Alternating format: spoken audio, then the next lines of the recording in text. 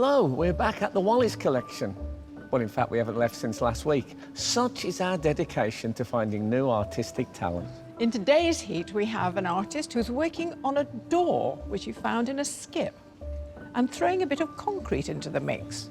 Or into the mixer. Anyway, welcome to Sky Arts, Portrait Artist of the Year. We've set up home in London for the heats of this year's competition. As 9 more artists compete to paint 3 of the country's best-loved personalities. A sitter who's got a big scraggly beard, a big nose would be great. But to win a place in the semi-final, they will have just 4 hours to impress our judges. Independent curator Kathleen Soriano, art historian Kate Bryan, and award-winning artist Tai-Shani Shirenberg.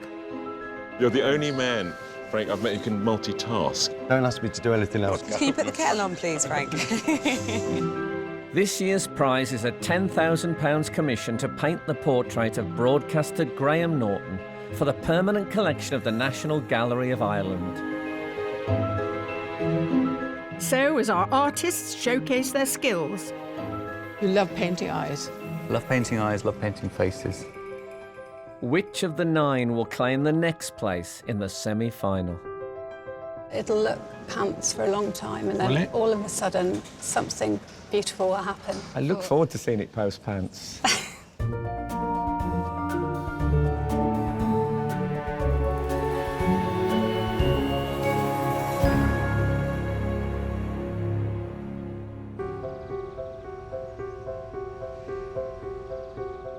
Among the artists who've made it to today's heat, 2 are amateur. Hannah Murray and Frank Davey. I've been preparing by doing speed drawings, speed paintings. I'm not saying that they all worked out pretty well, but fingers crossed it'll all come good today. And 7 are professional artists. Oliver Winkerneck, Greg Mason, Mark Heng, Inga Duplessis, Jamie Green, Joe Beer and Chris Kent.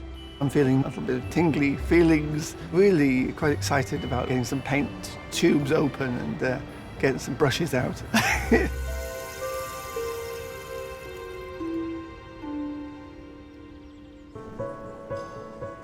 To take part in the competition, the artists uploaded an image of their self-portraits for the judges to inspect on screen.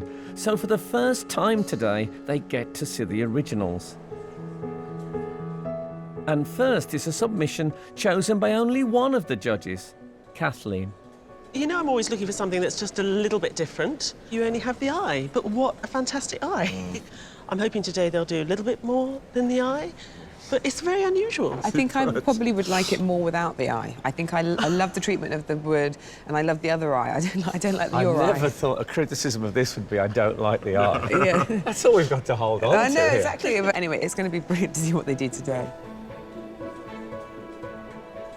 What I really like is that total look of concentration that goes, it actually looks through you. I think I was really struck by the compositional device here. So you've got all this space behind with this really, really bold red, and you can see all the red shadows on the face. I think it's brilliantly observed. We've actually hung it too low. If you just go down a little bit, you can actually see it looks better. Should we do her justice and all just go down quickly? On our knees, you mean? Unison like this. Yeah, that's much better.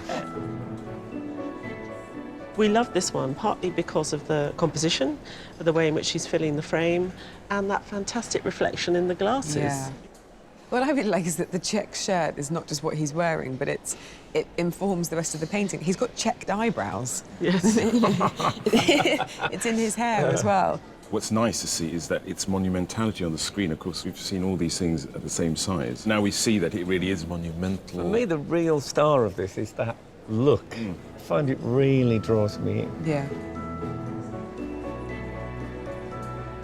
We love this submission because of the composition and the fact that he's clearly pushed himself off to the side, but he's looking down. It is part of the 80s album sleeve genre. There's even left space for the title of the album. You've got this gritty jumper with paint splodges on it. I mean, he's really good at getting paint on. I mean, that head is a phenomenal head. Yeah. I mean, the light bouncing in it, the patches of colour, it's fantastically rendered. I love it when you're crying in. At this point, the artists don't know who today's sitters will be, so they prepare for every eventuality. But for one, regardless of who they will paint, there's one colour that has to be on her palette. This beautiful light red. It's just my instant happy colour. Once that's on the palette, then I'm home. I personally wouldn't go for this much blue. It's a very saturated blue, which means it's going to pop forward. But it'll be an interesting challenge. Professional artist Mark Heng has travelled from his home in Limerick, Ireland for today's heat. After formal training at art school, Mark turned to a rather different artistic career, working as a caricaturist at weddings and events. I'm hoping to get a sitter who's got a big scraggly beard, and a big nose would be great. I would probably rather have someone who's got a bit of character to their face. The worst case scenario would be someone who's an absolute porcelain-skinned young beauty. Artist, your sitter today is an award-winning actor who's done just about everything. Detective drama, classic Russian theatre, Shakespeare. He's just very good at acting. He is Trevor Eve. As one of Britain's best-loved actors, Trevor Eve has brought to life unforgettable characters on stage and screen, from Waking the Dead to blockbuster hit Troy. Looks very crusty, doesn't it? It's only 4 hours. It's like a mammoth horse ride. That's how you feel at the end of it. Yeah. Well, it's the responsibility. You don't know what you've got to deliver, really. We sort of want the quintessence of Trevor Eve, if you can manage that. I'll do my best. Artist, the person who is sitting for you today expresses his imagination in words. He's a poet and a writer. He's been translated into over 20 languages. Please welcome Ben Okri.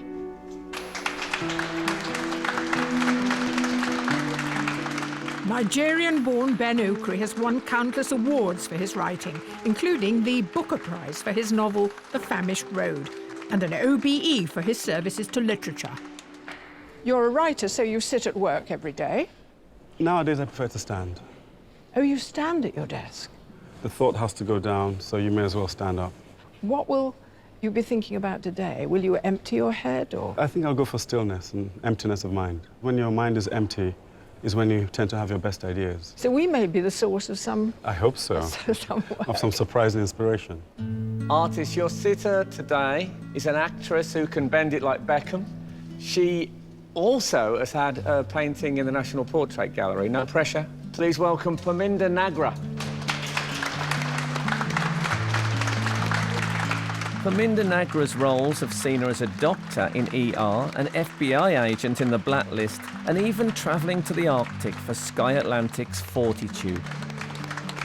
So, you've already had your painting in the National Portrait Gallery? I have. That was quite an experience, that one. I think I won't fall asleep today, but I did fall asleep on that one. They didn't wake you? I was a little bit mortified, actually, at the end of that. What do you want from a portrait?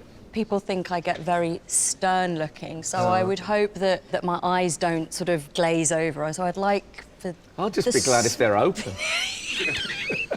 I can ask the artist, is there anything Parminder can do that will make your job a bit easier? Stay awake. Stay awake.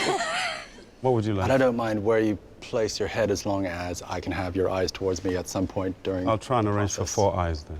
Yes. I personally like a fairly steely expression. Do you want steely? Yes, I do.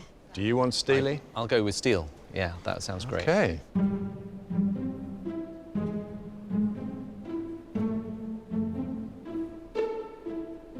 Artists, I hope you have everything you need. Sitters, I hope you found a spot at which to stare. You have 4 hours to complete your portraits. The best of luck, everyone. The time starts now. Smile, maybe? Did you see some teeth? I don't really like showing my teeth that much. I was trying to go for sort of thoughtful Really thoughtful with this. It does look very thoughtful. I like it.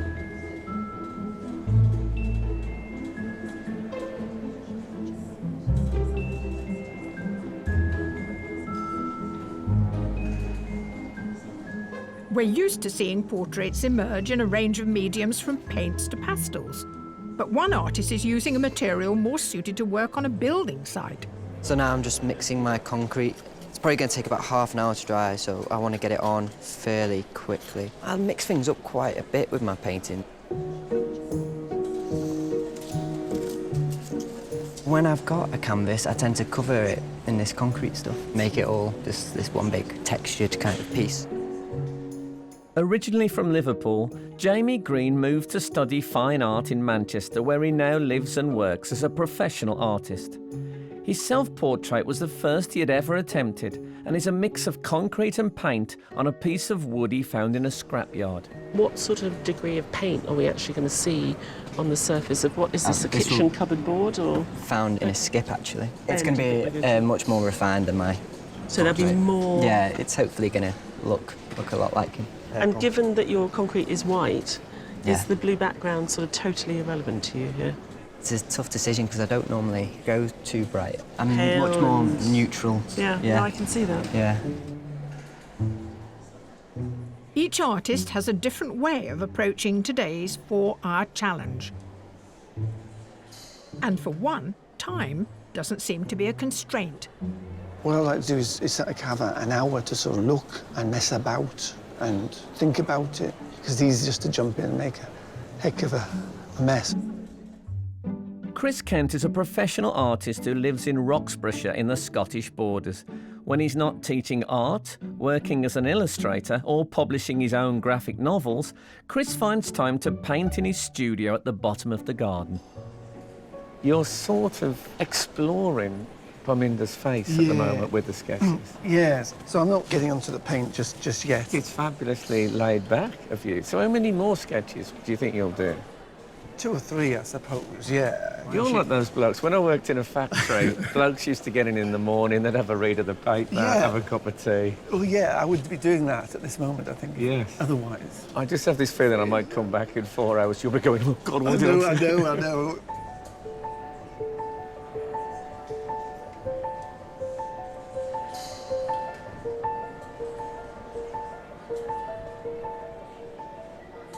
Every artist does a different version. Now, yours is canvas with a grid. Yeah, I've been working on a grid basis just recently because the drawing is really foundational. It gives you really the basis on which you can then explore a more creative response. Before becoming a professional artist 8 years ago, Greg Mason ran a graphics business, working as Vidal Sassoon's principal designer and art director. He lives in Exeter with his wife and 3 daughters. Using a tablet for the close-up, is that the frame you're going to use? Yeah, I've homed in on this. It's got a little bit of expression on the eyebrow, and it was just a moment that Trevor held there, and I'm hoping that that will just take it somewhere else. It's really challenging to bring an emotional expression into a portrait, but I think that's something that maybe will make this stand out today. The artists have nearly reached the 1-hour mark.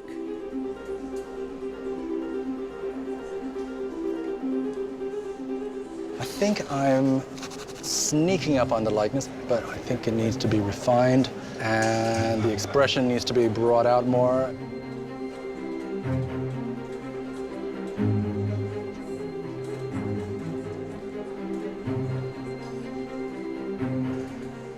Parminder's hair is a sculptural feature in a sense. The form of it is really interesting. It's a shape, but also moves, and it's very light, you know, so how we do that, I don't know.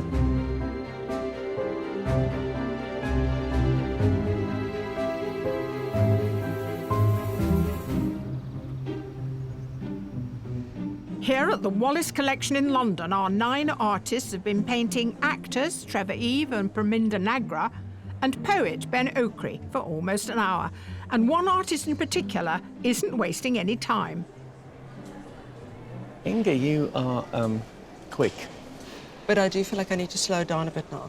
But is it a bad thing? Because it feels like something that's been painted with tremendous gusto. I mean, I have done portraits and gone at it like crazy, and then 45 minutes later I'm done. But That's okay. There's some lovely seating areas here. You can relax.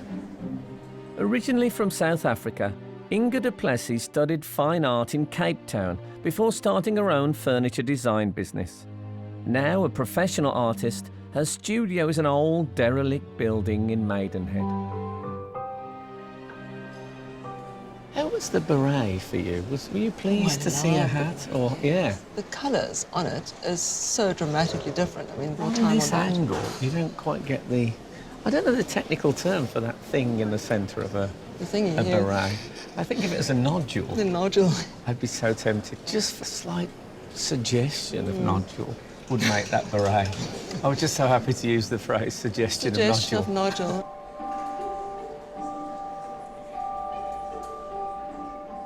The composition of a portrait isn't just about what looks aesthetically pleasing. Now, you made a decision right away, a big head. Trevor's got a massive amount of character to his face, and I think to concentrate too much on the figure would be a mistake. For me, it was really essential that the head was the main feature. Oliver Winkeneck has been a professional artist for 2 years and lives in Cambridgeshire with his girlfriend. Using bold chunks of colour, the aim of his self-portrait was to create something that might not be instantly engaging, but is certainly intriguing. You love painting eyes. Love painting eyes, love painting faces. Eyes are very difficult. I know, they are, but when you get them right, that's all you need. I know you used to work in an optician's. God, You've years looked ago. at a lot of eyes in your time. Definitely. They're absolutely fascinating. And I love the fact that you can take someone's eyes without any other information, and that's enough to recognise a person.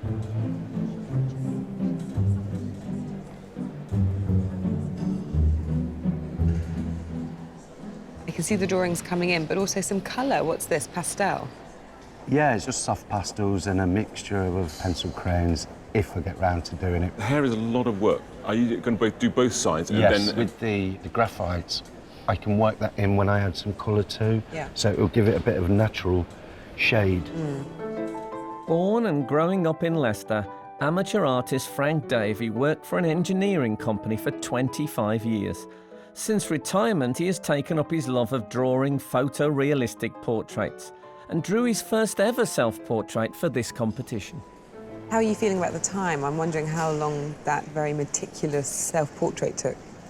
It took a long time, actually. That's why you're kind of studiously ignoring us while you're doing continuing. No, I'm really... I'm sorry. No, you go for it. You're doing just the right thing. I think you're the only man, Frank, I've met who can multitask. You're actually drawing and answering our questions. Well, don't ask me to do anything else, because that's as far as it'll go, Can you put I'm the kettle on, afraid. please, Frank? You're very still, Trevor. Is that all right? Too still? Yeah, no, you're fine. No, you were great. Trevor Eve is a very famous face. Does that make him a good sitter? He really has got immense charisma. As he projects out from his face, that's ready to be painted. They're going to have no problem painting him today. Is it an actor's skill to remain as still as that? Or is it just natural to Trevor? No, we found that I think actors are very good at it. I think they see it as another role, could it be? It's a very subdued role as there's no dialogue, but they do seem to be giving us something. If you had to paint Ben, is he a good sitter? He looks very still. I think what tends to happen is that gravity begins to win. You know, usually, so you... Oh, I know that. So you sort of start to slump back and the arms come down, and then eventually that means the neck comes down, the head comes down. But he's got that chest out, so that's really helping him stay alert and, you know, give good face. I'm interested to see if they use the blue. If they do bring in that background colour, is it there flat in the background, or will we get to see, you know, reflected light on the face? I love that. When you just see the odd line down there, Exactly. just reminiscent. Yeah, and also it just reminds you it was painted in a time and a place. Now, Parminder didn't want to be painted looking too serious. It's very hard to maintain a smile for any length of time, I think, unless you have one of those faces that naturally sits in a smile. So I think what artists tend to get from a sitter is something that's more serious and more contemplative. That air is coming through in the portraits of her at the minute, so I hope she is happy with them at the end. Got very upbeat hair. She certainly has. That's the smiling The hair is smiling. You okay, Parminder? You're still awake? You're still with us? Yeah, I'm still with you.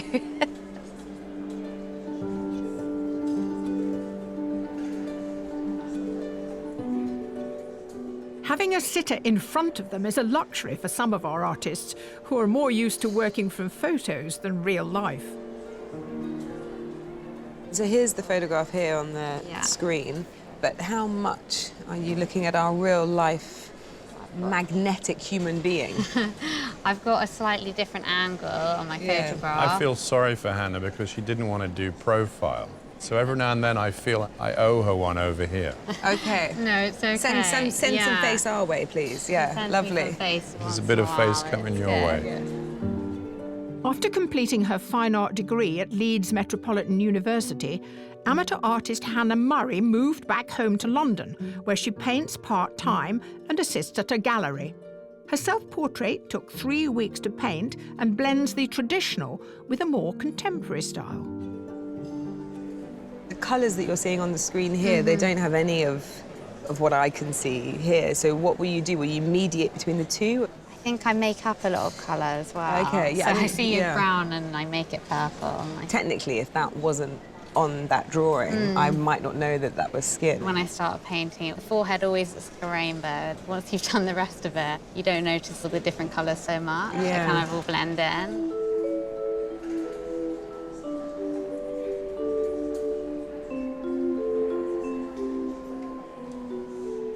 I love skin tones. I love different colours that you find on human flesh. What most people would just consider flesh colour isn't. It's an absolute kaleidoscope full of colours. Professional artist Jo Beer lives in Cornwall with her husband and 2 children.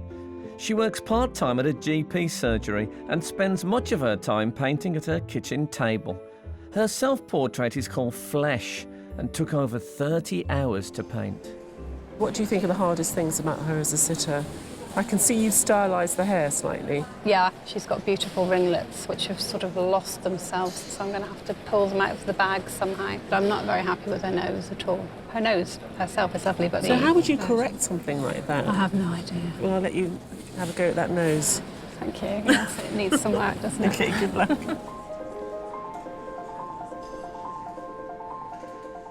It's nearly halfway through the competition, and bold colour decisions are being made. I toyed with keeping the background red. That didn't work out. I tried holding various colours in front of it. So at the moment I'm going with greenish yellow background. Well, I completely hate it and wipe it off, but at the moment I think it's forming quite a nice contrast. The more you use colour, you become sort of more aware of the fact that there are certain colours that do go together and colours that don't even want to sort of be in the same place together, so they do what's called colour vibration. So there's lots of things that you can play with.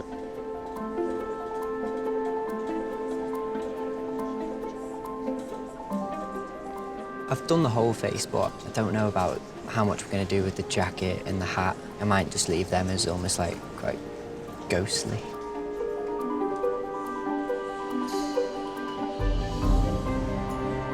Is this one of your motifs to have quite a lot of space at one side? So what I'm trying to do is accentuate the character of Trevor's features, make the sitter hit the edges of the page so that he's trapped in this space. You've cropped him? I've cropped him hard. Okay.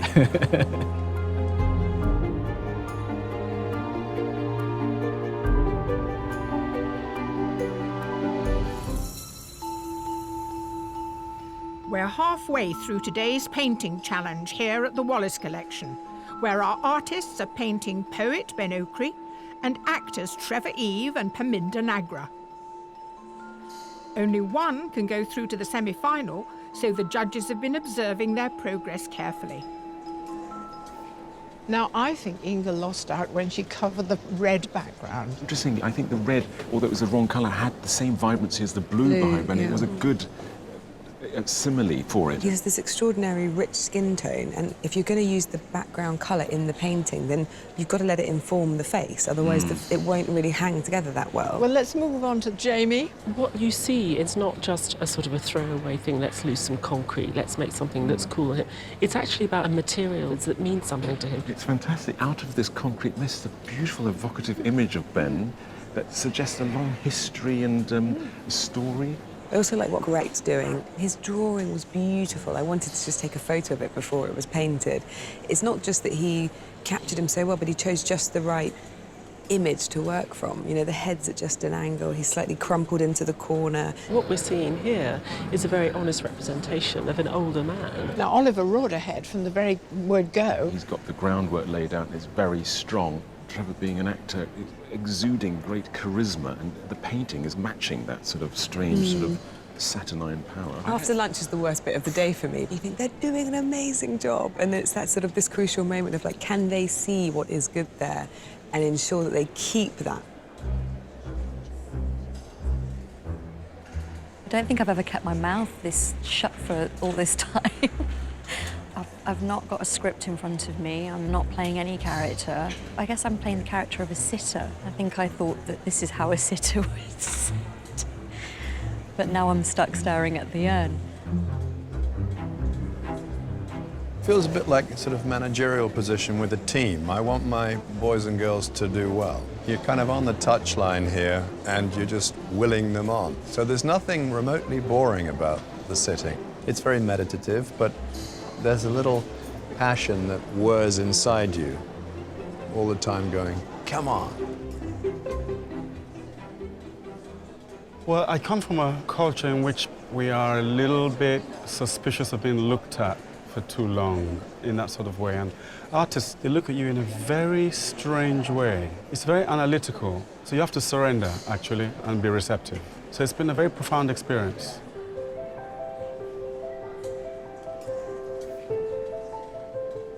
Getting to grips with the fine detail of the face takes skill and patience.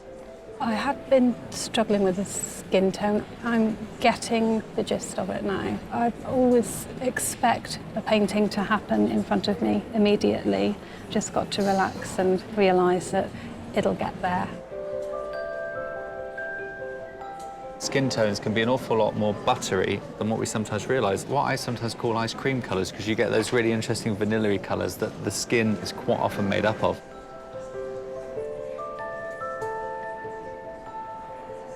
I like these smatterings of blue that have entered in. I mean, that's presumably your nod to the background. Yeah, I definitely wanted to put something in there. I think it needed it just to bring it forward.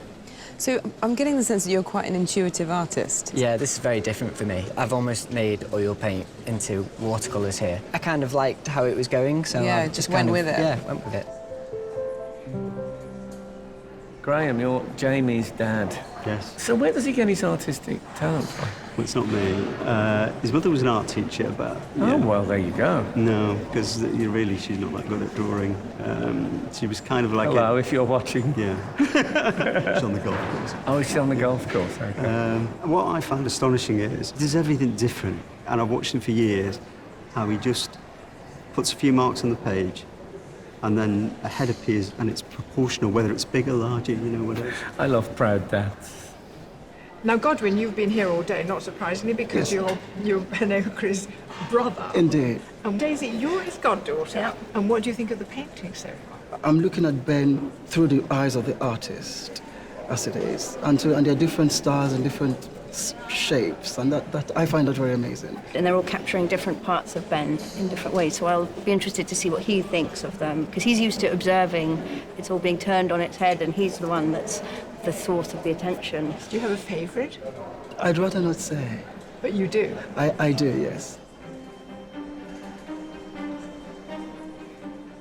The artists have just 30 minutes left to complete their portraits. That's actually my bathroom cabinet door. I've come for it back.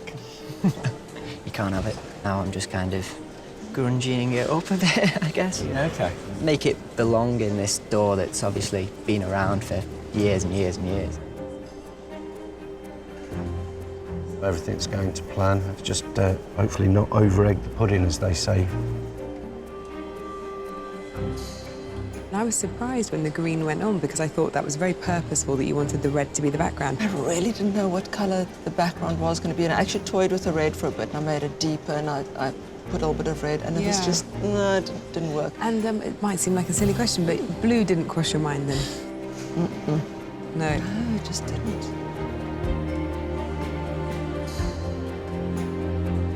What I'm really looking to try and do is get beyond the familiarity that we all have with him as a personality and look for something a little bit more unique. So I'm going to try and see how far I can go in the time and space I've got available.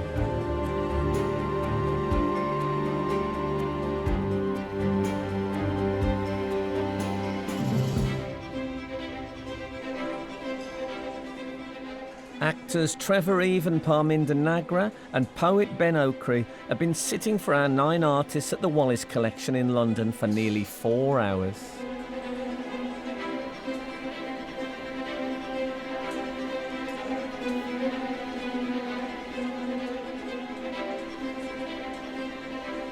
Are you fiddling? I'm fiddling, definitely. I see you're fiddling with the white background, which is probably a safe place to fiddle. Yeah, it's good. Go, go, go. I'm Yeah, going. Like you've got... No, I'm happy. I'm just fiddling and tweaking now.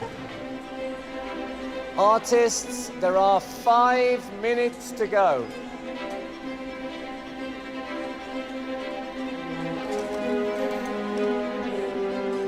I think I've got to the point where I'm happy with it now. Ish. Maybe not. I don't know.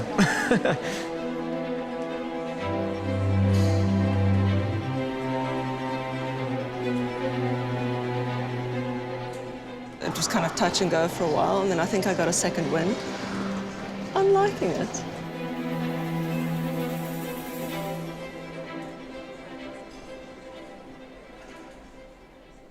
Artists, your time is up. Please put down your materials and step away from your portraits. It's now time to reveal the finished portraits of Parminder, Ben and Trevor, and for them to choose their favourite one to keep. Whenever I came past, I thought, you know, I'd like to have a go at drawing Trevor. You look like a really good subject. And I think the artist would agree with that, would you not? Obviously, two of them are going to go off you quite a lot in the next 5 minutes. So, artists, can you please turn your easels?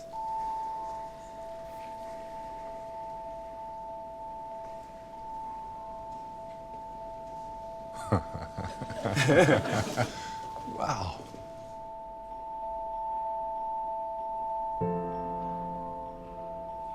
Fantastic. I like the weight you've got in the body. There's definitely a sitting, you know, you've got that. I look vaguely off. Do you quite like that? It's the default position. Interestingly, I recognize me in this less than I do with Greg. I think you have an intensity about you, which I quite like. I mean, how are you on intensity, generally? Pretty damn good. Okay.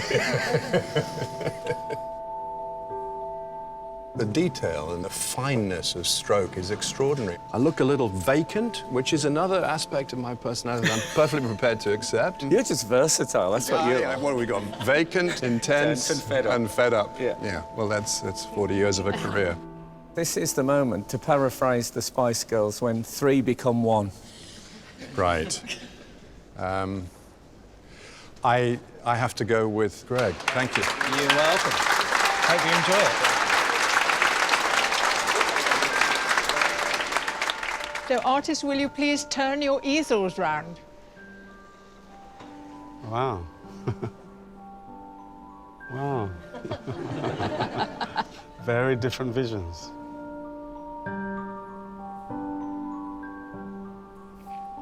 As a likeness, do you see yourself here? Likeness is a very strange thing. I think visually we're a mystery to ourselves. Well, this is a clue. Yes. It's kind of almost expressionist, isn't it? It's kind of rich with colors, very intense. You've given me that still upward look. I'm fascinated by your blue background. It is a most beautiful colour. it's affected your skin tones. It's a wonderful portrait. I want all three of them. Do I really have to choose? I'm afraid that's the nature of the competition. Wow. I'll choose Jamie's.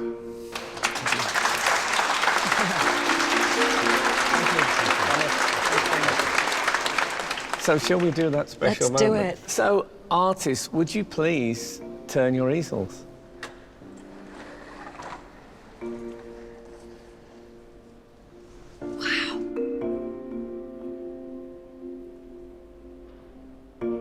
I really do like it. I was wondering what all the colours on your palette were, and I like the different bits on the tone of my skin. The eyes, you feel you could poke them. They look so moist and Poke them. jellyish.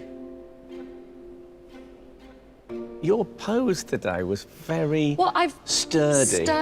Yeah, and I felt like I was just like really holding it up, and I guess that's what's, you know, that's what's coming through. I think it gives you an ability.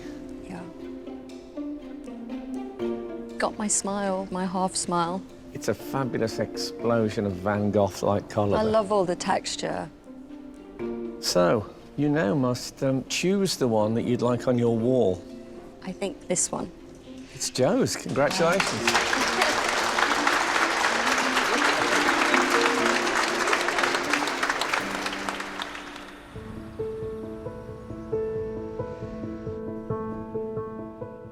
Left alone with the finished works, the judges have a chance to examine each piece in close detail. I love that red popping through everywhere. I mean, she really used it to great effect. I've got a real sense of him, not just as the man who was sitting there, but I think she's got more a mood of the man when he was talking and chatting as well, somehow in that still portrait.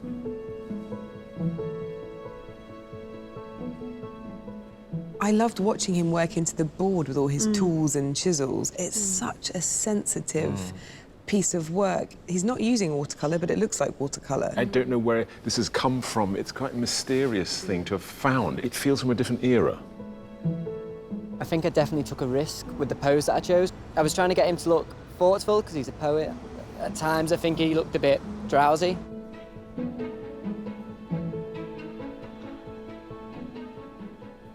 I thought Oliver did very well today. He had that drawing down, the head was monumental, he knew what he was doing. There are some lovely passages around here. I don't feel like it's completely resolved, although it has a good likeness. Yeah.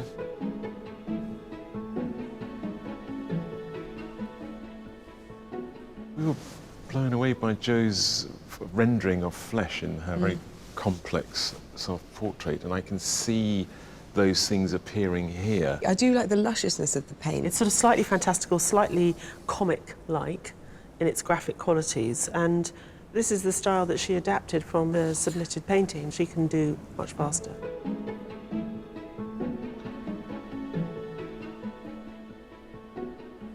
I like it because he's kind of crumpled into the corner without being too dishevelled. There's a lovely rhythm that runs up the arm and then goes into this shoulder, and the head's just at a slight angle. I don't think it looks like the Trevor who was here. He saw a part of Trevor that he was maybe possibly trying to hide. It was sort of the darker, melancholic side. I think it's a beautiful painting. I took a lot of time up front to work on my composition, so I'm hoping that that's what they'll see. I three of these. OK, I like these two for sure. Okay. Shame we can't have 4. But it's only 3 who can make it to the shortlist. And the first of those artists is Greg Mason.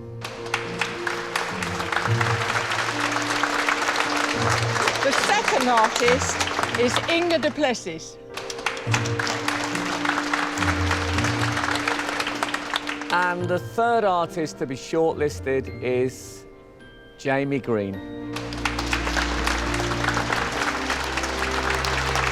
were all deserving. You all did wonderful work. Thank you all very much. I was hoping that I would get through, and yeah, obviously haven't, but I'm happy with what I produced in the time I had. To help understand the judges' choices, Joan and I quiz them for more detail. Can we start with talking about Inga's Ben Okri? It's a great likeness of the man as I experience him today. It's a beautiful bit of painting. The only thing I would prefer, actually, especially now seeing it next to the submission, is if she'd just been a little bit more exaggerated with the compositional framing. I'd like to have seen even more above his head. She began with red, and it looked wonderful like that, and then she started putting on the green. I think she was really happy with this green colour. I think that red is wonderful. It kind of gives it a glowing quality, like he's really... It is fab. It makes him look electrical. I think the red background, green background might be a contentious thing, whether they like it or not, but I am pleased with it. Greg found something out about Trevor that it wasn't apparent when you saw him posing. And I look at it now and I understand that feeling. He caught a moment in which Trevor was suddenly rather melancholy. I do think it's a very sensitively modelled head. I was way over there looking at this, and that eye sought me out. It's quite special. I really love seeing the combination of the submission and that together. I think it's brilliant because he's just taken away some of the refinement of that one, but we still get enough there. I guess I put enough in my painting of Trevor for him to be able to see something unique of himself in that, and I'm happy with the result. So, Jamie. What I really like about him is this development. You can see the connection between the two really elegantly. I always like an artist who isn't quite sure what he's going to do as the day starts, and he found Ben's head in there somewhere with a beautiful drawing. And so I think he was as surprised as we were that he had made this amazing step forward in his progression. The only thing I'm thinking is, can he develop enough for a big commission? It's tricky because you're enjoying that journey with them, but at the same time, there's a risk. I'm the kind of weird outsider with my techniques and stuff, so who knows, maybe that might swing it for me. I'm looking forward to finding out. It's a difficult decision. It's really difficult because, look, this is three really interesting artists. And all very different and very good at what they're doing. It's an intriguing picture of the day.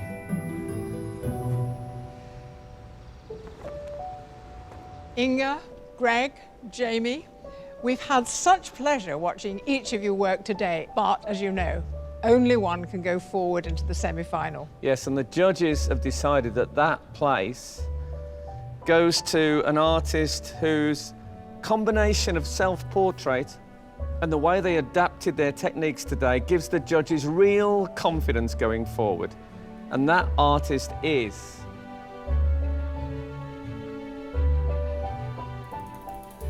Greg Mason. Oh, wow. Oh, my God. Truthfully, I didn't expect to win. I literally thought they were reading out someone else's name. Oh, my God. Such a lovely guy. It was just a fantastic day. Brilliant. Thank you. Love your paintings. There might have been a little bit of me that had a bit of hope, but I can be proud of myself today, I think. Congratulations. Yeah, thank you. It feels amazing to have my work measured by people who I really respect. And I think that's going to really spur me on to work even harder next time round.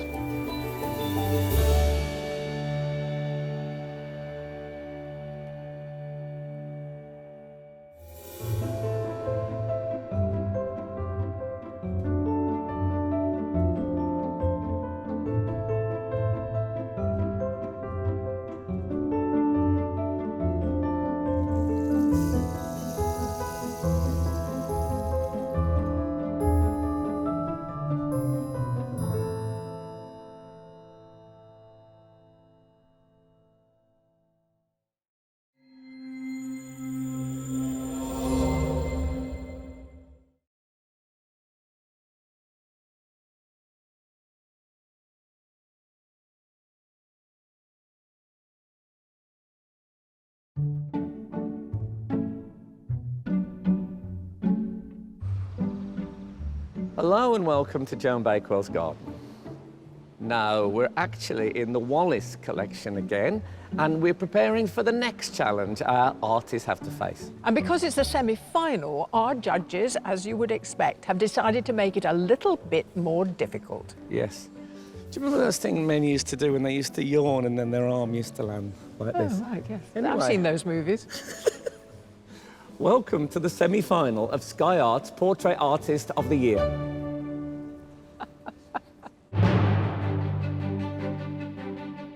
For the last 6 weeks, some of the UK's best amateur and professional artists have painted the portraits of some of our best-loved celebrities. It feels good. I'm going to do this a lot. Is that okay? Oh, no, that'd be wonderful. Just 6 artists were selected to go through to the next stage. That's mind-blowing that they chose me. I can't believe it at all. It's quite tense there, but yeah, it's amazing. Now I have to do it again, don't I? Now they're within touching distance of the final and a £10,000 prize to paint Graham Norton for the National Gallery of Ireland.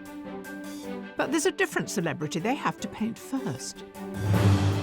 Once in a while, she looks this way and just gives me a bit of a wink. And, How well they do will be judged by their toughest critics. Independent curator Kathleen Soriano, award-winning artist Tai-Shani and art historian Kate Bryan. I think that's a better likeness than that, actually. We're never going to agree on likeness. But with only 3 places available... I really need to kick it up a notch and engage the nitro. Who has the talent, technique or temperament to reach the final of Portrait Artist of the Year? How are you feeling? I'm in a good amount of panic right now. Yeah. Deep breaths. Deep breaths.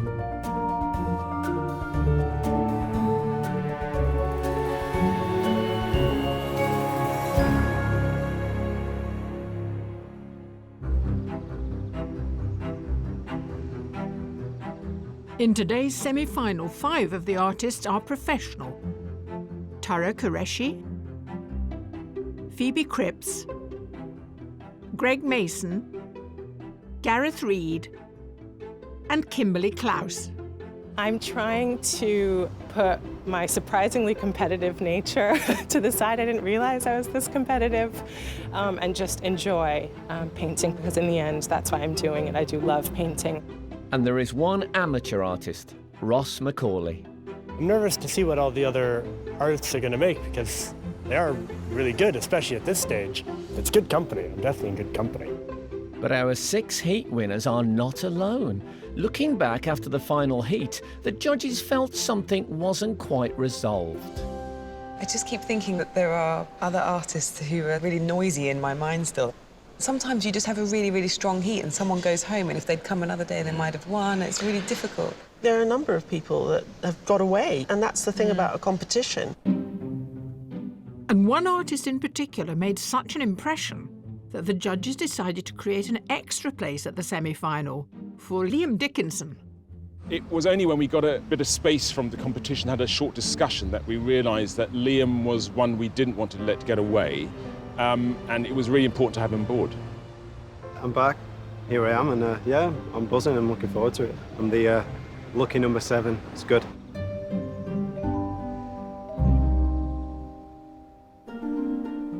Our 7 semi-finalists find the Wallace Collection looking a little different from the way they saw it in the heats.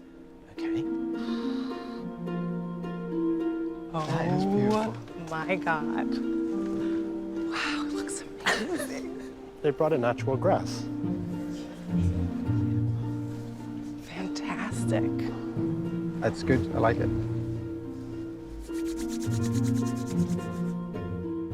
In the last rounds, there were 3 different sitters. But today, they must all capture the same famous face. I thought it was a famous gardener last time. I was wrong. so could be anybody.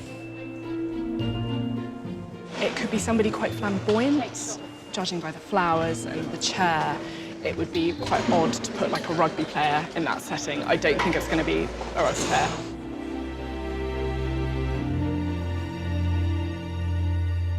Artist, your challenge as a sitter today is one of this country's most outstanding actresses.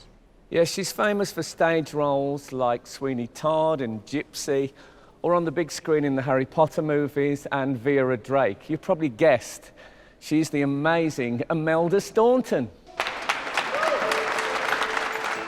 Having trained at the Royal Academy of Dramatic Art, Imelda Staunton worked her way to huge success and admiration, gaining numerous awards along the way, including 4 Oliviers and a CBE for outstanding services to drama.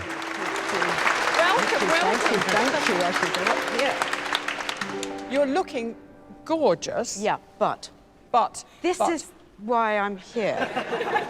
What this represents is that I dress up for a living. I do like my gardening, but I also wanted it to be sort of like an earthy thing, because I quite like being earthed. The dressing up is my job, but I have to be rooted. Tell us about the gardening. My husband and I garden. He's the head gardener and I'm the assistant.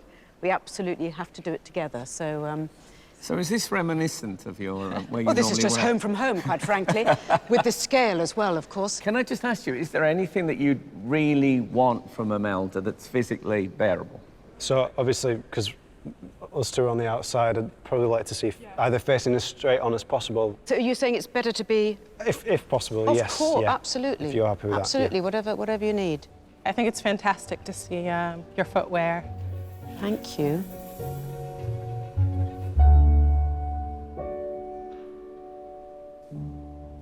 Artists, your challenge is about to begin, but because this is the semi-final, the judges want to make it a little bit more difficult as a challenge. Yes, they are hoping that this combination of the fabulous garb and the surrounding shrubbery will be included in a sort of narrative in your painting, so you encompass those 2 aspects of Imelda's personality. You have 4 hours to paint your portrait, and the challenge starts now.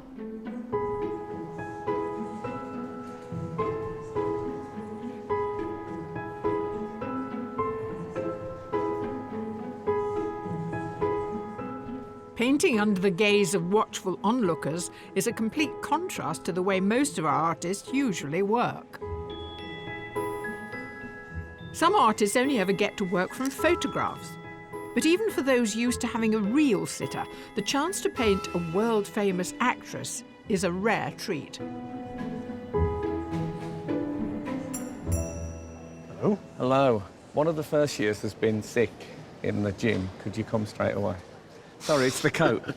It says school caretaker to me immediately. Well, they're dirty people. They get dirty. No, instead I of love painters. it. I love it. It makes absolute sense. At the moment, it looks like it's quite a formal composition, centre stage. Yeah.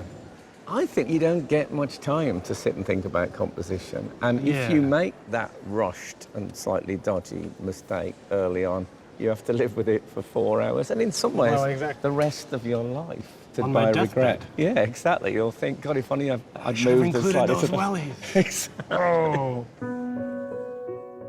Ross Macaulay works in Glasgow University's bookshop and paints in his spare time. He won his place at the semi-final with his painting of Rick Wakeman, impressing the judges with how well he'd captured Rick's character in his loose, impressionistic style. It is almost an anatomical beginning. Yeah, because you can kind of sculpt it almost, and then just sort of add the little details in. Your next splash on that canvas could be the one where you think, yes. That's the best feeling. When you Yeah. get like that one brushstroke, that makes it. And you think, without yes. that, it would be nothing. That's so. great. And how much of that is you and how much of that is fate, something mysterious in the air? It's all me. Fair enough. Congratulations. It's all me.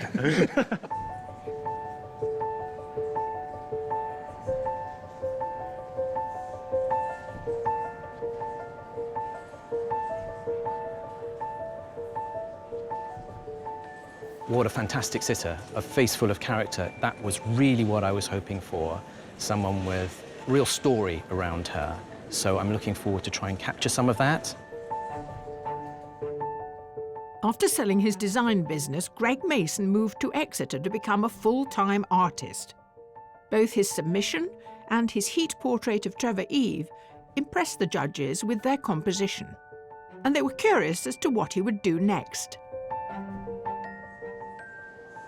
Greg, I think you've got a very extreme position in comparison to all the others. But you have turned the canvas so that you are completely profiled. You could have taken a different angle, really. Yeah, I made a decision before I came today that if my view wouldn't allow me to paint the way that I wanted to paint, that I would take a photograph from another angle. But I've decided to be authentic to what's in front of me right now. And one of the things I was hoping for today was that the artist would have more of a chance of a connection to their sitter, but in a way, you're even more distant than you were in the heats, weren't you? Yeah, but if you watch her, once in a while she looks this way and just gives me a bit of a wink. And, and just says, am I giving you what you want? Yeah. And so there is that little connection going on, I think, around the room. I think it's great.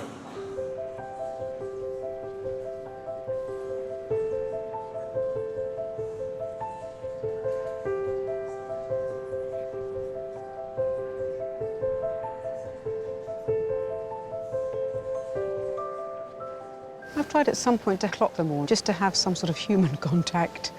They're in their world, but just for a split second we can connect. I'd love to be able to chat with Imelda, but I'm very, very aware that I'm painting with other artists, and you respect your fellow artists and you don't make the model move deliberately. So I think occasionally making eye contact, I'm going to just try and quietly, spiritually connect a little bit.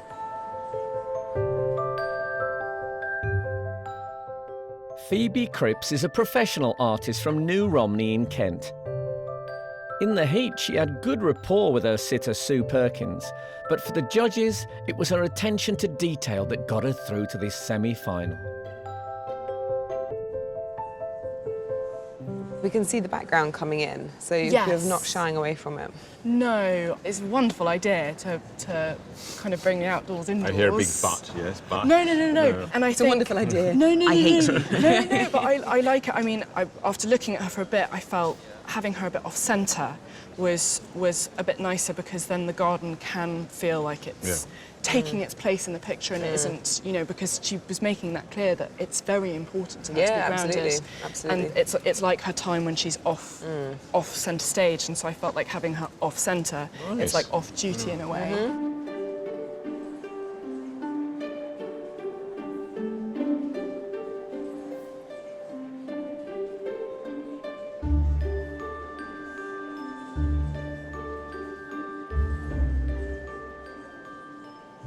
So here you are, the one that got away. That's it, yeah. How does it feel? I feel, I do and I don't feel like the odd one out, but, you know, it's a fresh start today. In a way, maybe I have a bit more to prove to the judges, but hopefully I can justify their decision to put me through. Amateur artist Liam Dickinson works in a supermarket in Chorley. His passion for cinematography means he likes his paintings to look like film stills. And while his painting of Dave Myers didn't win his heat, the judges felt strongly enough to break the rules and put him through anyway. You like this background, do you? It's because you've got a lot of scope here for this background. Yeah, I love it, yeah. It is very in your face, exciting, but also don't want it to clash too much, so it's finding a way of kind of knocking it back. It suits her sitting there, doesn't it, somehow? Yeah, it does reflect She looks her very temperament. relaxed, doesn't she? She looks at home. Competing for just 3 places in the final, our artists are nearly 1 hour into their challenge. I think I'm just going to focus on the portrait, get a likeness. If I get there, at some point, then I can maybe have a bit more fun.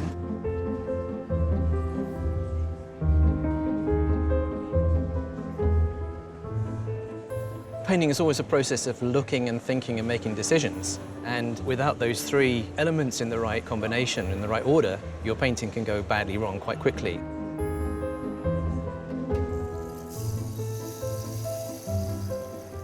The way that it's laid out right here at the start is extremely important, because if that's wrong, then the whole thing falls apart. This is more challenging than the heat, definitely.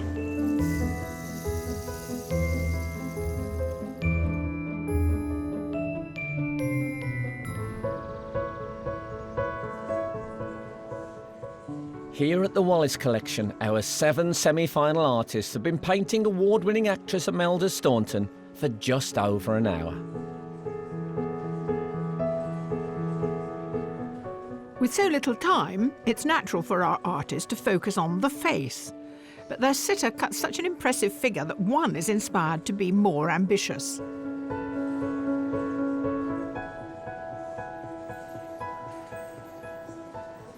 Kimberly, you've gone headlong. into this Yes. challenge. Yes. I'm always very impressed when someone takes on a whole body like that. I don't often do it, so I put myself in front of a difficult challenge. But it's a lot more than faces, isn't it? Yes. If you saw a friend of yours walking maybe 150 yards away, just the way they move and the way they Yes. hold themselves, you think, oh, there's Yes, Steve. absolutely. Yes, absolutely. Gesture and posture play a lot into how. Yes, so I find it really uplifting to see the whole body. I'm glad. Kimberly Close is a professional artist living in London. She painted actor Freddie Highmore in her heat, and though she took up painting professionally only a couple of years ago, her unique use of tone and brushwork distinguished her from the crowd.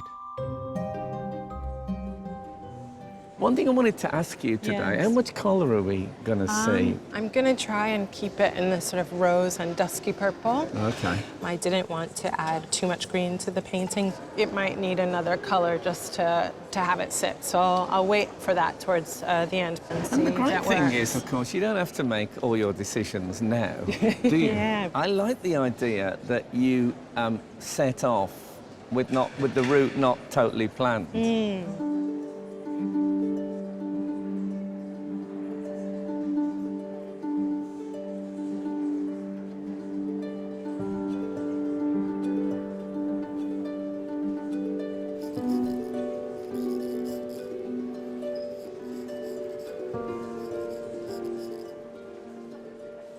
Well, you're the man with the drawing Yes. fetish. You're completely besotted with drawing. Could say that, yeah. Now, what are you making of Imelda's temperament? Actresses I are quite was- elusive, of course, because whatever you've seen them do, Exactly, it's not yeah. really them. Yeah. Well, I've only really started to look at her in the last few minutes. Before it was just purely, she was just a shape, really. And I was trying to decide on the composition, how much of her to keep in, how much of the background to have in. Well, it's very satisfactory, even at this stage, to see what you're doing with it. Gareth Reid is a professional artist living in Glasgow. His charcoal drawing of Adrian Chiles stood out for its draftsmanship. But as the only artist to make it here on the strength of a pencil rather than a paintbrush, today he's keen to raise his game. This is charcoal. Yes. But you have there a tin of pastels. Now, once you put pastel on here, you can't go back. Yes. I mean, that's the risky bit because I don't want to go back. I don't want to make it a pastel drawing. No. I want to have some element of subtle, reduced colour. So it almost looks like an old, faded thing. So that's the difficulty, is deciding when and how much. At what point to At start? what point, because you can't go back. So you won't be getting round to colour till perhaps after halfway. Yeah, I'd say so, yeah. That's a thrilling moment. Yeah, well, it has yet to emerge, so we'll see.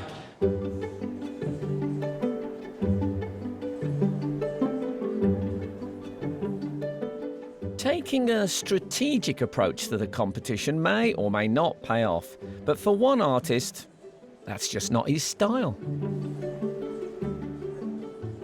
You crazy street punk, urban warrior, wild man, you've gone into it like a graffiti experiment. Well, yeah, I guess. I love it. If I painted, this is how I'd want to paint. Yeah. Because I would want it to be, to some extent, therapy. Exactly, of And course. some extent, a workout for the upper body, which is what this looks like. Of course. Taro Qureshi works part-time as a gallery assistant in London. In his portrait of Raleigh Ritchie, he somehow managed to ignore the background and chose instead to show the surface of the wooden board, which he had salvaged from a skip the day before. What is it? What are you working on today? Something you ripped off the side of a kitchen cabinet?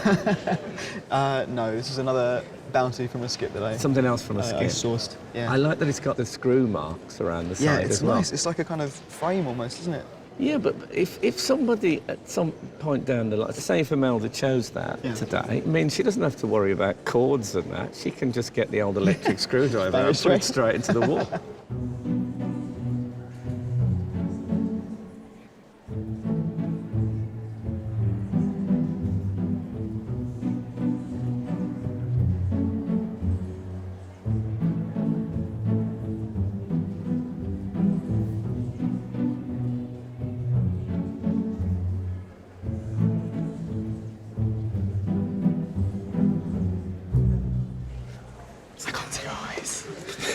Can't you go up and have a look? Just see what colour they are. Quite a cool blue. What are they? I'd say they're quite cool. Yeah. Yeah. Yeah.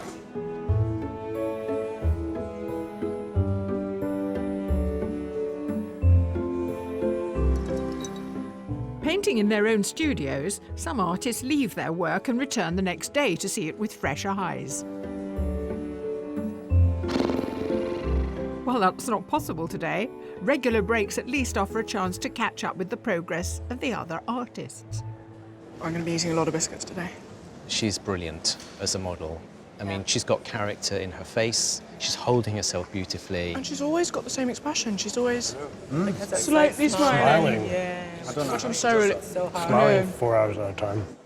Now, Tai, this is the semi-final, so it's important that they pass higher tests, as it were. Absolutely. Yeah. And you invited them to introduce some narrative into their portraits. Yes. Now, I'm not sure what that means. You want a story, do you? You don't want a wicked witch over there, looking over their shoulder. You're right. I mean, narrative suggests a linear sort of storytelling, and of course, pictures are static. I think in this case, Imelda suggested the vegetation because she's keen on gardening. So the idea is to put her in a setting which reflects her interests. And, you know, she's got this fantastic Vivienne Westwood dress on, she's got her wellies, she's got the garden behind her. So I think in this case, narrative means something more than just what the sitter looks like, but the idea that there's something happening about them and their lives beyond that picture frame. I think that's what we mean by narrative.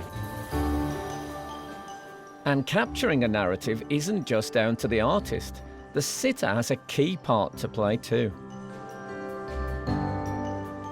I don't know what I've given away or given off today, so it's not for me to really demand that of the artist. I have to allow them to interpret what they've seen. Well, I have had a smile in this painting, and I didn't know that's what I would do. In a way, it sort of put me in a very good frame of mind.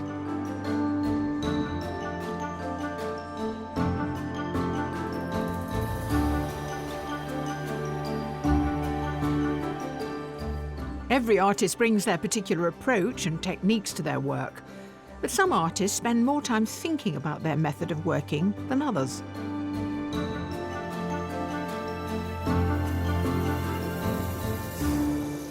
It's interesting seeing you sort of work down the face. You know, we've got the head, the eyes, the nose, and it's like she's just being filled in. Very systematic. I don't normally have a set kind of system in which I work. I'll suddenly be painting here, and then I'll suddenly kind of catch something over here in the corner of my eye and go, oh. And it's just a bit sporadic, but it comes together. If it works for you, there's no right way. I think we've learned that, haven't we, over the years? There's just there's not one way, not even close. Ross, with all those different elements that you've got to introduce, the outfit, getting the head right, and the background, are you feeling quite comfortable with the time that you've got? And I think some of the background is going to have to be quite fast and quite loose.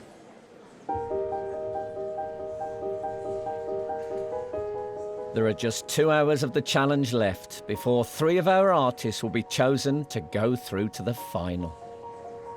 I'm very nervous. I don't have that many good tactics to level out my nerves. My neighbor is dancing a little bit, so maybe I'll join in.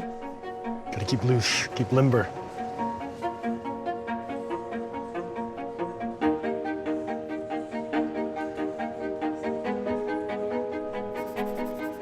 There's so much to do. I don't think I could have done any more at this stage, but there's a lot of background.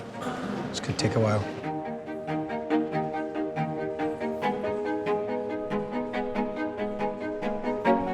Something about the second hour just disappeared. I'm finding the lightness really, really hard. I'm finding that I'm pushing and pushing it, and it's just tiny things can completely make it just not her.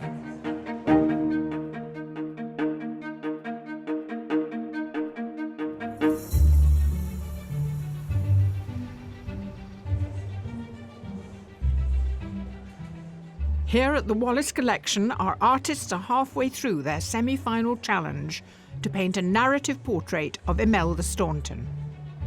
In 2 hours, the judges must choose just 3 finalists, but already that's promising to be a challenge in itself. So, judges, we are at the halfway stage. It's always interesting, isn't it, to see where they've reached at this point. So let's start with Liam, a man who in many ways has never had the glory of winning a heat. Has he seized this unexpected opportunity? I think he has. I think he got a lovely likeness really quickly. I would have thought he's more in danger than most of overpainting. I completely agree. He's got so much foliage and stuff Yeah. that he hasn't tackled that at all. I hope he does that instead of keep working the face, because the face is perfect. That was the judge's brief, that they want narrative. But it is interesting that each of them have interpreted narrative in their own way. Someone like Russ, for example, he looks for and tries to identify the character and the face and the real likeness in there. And Kimberly's decided that the narrative comes through the quirkiness of the smile on Imelda's face. I love it. I love the background paint, the colour that she's using, the way in which she didn't identify that colour until Imelda appeared, until she saw the background scene. And she is looking so hard at Imelda all the time. She's constantly looking. I mean, it's a huge part of what she is as an artist. OK, so Gareth. What I really want him to do is use colour, because we fell in love with the way that he used colour in his submission, and it was more defined. We did make it clear that we were expecting him to sort of raise that game and give us more at the semi-final. So far, I mean, maybe it's only lunchtime, but so far he hasn't given it to us. So, Phoebe. Something's happened in the last half an hour, where it's sort of gone from a very light, vivacious, lively portrait to something rather dark and sombre. She has got something of the spirit of Imelda. There's a sort of cheeky smile playing on those lips. Yeah. I think that cheekiness of that smile really pings when you're looking at her front on. Having said that, Taro has got that view, and I think he's struggling with it, you see. I think it's just a bit symmetrical and pink. I'm really glad he's here, though, because I think what he adds is a completely different dimension to the other artists that we've got today. So what about Greg? I think he's really taken your brief on board, because usually, if the background features in a painting, it's after the face has been finished. It's beautiful. The foliage, the chair looks great. So it's all waiting there for Imelda's face. It's like a sticker book. Yeah. You just got to put the sticker in with the face on.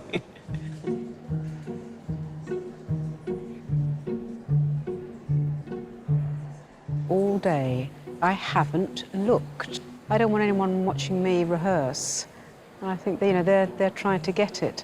My job is to serve them today and just nip in at the end and then have a really, really difficult time trying to choose.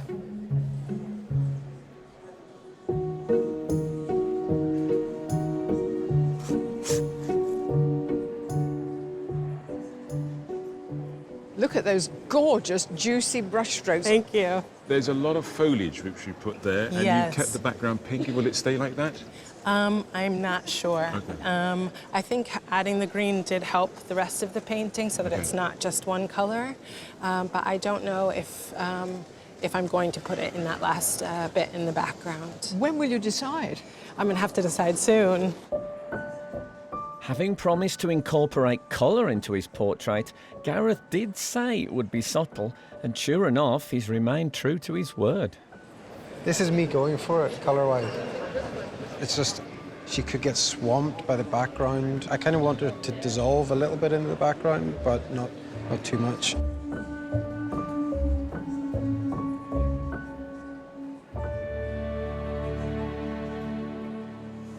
You make it look really easy. I think I'm a bit apprehensive about the background. Got all this foliage, and I just hope it doesn't kind of get too muddled. I want to paint some detail in some of the roses. You know, I don't paint many flowers, and that today is the challenge. That's you know? the challenge today. Well, I mean, it's all the challenge, but that's a new challenge, let's say. Well, good luck. Thank you. While Liam battles with his foliage, Greg's moved on from his. I wanted to paint the background in before I hit the head, just so that what I did on the head held its own.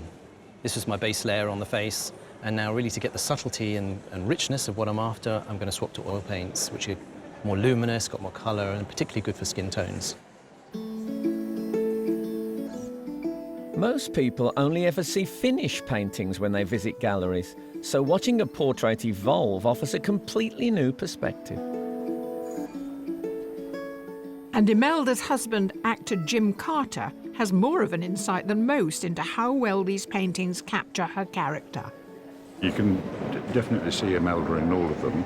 And I gather she's been well behaved and hardly wriggled at all. And only one has got her wellies in, I noticed.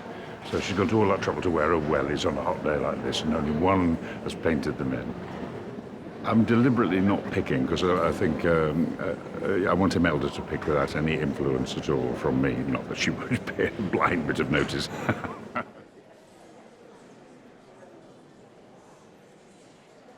Imelda, you were keen to point out that you didn't want to be seen as the grand dame of acting. You want a bit more humanity. Yeah, I do. And I get slightly, you know, not embarrassed, but in this sort of garb, which isn't me, but there's pockets in it, Frank. Yes. That's, for me, that does it for me. That, you know, I like the ordinary to be extraordinary. Yeah, OK. So we're basically looking for the inner you, not the star. I love the star thing. I live for it. Do you, darling? Well, I can see that in your eyes. Yeah.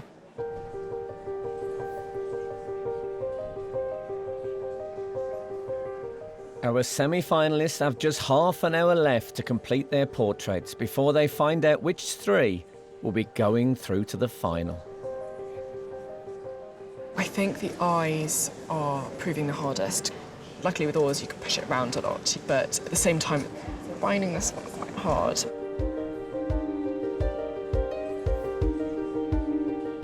So you start out and it's exhilarating, it's fantastic, and then it starts to become an image, and then you hate it and it's the worst thing you've ever done. Where am I now? I'm just pre-hating it entirely.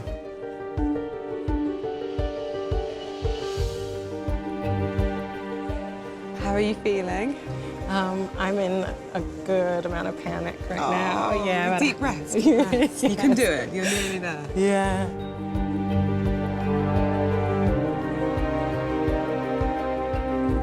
I still feel like nausea. There's slight panic, but yeah, it's fine.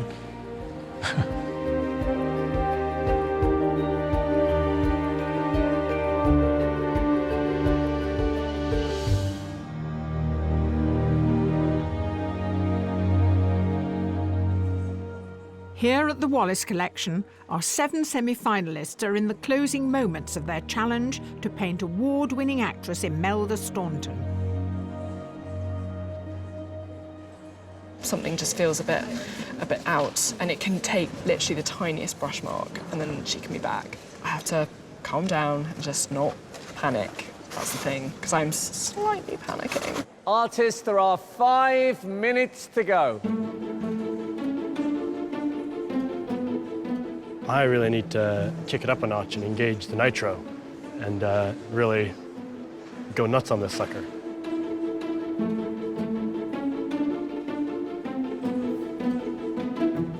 Unfinished bits are an issue, but yeah, I'm happy enough.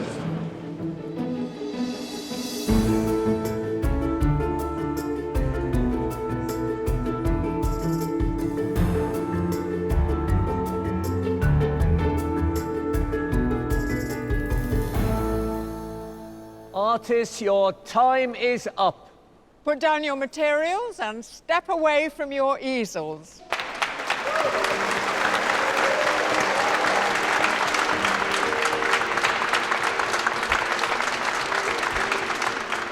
After sitting still for 4 hours, it's time for Imelda to come face to face with 7 different versions of herself. Imelda, you sat splendidly. Thank you. I thought. So, have you avoided seeing any of these? I have. That's brilliantly well done. I have, yeah. Of course, it means this moment It's a nightmare. Well, yeah. it can be devastating. So, would you please, artists, turn your easels?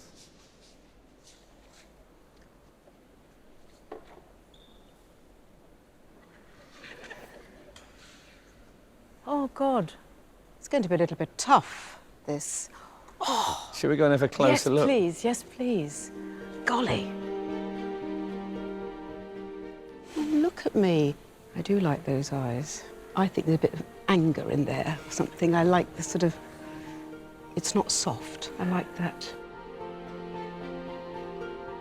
That's the Irish in me coming out. I'm loving the green now. I'm loving the foliage. Well, that was a big challenge, I think, isn't it? I mean, you must be used to faces, I imagine. But that's wonderful. You got the wellies. Oh, I tried. You certainly did. Beautiful colours. Gosh, thank you. You can tell that there's something else going on in that. It's the smile of someone who's wearing Wellington boots. I think this is a very good choice of. I think everyone should wear this when they're doing this. Yes, well, maybe we'll make it the house dress. Yes. Oh, my goodness. It's fabulously you, though. I think it really does capture you. Yeah, bit of a smile, but don't come too close, that sort of No, smile. but it gives you a sort of a enigmatic quality, which I like.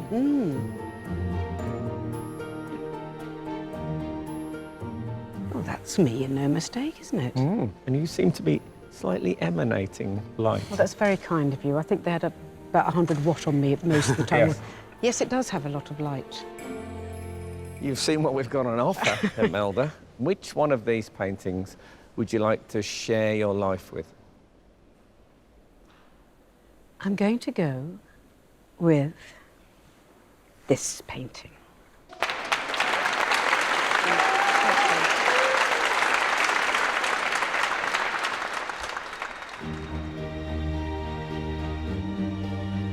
In the quiet of an empty gallery, the serious business of assessing the paintings begins, as the judges have to reduce our 7 artists to 3.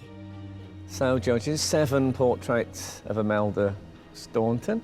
You don't have to pick a winner today, but you do have to get this down to 3. I think it's a very good painting. The only thing I'm not completely convinced by is sort of the mottled nature of the skin colour. It draws you into her person and also beyond. What is she looking at? What she's smiling at?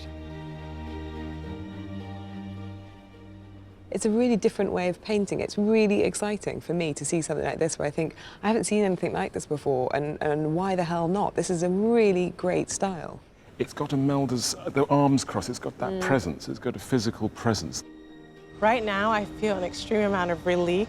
I showed up, painted, and now it's up to the judges to do the hard work. It was quite ambitious to want to do the background and the dress, but he just didn't worry about the likeness, and it's just not there. But it's the best neck of all of them. That part of the picture works marvellously. I don't know how good my chances are. There's some really good stuff there. Some really, really good stuff. So I don't have my hopes up too high. I think Tara is very special. There's an energy and a dynamism there that is fresh and very different to everyone else. And in the subplot of this, which Joan has introduced, the battle of the necks, I love that neck. I think it's right up there. Yes, that's where it's meant to be. I'm growing, I'm changing as an artist. I'm going to go through a lot of different phases before I settle. And I'm just going to enjoy that and try and document as much of that as possible. She's so good, and I just think she just slightly overcooks things. I must say I preferred it early on in the day. It's too much and it's too muddy. Yeah, but we did ask her to narrative. paint, so, yeah. But there are different elements of painting going on that don't work together. But I do think this is a beautiful, beautiful painting. Yeah. I must suffer a disadvantage that I fell in love with one a little bit earlier.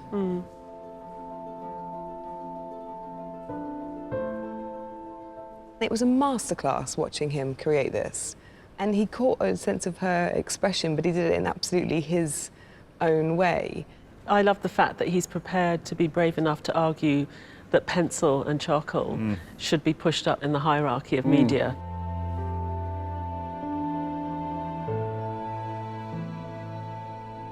You see this today and you think, well, how glorious that he's here. But I mean, that likeness came so quickly and he didn't lose it. We all thought at the halfway stage that he could only take it one way, and that was down. But he kind of did leave it alone, didn't And we? he's also left the bits white. I mean, that works very well. It gives it a kind of crisp... It gives it such freshness, doesn't it? And also it enhances, for some reason, the impishness of her expression, which is very characteristic.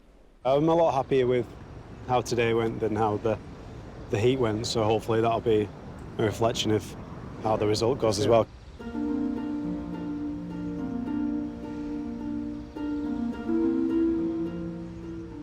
These two know how to get a likeness, don't you I find? think that's a better likeness than that, actually. We're never going to agree on likeness. No, that's really interesting. Can we get rid of this one, though? Yeah. This is a really good bit of painting. Oh, God, we're just going to have to battle this out, aren't we? Okay.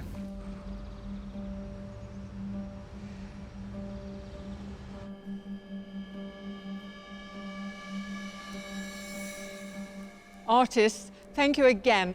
There's no doubt you are a very talented set. Yes, but unfortunately only 3 of you can go through to the final, and the judges have made their decision. They have chosen 3 artists who have displayed bravery, confidence and energy. And the first of those finalists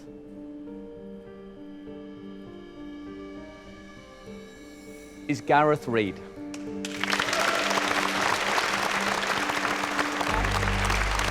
The second finalist is Kimberly Klaus.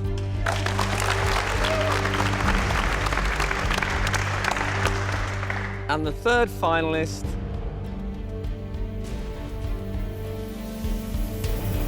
Liam Dickinson.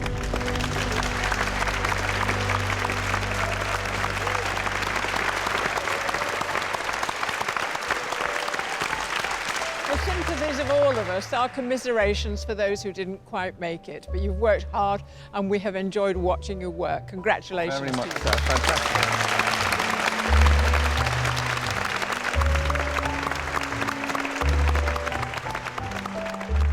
I can't really believe it. I can't really get, yeah, I can't. I'm speechless, which doesn't happen to me much.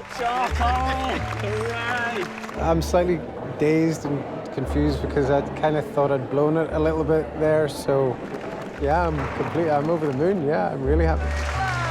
Thank you.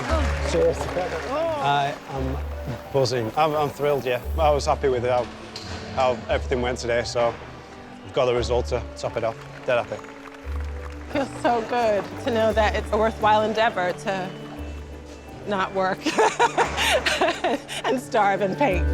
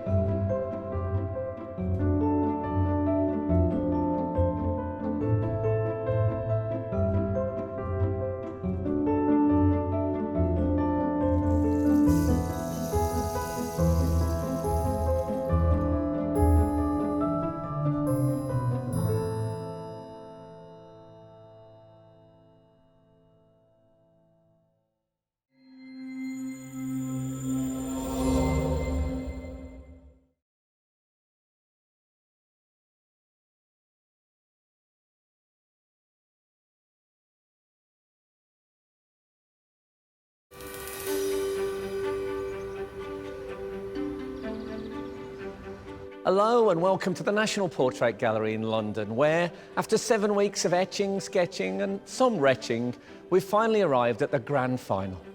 In just a few hours, one of our 3 finalists will claim a £10,000 commission. And because all those finalists work in different media, it's really a matter of pencil versus paint. Yeah, so brace yourselves. We are about to discover a brand new Sky Arts Portrait Artist of the Year.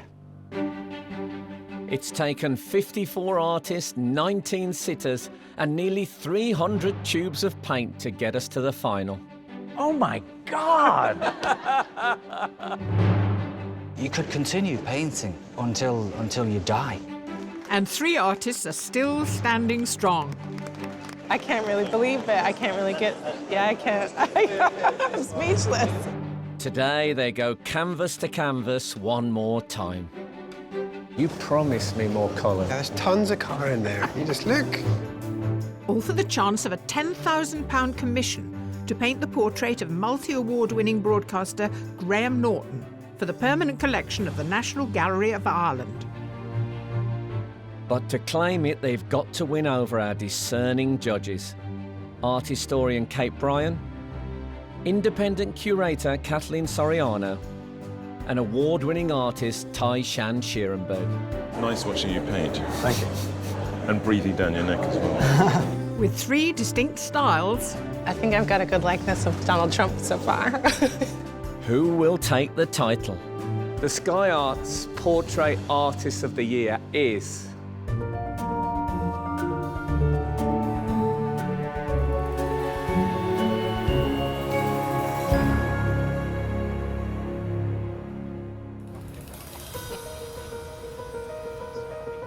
Of the artists who've made it to today's final, 2 are professional. Kimberly Klaus and Gareth Reid. I'm pretty excited. I'm looking forward to seeing who the sitter is because you usually pull out a pretty good sitter on the last day. When you get this close, the secretly ambitious part of you does come out and gets a little feisty. They're joined by amateur artist Liam Dickinson. I can't believe I'm here painting at the National Portrait Gallery, so not every day you get to do that, and yeah, I'm really excited.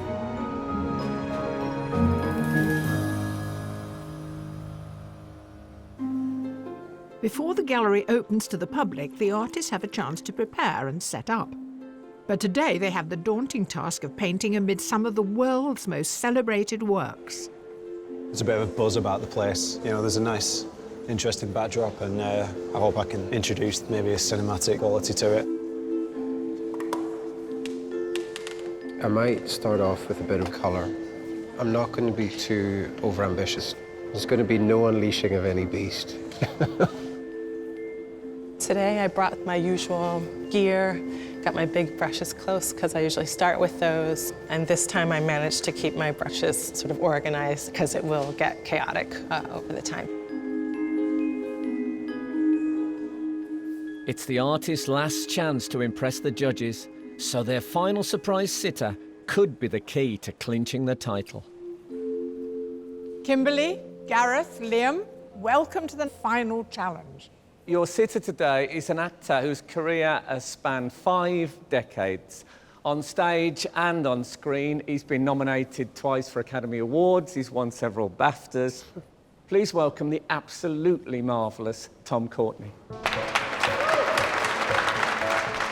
Regarded as one of Britain's best actors, Tom Courtenay's varied career has captivated audiences round the world, with acclaimed performances in films such as Dr. Zhivago, The Dresser, Quartet, and 45 Years. Right, make yourself comfortable, Tom. Now, have you had your portrait painted before? A couple of times. I only ever sat once for any length of time. Now, actors, you're used to examining your face and the expressions on it. I don't practice expressions in front of the mirror. I don't have that many, actually, come to think. But you've played One many or two. parts, and they've Yes, I all been suppose. found They all expression look in the your same. face. Yeah, yeah. No, they don't all look the same, Tom. They look very Well, different. thank you very much. Now, the artist will have all sorts of unnecessary demands of what they want from you, many of which you can... Do I have to take my clothes off? No. Well, oh, good. I don't know. Well, let's talk to them about that. What would you like from Tom today? I think you need to be sitting comfortably since it is going to be 4 hours. Comfort is very important, I think. Yeah. But it seems to be you sit with your that arm up. It seems to be You don't that's like what that? Oh, No, I like think it. it's I like great. I like it. Yeah, I can do that. Just find a single point of focus. Ideally, maybe somewhere central. Where if can I you see anybody. Actors, you know, when they're filming, they will say, would you get out of my eye line, please? But it seems a bit unnecessary, as I don't have to say anything. Right, now that we've got Tom posed, artists, your challenge is about to begin. You have 4 hours to complete your final portrait. Good luck, and your time starts now.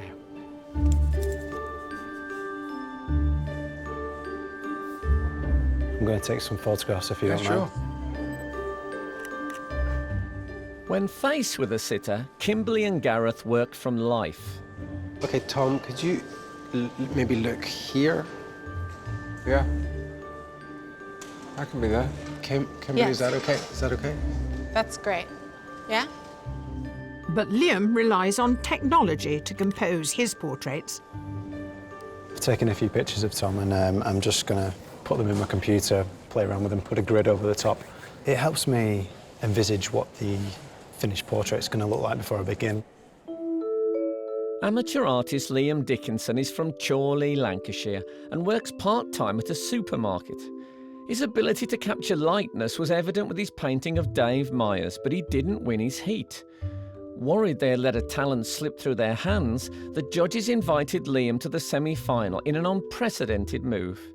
It turned out that his portrait of Imelda Staunton was more than enough to convince them that he deserved to be in the final. At 28, he's the youngest of today's artists. Are you conscious of age and experience in a competition like this, or is it? No, Is it I don't feel particularly young, to be fair. I mean, or inexperienced? 28. Less experience, maybe? Less experience of, you know, being a professional artist, I suppose, but I've been painting for as long as I can remember. But you do bring a youthfulness. I mean, your technique, I think, is very different. Your approach is really different. I can see the extraordinary painting behind him, just out of focus there, which in your submission we had that lovely I'm going to try contrast. and get a bit of that. A lot of artists are almost ashamed to admit that they Yeah. use photographs, and I just think, well, why can't we? It gives it a different context than it would in a Absolutely. normal photograph. Nice start. Thank you.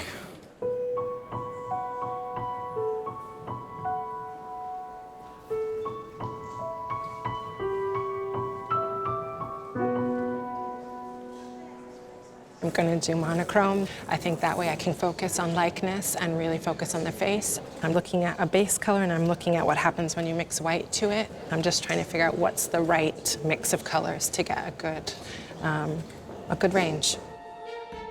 Originally from Connecticut, Kimberly Klaus is a self-taught professional artist.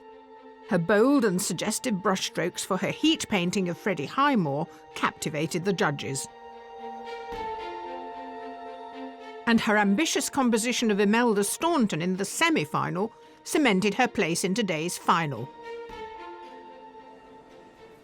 Right, Kimberly, let me come and have a look. How are you doing? Yes. How do you feel? I feel good. Yeah, it's always fun in the beginning when everything's still possible. Big brushes. Let's have a look at this. These are incredible brushes. They're like decorating brushes. They are like decorating. I think they might be actually decorating brushes. So. But I've seen you go for it. It's nice because it keeps it loose. So if I start to realize I'm getting a little too precious or too tight, then I'll go back in and say, okay, no. Psht. Well, that's terrific. I look forward to more splashing, Thank Kimberly. you so much. Thanks, John. Painting in the world-famous National Portrait Gallery and in front of its thousands of visitors may be a once-in-a-lifetime opportunity, but it seems our finalists are focusing on the job in hand. Tom's a great subject. Absolutely the kind of thing I was looking for. I'm just trying to look at the composition. I'm trying to place whether to go just head and shoulders or whether to include the hands and make the figure smaller on the canvas. There's quite a lot of movement, so I don't know what the pose is even at the minute. But time's ticking and I should have decided this by now. Originally from Belfast, professional artist Gareth Reid now lives in Glasgow. He made it to the final with his favoured mediums of pencil and charcoal. In the heats, he bowled over the judges with his statuesque drawing of Adrian Chiles. He continued to impress with his semi-final portrait of Imelda Staunton with its strong sense of narrative. He always uses the sitter for reference, but today's is proving quite the challenge. Frank, would you get him to peep round the corner at me? Got it, that's good. He's a bit restless. He's mobile. He's very mobile. Yes. So it's hard to see where he's going to end up. So I'm trying to waiting for that. I think it's fair to say the others are a bit ahead. Yeah, I know. But I've often thought that the composition is so crucial that often because of the 4-hour thing, people rush into it and then you're trapped in a composition well, that's that was why a mistake. I really want to make sure of it so that I don't regret it and are into it. I'm not. And what about colour today? More colour. More colour. Maybe a bit of watercolour underneath to give a bit of a glow. Well, good luck. Yeah. Remember, there's champions of drawing all over Britain thinking you are our representative. Yeah. Our finalists have been capturing Tom Courtney for nearly 1 hour. He makes a very good sitter, doesn't he? Yeah, it's great. But he's having trouble enough keeping his head still. The only person who sits absolutely still these days is the Queen. She'd be a good sitter. I was hoping for her today, but he let me down, so...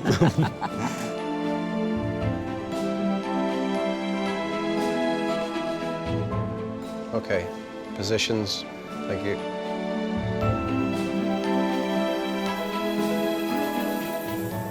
I think I've got a good likeness of Donald Trump so far. I gotta work on the hair.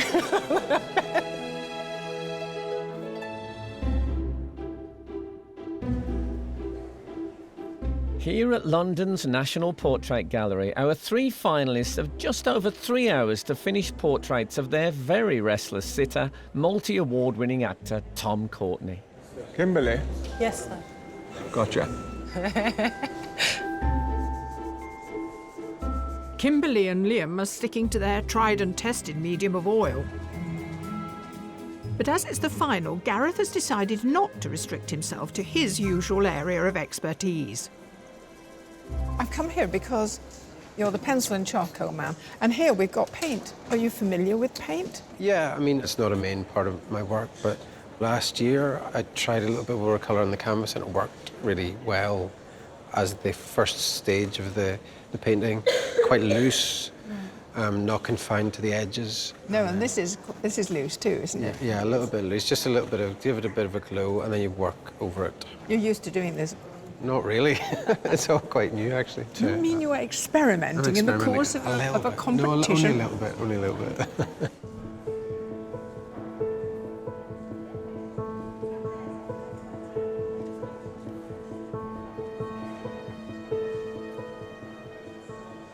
Dave Myers, centre canvas, head and shoulders, looking slightly to the left. Yeah. Imelda Staunton, centre canvas, head and shoulders, looking slightly to her left. On your picture, Tom Courtney, centre canvas, head and shoulders, looking slightly... What I don't want people to start thinking about you, Liam, is you're a one-trick pony. To be fair, I think that's just the look of the draw. I've been given that kind of... But you're working from a photograph, so the world is your oyster. True, but I like to refer to both. You'll find in the final that questioning gets a lot more... it's more like it's like a political programme. Yeah.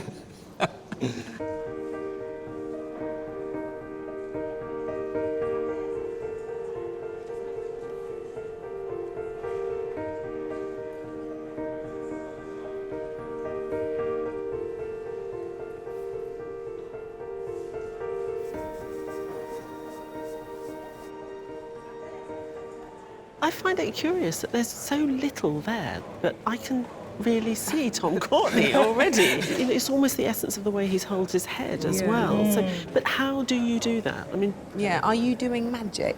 Yeah. Because that's very kind of you.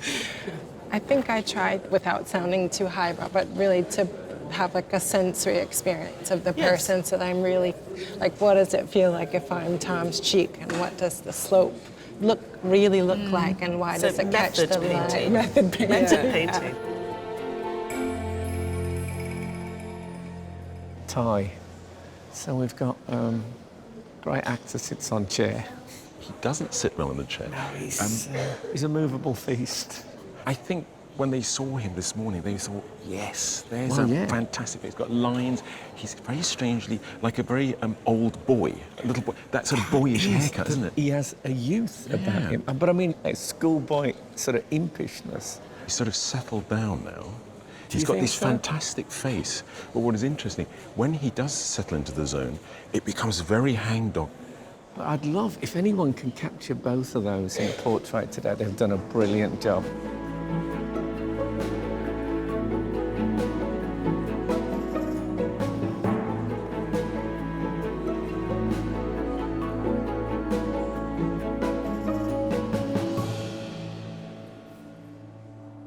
It's not just today's portraits of Tom that our 3 finalists will be judged on. To give the judges a chance to see how each artist performs with more time, 2 weeks ago, Liam, Gareth and Kimberly each made their way to different locations to be given a surprise commission. So, the moment of truth.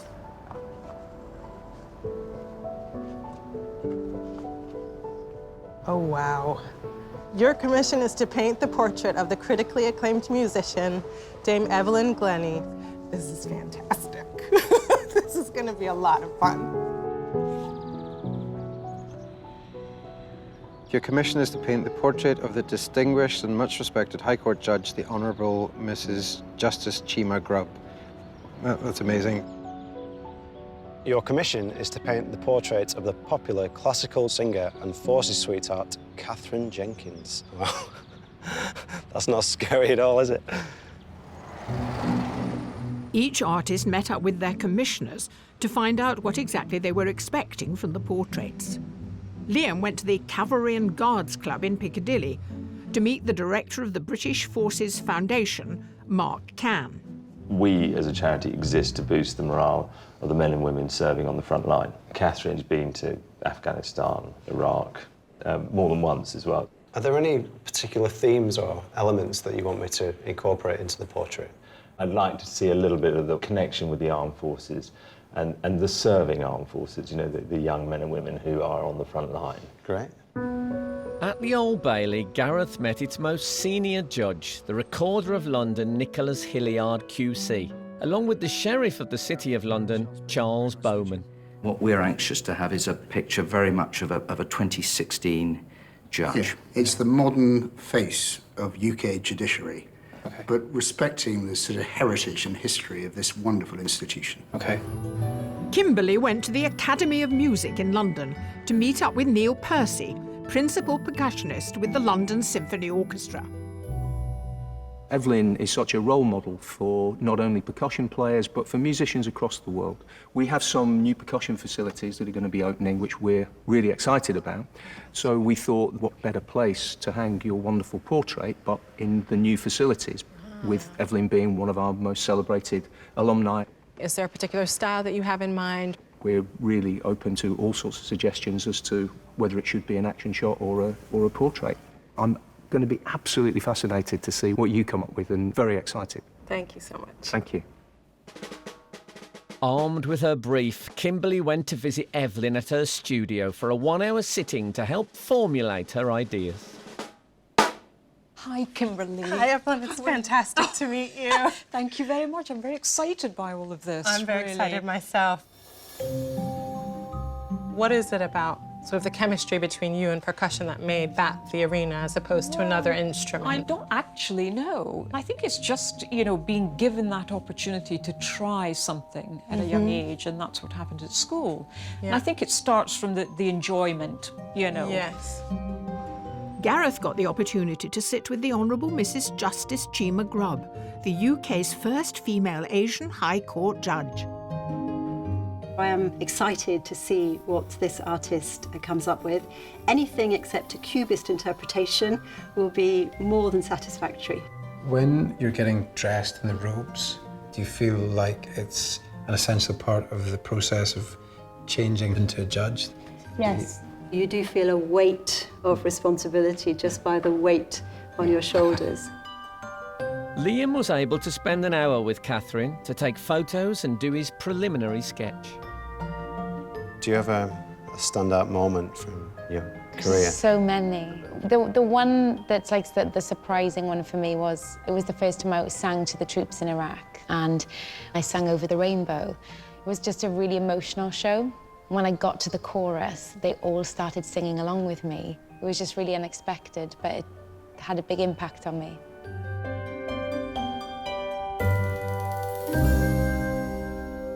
So, Evelyn, I think we've got our sketch. Really? Yeah. Wow. Oh, my Lord, you're amazing. That's incredible. Thank you. Oh, thank you so very much. indeed. Well, that's remarkably impressive for the time you've had and the unpromising material. Thank you. Well done. Wow. That is not what I expected. It is gorgeous. Amazing. Thank you. Each artist was then given 2 weeks to complete their commission. I did push myself to do some new things. I worked bigger than I usually worked. I worked with colors I usually don't work with. Anytime you challenge yourself in that way, I think there are some hits and misses, so I hope there are more hits than misses and that everyone is pleased with the result. I think I fulfilled what the commissioner was after, and I also fulfilled what I wanted to put in the painting as well. Fingers crossed it goes down well. We'll see. I wanted it for it to be a drawing. I didn't want to do a painting and move to another medium. I think there's something else there, a little, something more developed. The judges won't see the final commissioned work until just before the judging.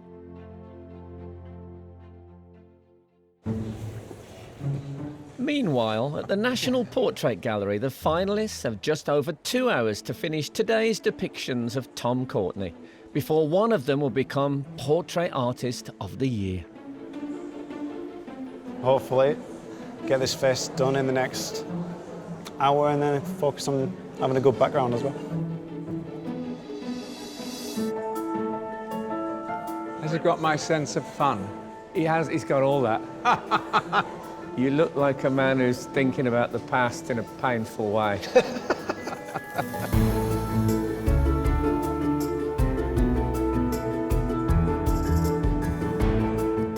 Right now I'm trying to make sure that all the general proportions work.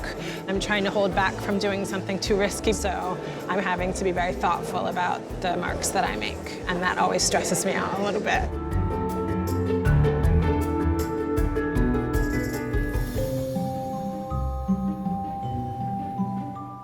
Here at London's National Portrait Gallery, we are halfway through the final challenge to paint sitter Tom Courtenay, and one artist is feeling the pressure.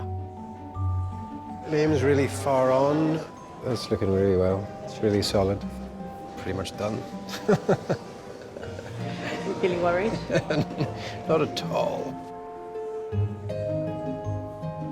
Right, judges, halfway time to the final decision. How does it feel? I was hoping by this time that it would be it'd make it easier by having a clear front runner. And they're all doing pretty well. There's 3 winners there. I mean, they're all exceptionally talented and they're all so different. This is going to be really, really horrible. OK, let's take them one at a time. What about Liam? I was a bit disappointed to see that the format and the size of the head is pretty similar to the ones we've seen from him before. But I'm excited because I think he's planning on bringing in some of the painting in the background, and he's going to do it in the out of focus way he did in his submission. Now, what about Gareth? What do you think about the use of colour that he's brought into it? I feel like he's trying to be a bit more experimental. He's trying to give us something more. I don't think it looks that attractive at the moment because it's unresolved, but I think as the afternoon progresses, we'll see that come together more. OK. Kimberly. I think the way she works, it's been nerve-wracking. She had some fantastic likenesses earlier today, and they've come and gone. And I'm worrying that she's still moving elements around too much, and she should actually start to settle. I love that struggle. I love an artist that has to push and pull across the canvas. Right, now we've looked at the paintings that you've already seen. What you have not seen is the commissions, but you have expectations. Now, what are your expectations, Tai? 3 masterpieces. We see a part of them under this 4-hour time pressure, so we only see a fragment of the artistic personality. What the commission will let us see is more of them. Every time we get surprised by the incredible quality of these commissions, so excited. I can't wait. So we're going to unveil the commissions, and I shall be watching you watching them. Yeah. It's going to be very exciting. Fantastic. So, Tom. No, sorry, Frank, you're breaking my concentration. No, it's all right. This is the longest I've ever sat still in my life. Well, you say still. It's a loose interpretation of the word. Still-ish. Still-ish. So would you say you were a vain man in any way? Because I wonder if there are things about your face, for example, that you don't like and things that you do. No, I'm indifferent to it. Oh, really? Yeah, I don't, I've had to arrive at that position as well. I mean, it was better when it was younger, but then that's the same for all faces. If you ask painters who they'd like to paint, they never want anyone young and beautiful. Really? They were all delighted that you turned up with your interesting face, Tom. Well, I was delighted to be asked. Well, And I put into practice sitting still. Yes, well, keep at it is all I can say.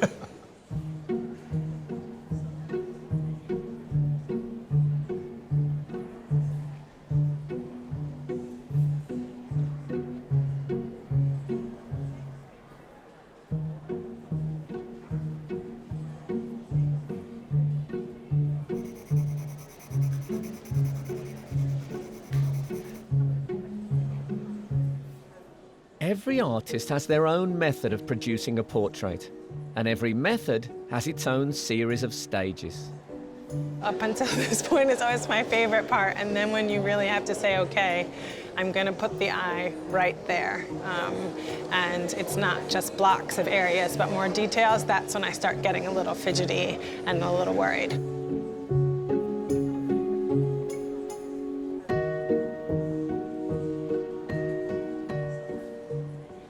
Liam, you got Tom's head, and now you're going to create something around it. I want to capture that painting behind him, but suggestively with that kind of blurred, out of focus depth of field. Yeah, you wouldn't want to paint every one of those heads. No. You've found the image you're going to work from on your iPad. I'm kind of merging two, almost like a landscape and a portrait, and bring them together. That's the idea. Well, Sounds like a good plan. No, go. Cheers. And I'll just watch you, because it's great stuff. nice watching you paint. Thank you. And breathing down your neck as well.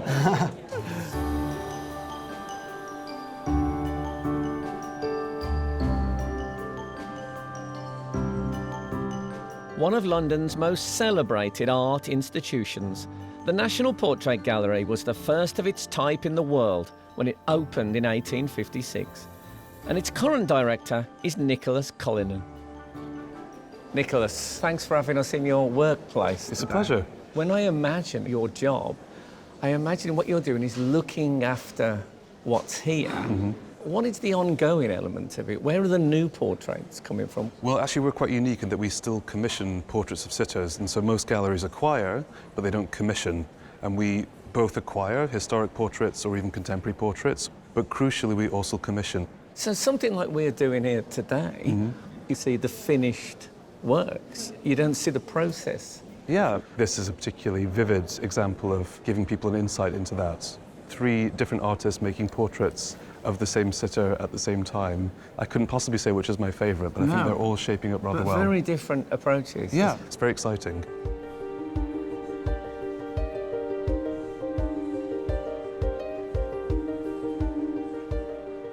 There are only 20 minutes of the challenge left before one of our finalists will become Portrait Artist of the Year 2017.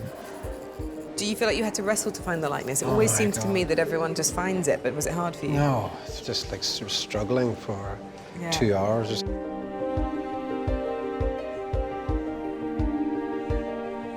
In my head, it's all going to schedule, but that could change. Sometimes fiddling around with bits to get it just right, but I don't know if it's going to make it a better painting. Do you actually enjoy this stressful method, which is just kind of as if you've got a torch in a darkened house? I do a little bit. I do enjoy it. Yeah, okay. It's killing me. It's killing me a little bit right now, too, to be honest. I won't even lie.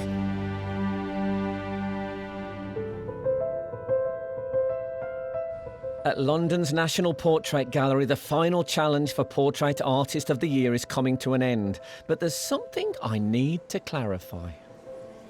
Gareth. Yes. I love it. You promised me more colour than this. When we spoke earlier, you told me, oh, today it's going to be like Notting Hill Carnival. There's tons of colour in there. You just look. This is the colour. You just got the wrong end of the stick. Oh, did I? You just... The amount of times I've been told that in relationships. Artists, you have just 5 minutes left. 5 minutes to go. Come on, 5 minutes. Are you finished now? I am. Thank God. I figured that I can only do more damage. I've got stomach pains. Do you? Yeah, just from watching your courageous style. It's close, but it just needs tweaking all over the place.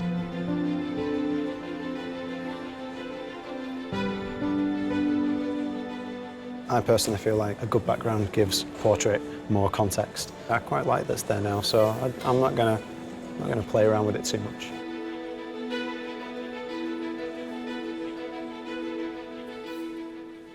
Artists, your time is up. Your final challenge is over. Please put down your materials and step away from your portraits.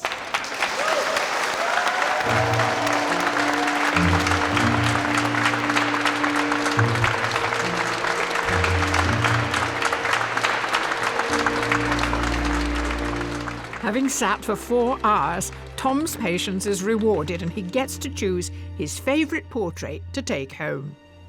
Tom, the loneliness of the long-distance sitter. Yes, absolutely. We now have what I think is my favourite part of the whole show, and that's when I turn to the artists and say, artists, will you now turn your easels?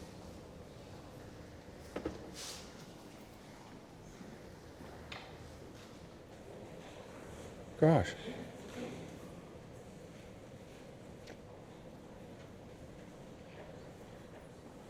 Yep. They all look like me, I think.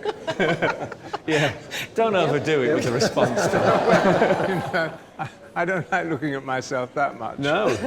What kind of an actor are you? No, not, I don't know. That's another question. The longer you look at it, the more impressive it becomes. Yes, totally. Thank you. Congratulations. Thank you very much. Thank you. Yeah, I find this bit very hard, I have to say. I felt that I could see you thinking in that. Oh, well, in that's a complete fluke. There was one moment when I thought I caught you thinking. Oh, yes. Very brief. Yeah, lovely. Fantastic. Thank you. What was interesting to me, you took some pictures of me and looked at them mostly, but did you occasionally look at me? Yeah, I did. When I looked at you, you were taking a picture of me. Oh, right, sorry.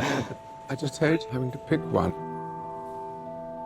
So I'm going to have to ask you, you've given no clues, really. No, which one would you like? No, Liam's.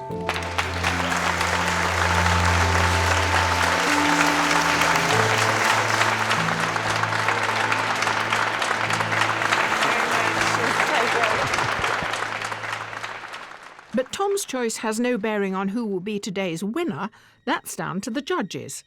They must now consider today's portraits as well as the 3 individual commissioned pieces, which they're about to see for the first time.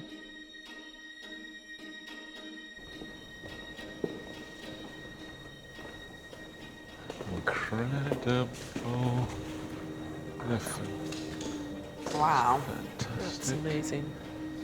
They're so different. Yeah. From what they've done today, in Yeah. a way. It's really hard because you're so used to seeing them in a certain way, and these are even way beyond their submissions. Everybody, I think, is pushing a lot. Yeah.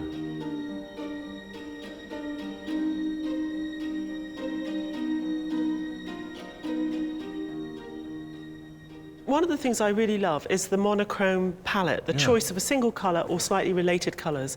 And normally it gives her a freedom and a freshness, but in the commission it feels to me like it became more of a pair of handcuffs. It's interesting, the monochrome works there because it's transparent, and the monochrome doesn't work in her commission of Evening Glennie because it's not transparent in the body. That's what it is, isn't That's it? exactly what it is. She has introduced different tonal variations more than she has in the other things that we've seen. I think it works well, actually. I was quite surprised that she's able to pull that off. And I've got these gripes, technical gripes, but, you know, Evening Glennie is standing there. She is there in space, and she's been introspective. It's quite an interesting idea of her looking at her fingers and playing with her hair. There is a presence of the person there, so it's, you know, it is a good portrait. What's interesting about today's painting of Tom is the delicacy of not only his face and his hair, that shirt collar. I've always had a question mark against her skill with likeness, and she nailed it today, and she's nailed it in the commission. So, you know, she can do that. That's been answered. You know, I'm excited to see what she would do next. £10,000 would just be life-changing and out of this world, incredibly helpful, and a real honor.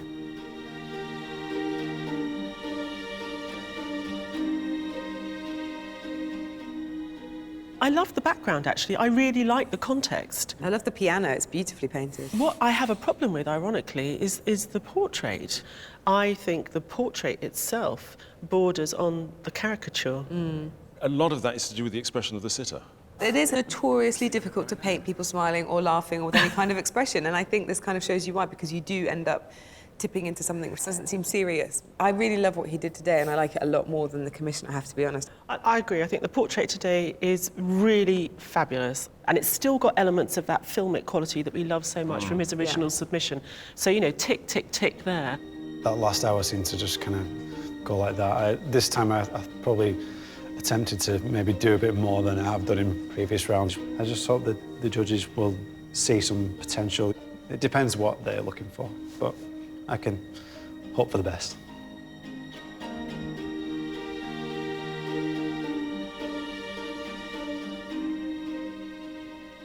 I think what is remarkable, which we haven't seen before, is the treatment of different textures. From her skin to the ruff to the wig. Everything has its own weight and feel.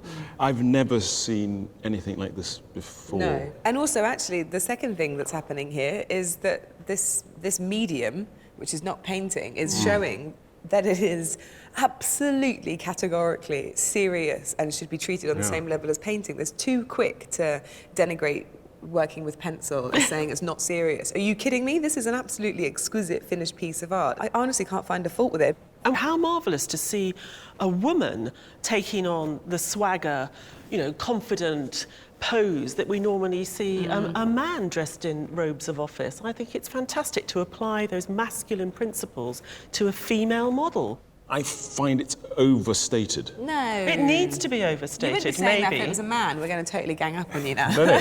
I think the power, you know, she's got the power. She doesn't need to overstate it like that. What I like in Tom today is the emotional depth. I'm in two minds about the use of colour. I think he was trying to impress us by because he knows we like it. Yeah. But it doesn't. With that one, it works phenomenally. With this one, I don't really think it makes a difference, does it? I don't think that the pink wash really works. It's not finished, though, is it? That's the thing. He clearly hasn't got to a point where he was happy.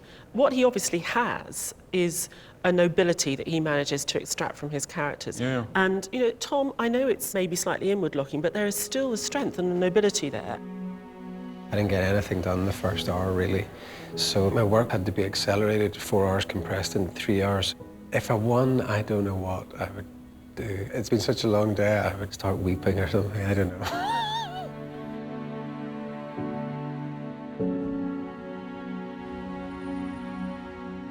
With today's winner receiving a £10,000 commission to paint Graham Norton for the National Gallery of Ireland, I want to know how the judges plan to come to their decision.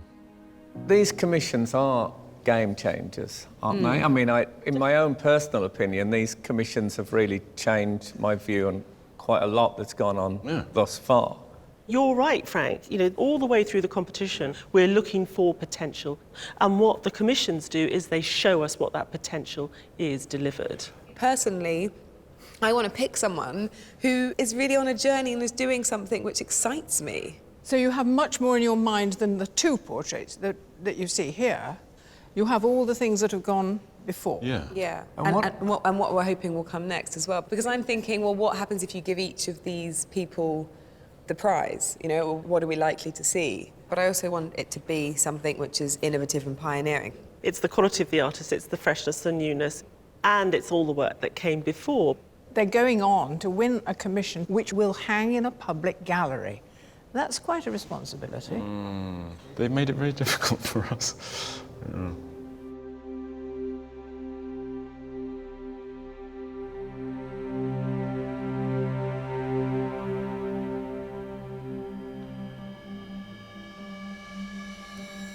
Liam, Gareth, Kimberly, congratulations on being our 3 terrific finalists.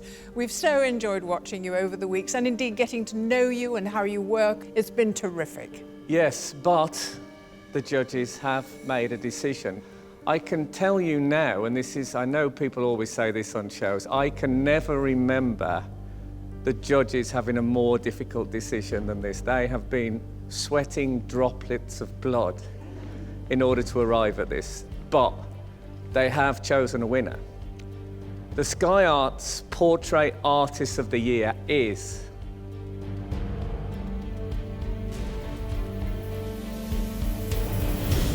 Gareth Eve.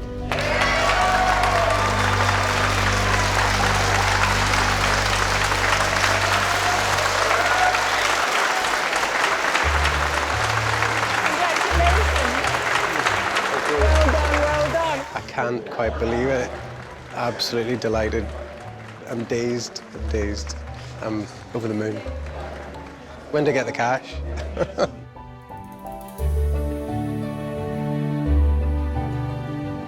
So the wonderful thing about Gareth is I think he has one foot in art history, but he's got the other foot very, very firmly stepping forward into the contemporary, and he does that through his use of colour, in the way he describes texture and form.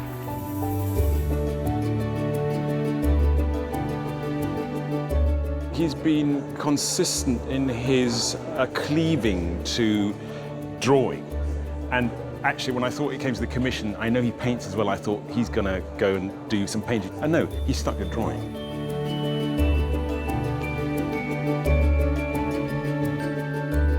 He transcended what I thought you could do as a draftsperson. The kind of marks that he made were sublime. He could tell all kinds of stories using those pencils.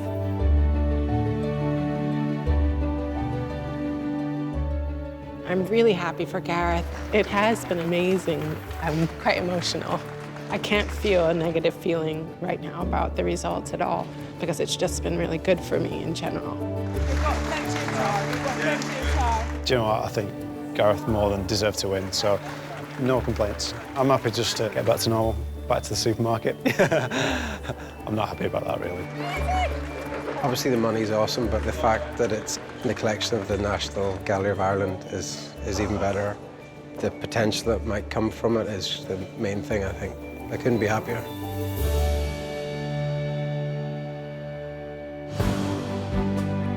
Next time, our winner Gareth paints the fabulous Graham Norton. This is how the Queen must feel, endlessly seeing portraits of herself. As he embarks on his £10,000 prize commission for the National Gallery of Ireland.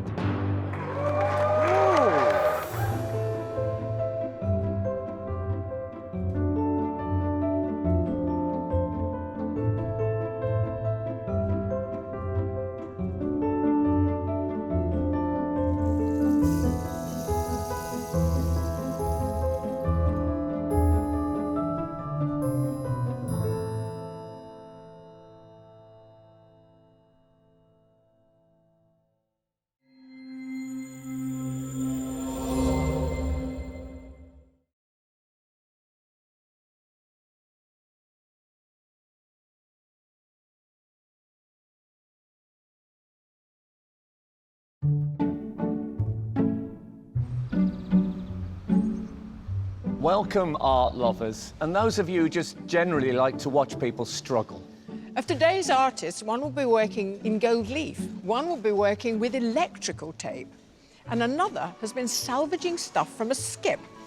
Nothing wrong with that. That's where I got this jacket. Welcome to Sky Art's Portrait Artist of the Year. Here at the Wallace Collection in London, we're continuing our mission to find new artistic talent. It's the crucial moment now. I risk ruining it all. 9 more artists showcase their skills as they paint some of the country's best-loved celebrities. The fact that she can sit like that. It's amazing. All for the chance to win a £10,000 commission to paint broadcaster Graham Norton for the permanent collection of the National Gallery of Ireland. But to be in with a chance, they have only 4 hours to impress the judges. Independent curator Kathleen Soriano, art historian Kate Bryan, and award-winning artist Tai-Shani.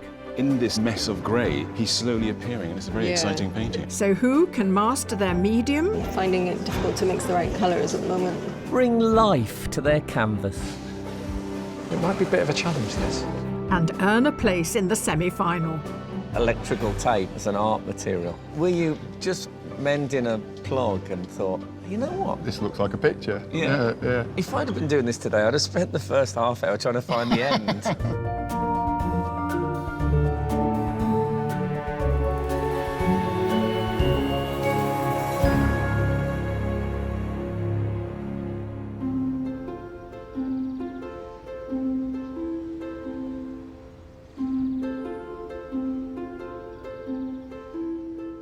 Hoping to impress the judges in today's heat of 4 amateur artists: Shula Sinclair, Jennifer Newland, Dan Genders, and Amy Rogers. I've never done anything like this before. I'm feeling quite nervous. Got a weird pain in my tummy, but I'm sure that will go once I'm sat down. Yes, yeah, but looking forward to it. Also taking part are 5 professional artists: Sally Dyer, Edward Afusu, Maurizio De Angelis, Rob Symington, and Taro Qureshi. Last night I went and sat in a Wetherspoons. I did a bunch of speed portraits of people in there, and that was good. Kind of firmed me up a little.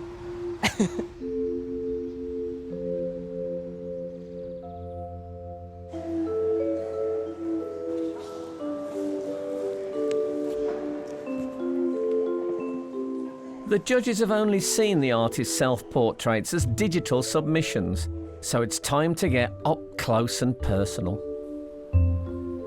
I can't believe it's painted. Yeah.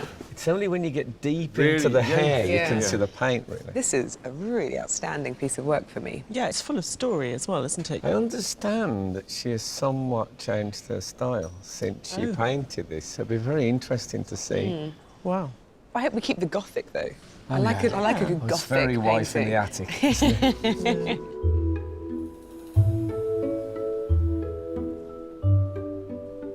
I just like the spontaneity of the mark making. The head has just appeared. It's quite sort of beguiling. I'm sort of like, oh, that's a bit of a weird way of painting. I like the way in which he's got that band very particularly placed across his head in actually quite a weird way, drawing attention to his rather fantastic man bun. Yeah, it's a good bun, isn't it? Yeah, maybe that's why I like it. It's just quite cool, isn't it?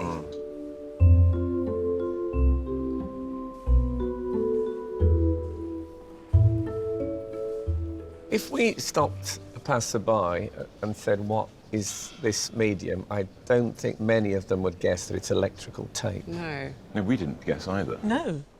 What I was originally struck by, because I didn't know the medium, was this fantastic light. The way that he's used the paper to inform the image, but also you get a genuine sense of this person existing in a time and a place. I think it's lovely.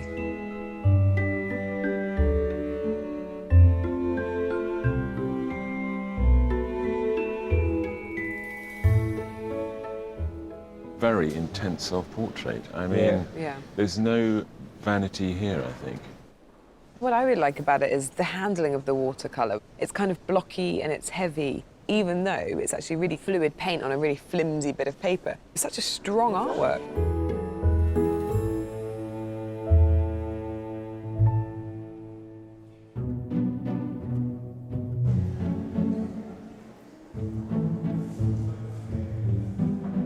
The artists have been divided into 3 groups. Each group faces a different sitter with their own backdrop. However, one of today's sets is causing a stir. The colour's a little bit garish. Very bright. Oh, I don't know who it could be. I'm thinking young girl, maybe early teens. Very girly colour, which I'm having trouble with. It might be a bit of a challenge, this. Well, it is a challenge, isn't it? After working in conservation for local authorities, Rob Symington studied fine art, qualifying with an MA from the University of Chester. He painted his submission following a New Year's resolution to create a self-portrait every day. I'm getting nervous now. I've realised I'm up against really tough competition, some superb painters, and I feel out of my depth somewhat. Palettes prepped, brushes in place, and electrical tape at the ready, it's time to reveal the sitters.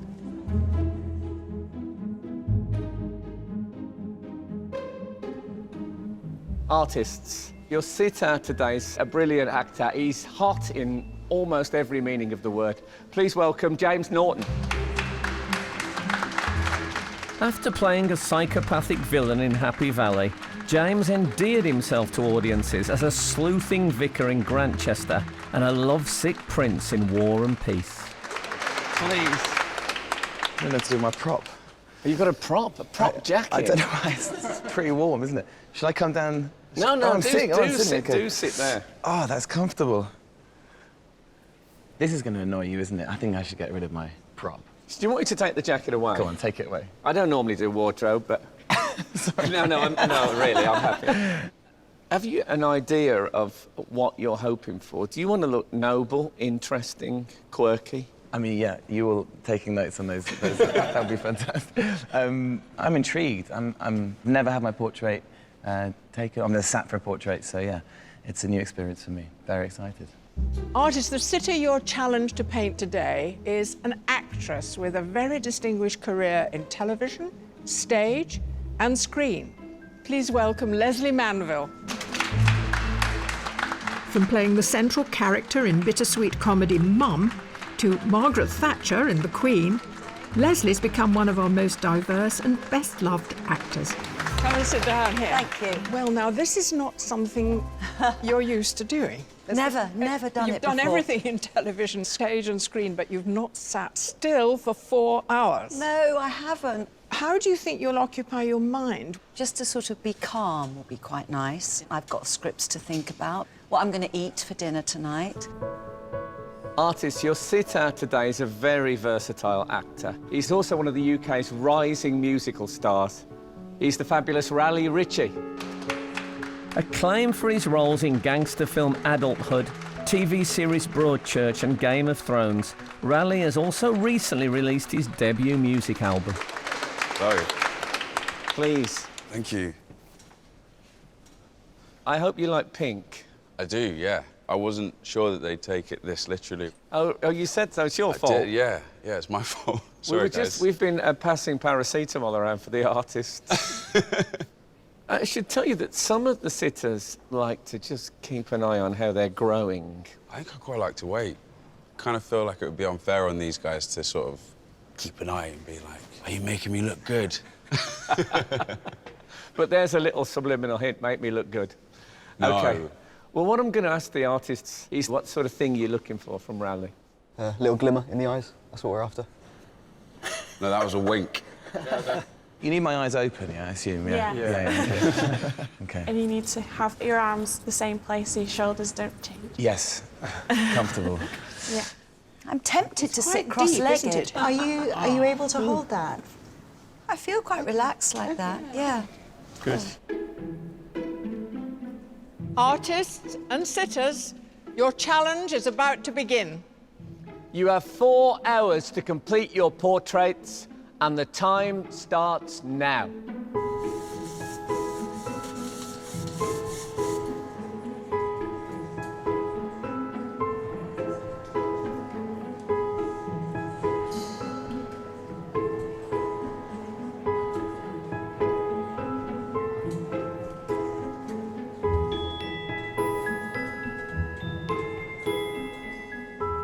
Every one of today's artists begins their portrait in their own way. Several are making meticulous plans before they transfer to their main piece. I'm just doing a little preparatory sketch. What it does is it helps you kind of home in on interesting or troublesome areas. Taro Qureshi studied illustration at Middlesex University and works part-time at Somerset House as a gallery assistant. Inspired by Instagram and people on the train, he completed his self-portrait in less than 2 hours. Taro. Hi. These are your preliminaries, as it were. These are preparatory sketches that I don't always do, but they do help. Whenever I see preparatory sketches, I always like them better than the painting. I don't know. My thinking is it's all about spontaneity and energy, whereas that is kind of gone after a drawn-out sitting for a portrait. Well, in that case, if it's all about spontaneity, why are you doing the sketches? Why isn't that happening up here somewhere? It's the same way that if you were to like improvise a scene, you'd have your motivations beforehand and your character. So when you leap in, you can be fresh and you can be energetic, and you can be off the cuff, but you know how you're approaching it. Well, I love it already.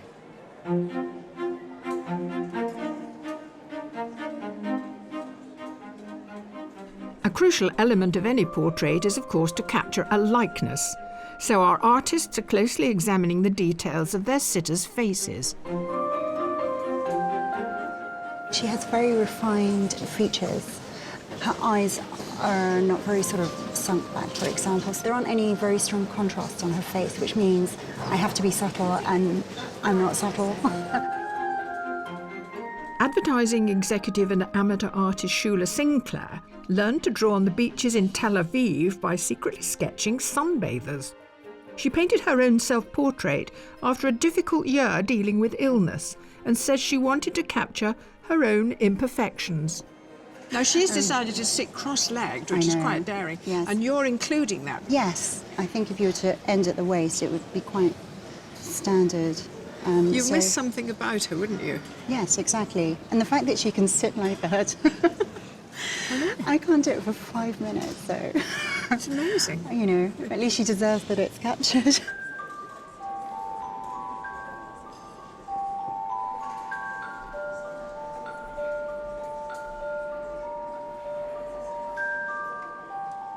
Tackling the outline of the face or body is the starting point for most artists.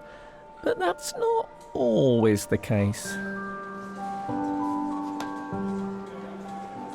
I don't have a plan, I'm just going to go wild and see what happens. Professional artist Edward Afosu was selected for the heats of the last series, impressing the judges with his energetic style. When he's not painting, he teaches digital art. Really exciting. There was just so much paint in this canvas. I got a sense of a lot of colours when I was talking to her, so I felt like let's pour some colours and then play with it and dance and create that dancing feeling. And the shoulders, are you going to leave her floating in that black swimming pool? Or? No, I think I'm going to put her top, everything in there. Well, I love the sense of energy that you've got in the background that you've taken from her, but we're also going to want to see a good head as well. That's your challenge. I know, hopefully. We'll be watching. Fingers crossed. Yeah, thanks.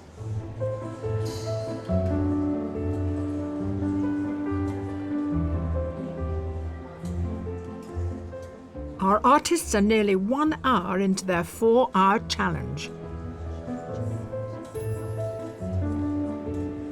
There's going to be quite a lot of rubbing out and amending and changing. Just got to make sure that she's there on the canvas before I bring the paints out. We're still well in hand time-wise at the moment. Just keep plodding away.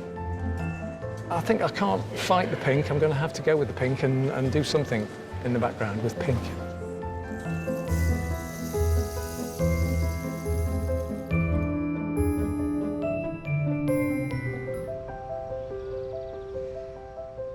With a place in the semi-final at stake, our 9 artists have been capturing portraits of James Norton, Leslie Manville and Raleigh Ritchie.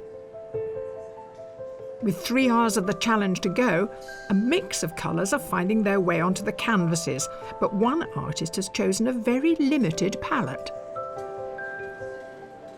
Amy. Hello. You've started in, monochrome. Yes, I just normally paint with black and white. I have been introducing a bit of colour into my work, only blue and red.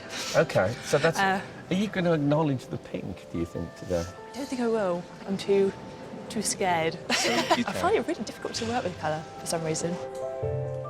Amateur artist Amy Rogers used to work in a shoe shop and as a carer before becoming a learning support assistant. She painted her hyper-realistic self-portrait 3 years ago, but has made a huge change in her painting style since becoming a teacher. I have to say, I'm really impressed that you changed your style so radically, because I think that portrait is fantastic. And if I could do that, I'd probably think this is my style forever.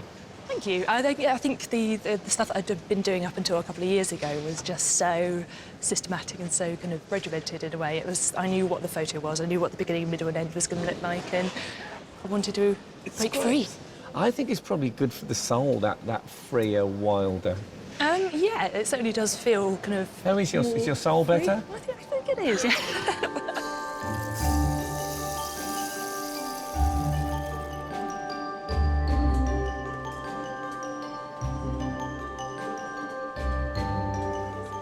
I think I've got somewhat the likeness. I'm still working on putting more of the detail in the face. I'm not quite happy with it yet. Amateur artist Jennifer Newland gave up a place at Central St Martin's to study at the London School of Economics. After working 11 years in brand consultancy, she returned to her first love and now paints 4 days a week whilst looking after her 2 children. You went to the LSE. I did. Rather than study art. I think you're divided spirit, aren't you? Yeah, I am, yeah. It's quite risky to become an artist. It's quite a tough profession. It was always more of a passion for me. So today, Leslie decided to sit cross-legged, and you decided not to bother with the cross legs. I knew that there was a time constraint. I would have loved to do the whole pose, but I'm, again, playing it a bit safe.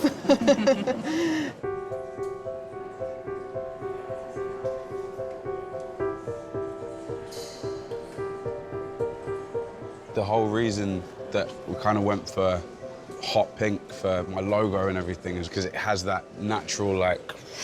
Yeah. We used to say pink to make the boys blink. Yeah, it's making me blink, and you can't mix the colour. Can you not mix a colour that big? It's a neon pink. I think you've got to buy it ready-made. But as the days progressed, it doesn't seem to be the problem I thought it was. The way he's sitting, somehow his colouring against that pink gives him a beautiful silhouette. Yeah, that's wonderful. Leslie is in a pastel paradise. Yeah, she said that her house was sort of shabby chic, so it's kind of this lovely oasis around her. Is that a problem for the painters? Because it's a sort of a washed-out look, shabby chic, isn't it? Yeah, but she's wearing colour purposely so that it can introduce some textures. I mean, I think she's a great sitter, and she almost looks like a little Buddha sitting there with her legs crossed. She does. I really would love to walk behind her and slowly remove the chair. I can hear you, Frank. Oh, sorry. She's fantastic, though, isn't she?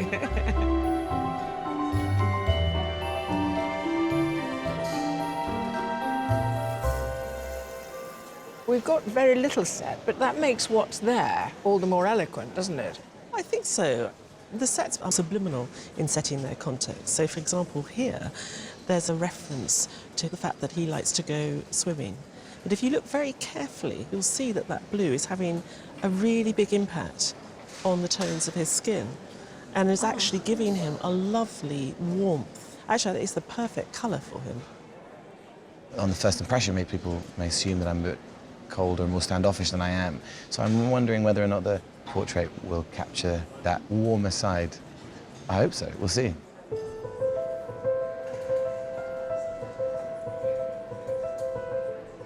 The blue background definitely affects the tone, and there's also this beautiful light coming in, so it makes the setting even more dramatic. I want the portrait to reflect this. Originally from Rome, professional artist Maurizio De Angelis paints portraits as well as specialising in scientific illustration. For his submission, Maurizio experimented with a monochromatic technique before covering the background in his signature gold. Your submission was like looking at this extraordinary relic of a past time, like maybe you'd find it in a church in Byzantium or something. Yeah. It's like an icon painting. Yeah. Am I going to see any of that gold leaf? Yeah, I really like Italian art and French art, and the use of the gold leaf gives something more to the painting. Yeah, it's wonderful to see that fused with your very contemporary style. Thank you so much.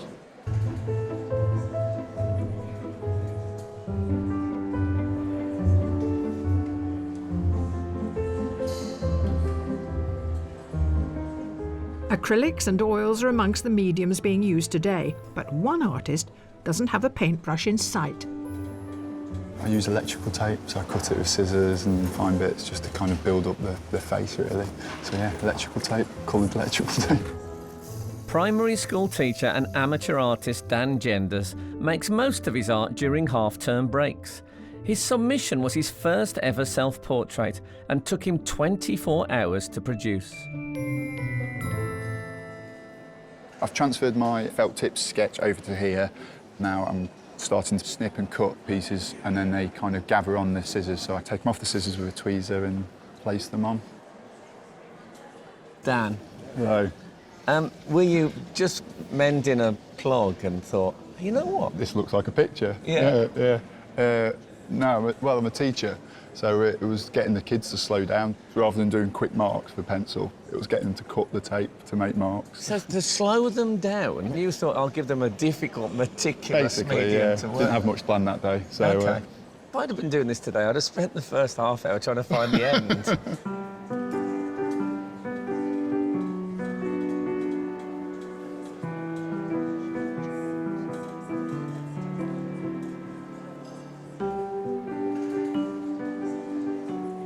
With my skin tones, I mix all the different colours and I just apply them and dab in them until it kind of reflects the shape of the face. I'm just trying to make sure that it represents James and his character and bring a bit of life to it.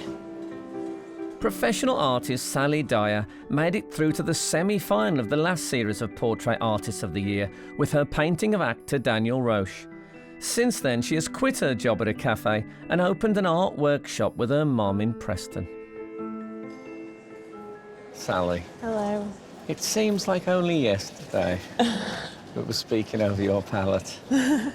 So you've changed, I think. I think your art has changed. And I think you've changed a bit, do you? Yeah, I do. I think I'm more confident with my mark making and perhaps observe a bit more detail that I can include in the painting. Well, yeah, I think, yeah, you've grown up. Thanks.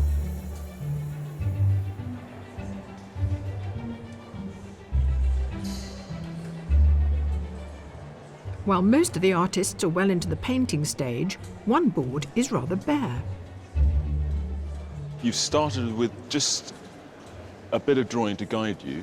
Yeah, of the most important parts. This is a really light drawing. Yeah, that's okay. all I need, So I really. can only just really make out the shape of... Through the footprints. Yeah, yeah. I think I've got enough to go on now. I'm gonna get going and then finish in like a record pace. It makes it exciting for us to watch because you're relying so much on your intuition. So It was also slightly nerve-wracking, I must say. you might age us a bit today, this afternoon, but no yeah.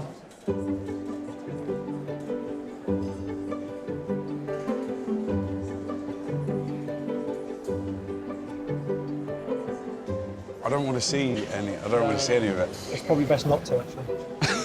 Raleigh has decided to keep his portrait a surprise, but the other sitters can't help sneaking a peek at the artist's progress. Hey, are you picking anything up? It looks the smallest. Oh my God, the intricacy is incredible. Yes. Yeah, beautiful. Oh, thank you. You're still a work in progress. Of course it is. It's terrible looking at things before they're finished. It's like somebody coming to watch me rehearsing. Yeah. It's amazing. It's amazing. God, you're all so clever. I can't even draw a cat. Well, I can't act, so... That's right. We all do what we do. Exactly.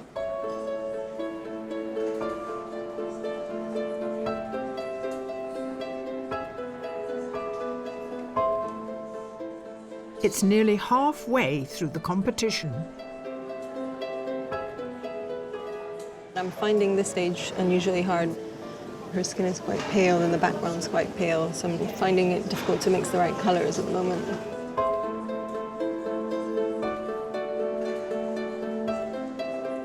The face is yet to bring it out because it's still in the background, so I have to push it hard. I'm giving myself more work to do, but I think I'll be fine. I'll be fine.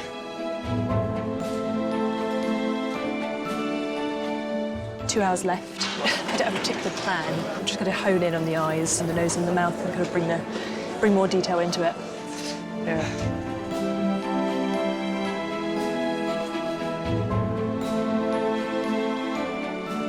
It's the crucial moment now. I'm not going to try anything too new at this point. If it doesn't happen in the right way, I risk ruining it all.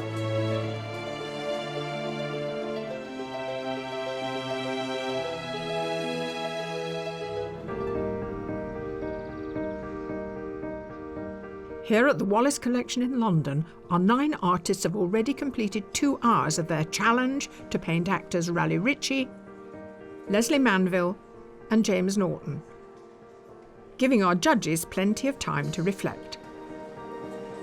Halfway time. What do you make of it so far? Overall, I think they had quite a slow start. I think it might be something to do with the fact that a lot of them started drawing. Taro didn't put paint on his No. canvas for a while. He's really trying to negotiate the sense of the character, and that may pay dividends in the end. The only one who didn't do that, of course, was our Edward. Edward was slapping on paint within 30 seconds. He's now in competition with his own painting. He's got to get the face to be able to sort of exist on that same canvas as that background. Now, what about Dan?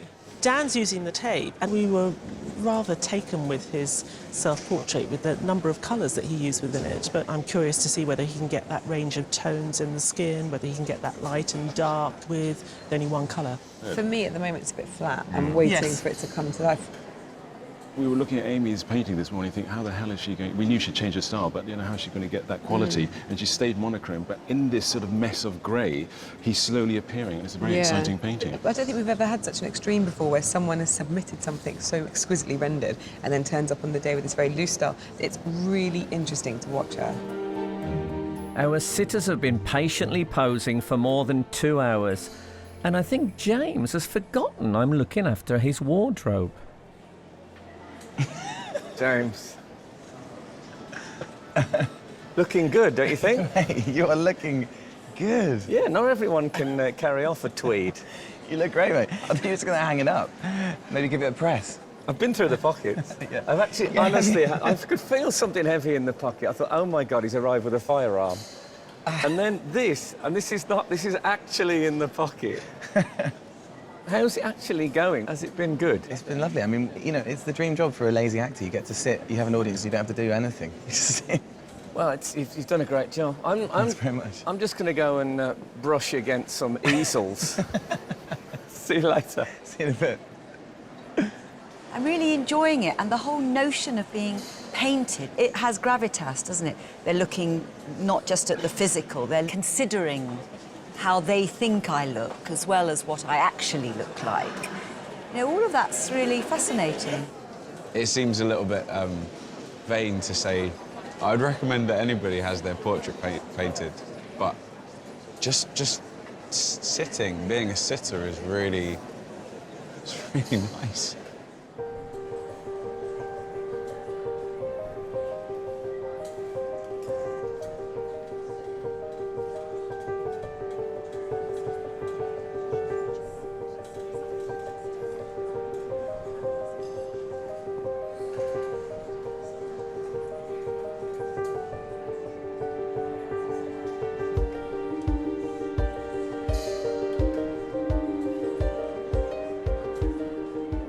Are you going to add any other colours? I'm pondering it at the moment. I'm going to see how I am in the next 20 minutes or so. Would you like to, then? Yeah, I think so. So if you did use another colour, is it going to be this pink? Pink or maybe a yellow. OK. Thinking, yeah. Maurizio, I see it's getting interesting here now. What do you have to do? How do you apply it? I would do something like this. And when I place the gold, I move a little bit. I want to create this dissipation. OK, but the Holy Spirit will have arrived with James by the time you've finished. Great. Rob, I have just to pause for a moment because that background is bright pink. Well, I went pink. You started pink? Then it just suddenly dawned on me it would look a bit more interesting if I left the highlights pink there, but the background was a complementary colour to show that up a bit more.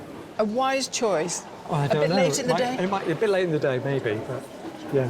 I had to know. OK.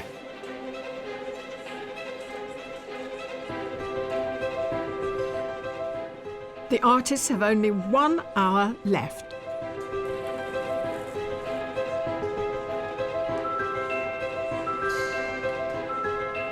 I'd like to work more on the detail and on the colours and tones, and obviously I have to put something in the background, so that could go wrong. I've tried to concentrate on the eyes and the nose and the mouth. I would like to do a second colour, but I don't think it's going to be possible.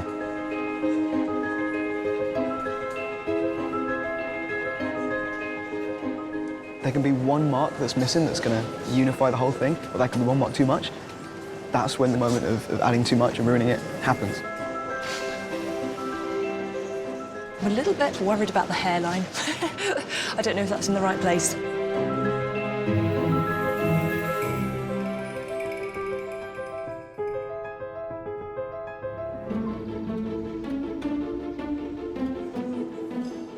The 4-hour challenge is coming to an end, and our artists now need to finish their portraits of James Norton, Raleigh Ritchie and Leslie Manville. We just have to fight the time now, so everybody's fighting hard at the moment. Artists, you have just 5 minutes left.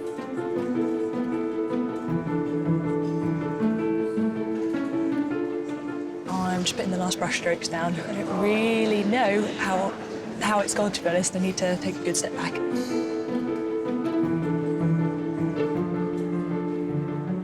Bloody hell. Just doing what I can, really. Just enough to demonstrate what his hair looks like.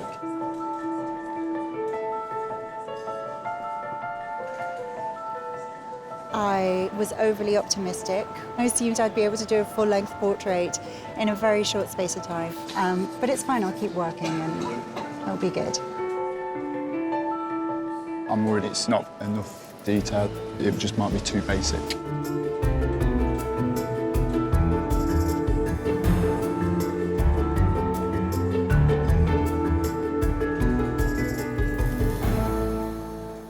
Artists, your time is up. Please put down your materials and step back from your portraits.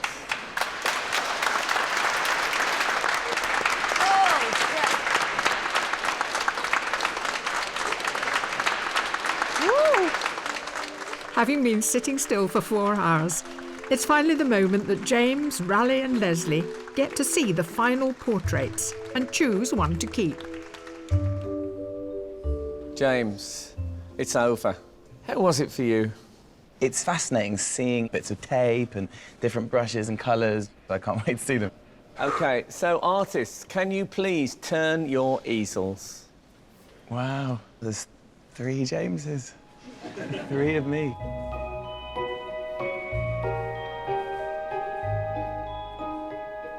The colour's extraordinary, and the gold leaf. There's a sense of you exuding light, as if he's tried to capture charisma in concrete form. He just couldn't find anything. Let's move on. Mate, that's amazing, well done. You've made me look really clever. My mum will be overjoyed. That's good. I love it. I mean, I just can't believe it's done with electrical tape. It's amazing, isn't it? I love the simplicity of it. Solely on what suits me and my style and my flat, my little flat, I think I'm going to go with Dan's.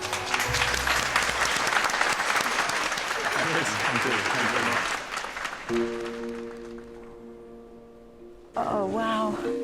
They're amazing. They're very colourful. Bravo, all of you. I mean, take my hat off to you all.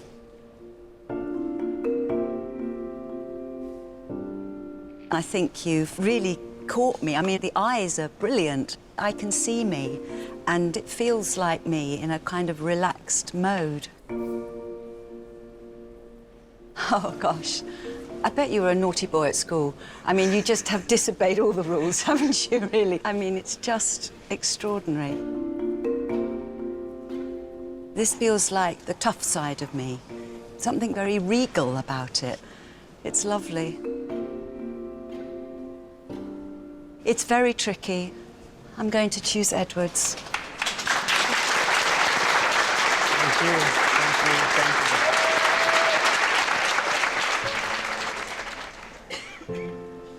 Oh my...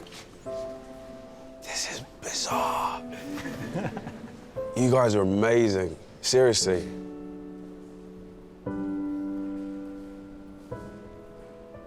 I absolutely love all the colours, and I can really see myself.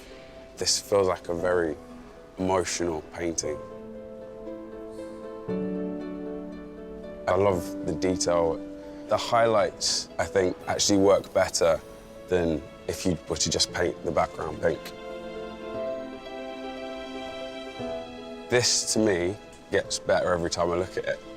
It looks almost photographic. I don't quite understand how you did that. I think they all have a sense of me, but I would love your painting, Amy.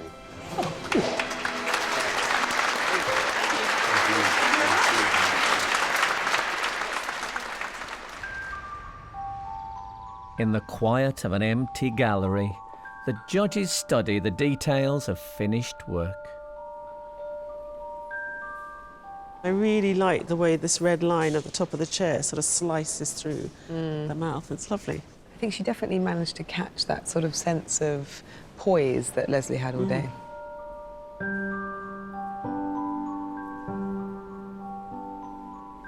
he's found a charming, may I call it that, likeness of James here.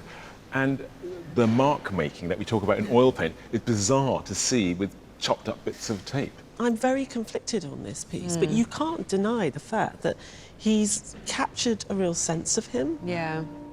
I'd love to be able to try and get the extra colours in and trying to get a little bit more shape and texture to the actual finished portrait. But apart from that, I was really pleased.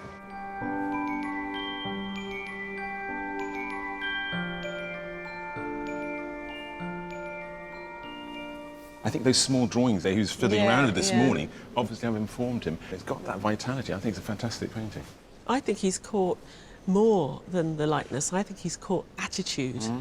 And for me, this is one of the best likenesses and attitude capturing in the room.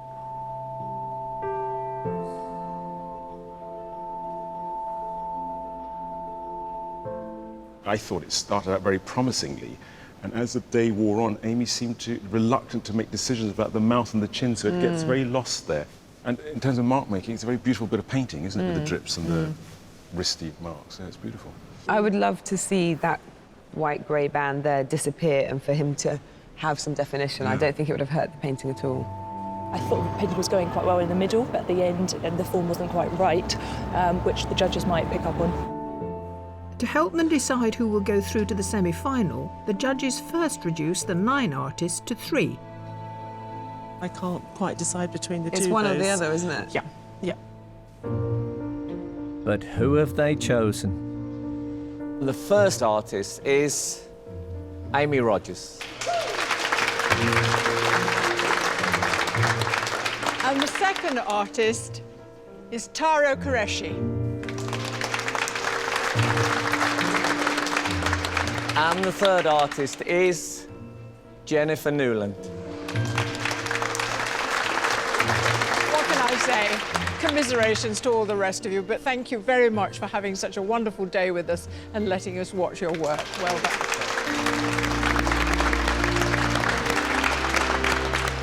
It was very intense, and yes, it was great fun. So I've had a lovely time. As the judges scrutinise the shortlisted pieces, there's something I want to clarify. Judges, how important is the self-portrait when you come to judge the final? It's their history. We get to see them working on the day, but when you see what they've worked on in their own time, it gives you just a sense of them as a person and what they could produce in the future. Amy's portrait is quite messy. It's drippy, there's lots of marks, and it could be a lucky accident. But we know it's not a lucky accident, it's because of her tonal range and understanding of how light falls on skin. It's intentional, and that intentionality shows a certain sort of artistic integrity and that she knows what she's doing. It might look easy to do that, but it's not. She's playing with paint, really trying to find the form in the paint. I feel like we're looking at Raleigh's next album cover here, really. Interesting, yeah. And it's a wonderfully fresh contemporary piece. I wish I could have had the time to put in more of the background, because I would have been able to carve out more of the features so they were more prominent. What about Taro? I just love the way he's caught that attitude of Raleigh so well, and the way in which he's just used that bare board, and he's just got this great confidence. Even just the way he's put the head on that scrap of board he's found in a skip is just perfect. He's a very skilled artist. Yeah, I mean, to be honest with you, I'm not that bothered about the board, and the fact that he found it in a skip slightly irritates me, because it's almost he needed a backstory for himself, because I don't think that he does. I think this is a really original way of painting. Feelings of trepidation, but that's the nature of it, and I surrender my work to the whims of them. Now, Jennifer's self-portrait is unmistakably strong. And she's translated that in her portrait of Leslie. The head of Leslie is slighter than her own self-portrait, but there again we can look back and see what skills she has and what knowledge she has and what she would bring to it if she had enough time. It took me a long time, actually, to get that picture. It wasn't until the very end that I started to warm to it more and more. She's caught something of Leslie's air, I think. She has. I like the reduced colour, it's quite quiet. I think it's the kind of painting that you could keep looking at and it would retain that kind of power. You wouldn't get used to it, it wouldn't diminish. It's been such an incredible day. I'm quite exhausted now, so I'm actually a little bit more calm than I was when I arrived this morning. Amy, Taro, Jennifer, Only one of you can win, and the judges have made their decision. The artists that the judges have selected, impressed with the experimental nature of their work, and produced something truly original. And that artist is...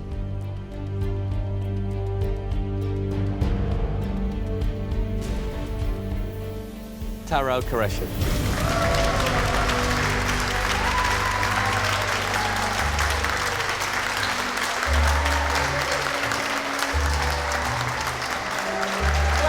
Well done. Completely unreal and very, very strange. Great though, really great. Oh my God, I'm shaking. I think Tara's portrait was very good, very creative, very spontaneous, very colourful. The use of colour and expression in the work was brilliant. So, no, really well done to him. He's done everything well. Having only recently graduated, I feel like this is the first step to proving to everyone that I was right about me being a painter this whole time.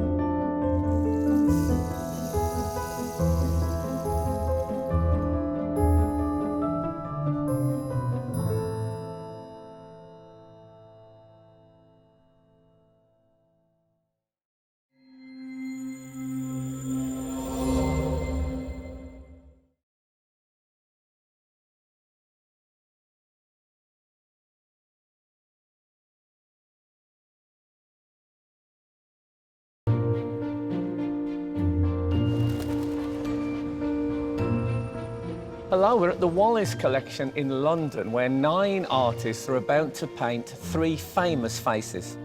They're not always using paint either. One's using charcoal, one's using wax, and one has thrown the canvas away entirely and is using a tile that he bought at the local DIY store.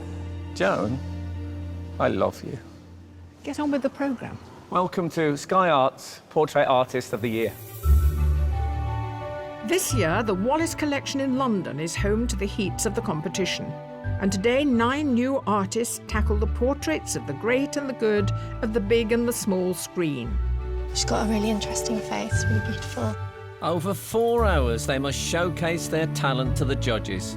Art historian Kate Bryan, award-winning artist Tai-Shani Schierenberg, and independent curator Kathleen Soriano. So I think we go with those 3, can't we, for sure? They just take all the attention, don't they? The strong painting. All for the chance to win a £10,000 commission to paint the portrait of one of our best-loved broadcasters, Graham Norton, for the permanent collection of the National Gallery of Ireland. I mean, sort of fiddling, whether it's good fiddling or bad fiddling, I don't know. But whose keen eye and masterful brushstrokes? It may be a gamble, but what the heck? We'll see them through to the semi-final. Someone came up to me and said, Bill's about to start waxing. About to wax. I nearly arrived in a robe.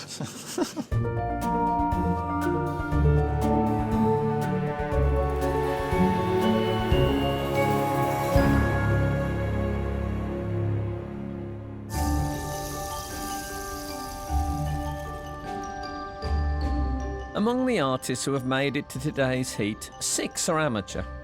Robin Bonar-Law, Michaela Walker, Bill Bone, Millie Midgley, Harry Wills, and Amit Vadher. I've been just constantly just painting in my head. Even last night I couldn't even sleep. I think I was just dreaming painting. And 3 are professional artists: Christopher Banahan, Emilione Palmer, and Phoebe Cripps. I think with the time it's really good to try these limits. It can push me to maybe try a new technique and maybe discover something.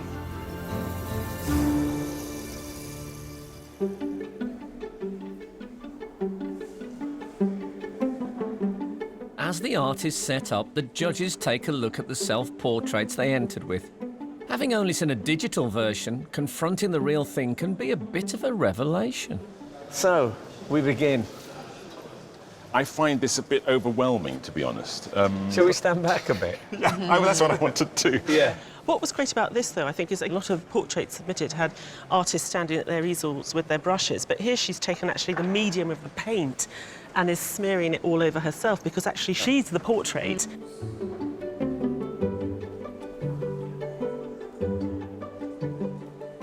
And this is our more traditional School of Florence painting, isn't it? That sort of very capable, very good portrait painting. What I really loved about this was the intensity of that gaze and that expression, that you really were transported somewhere with them. Feels like a scene from a novel, doesn't it? Yeah. While this is their first encounter with most artists, the judges are very familiar with one of them who took part in the last series. Let me take you for a little walk down memory lane.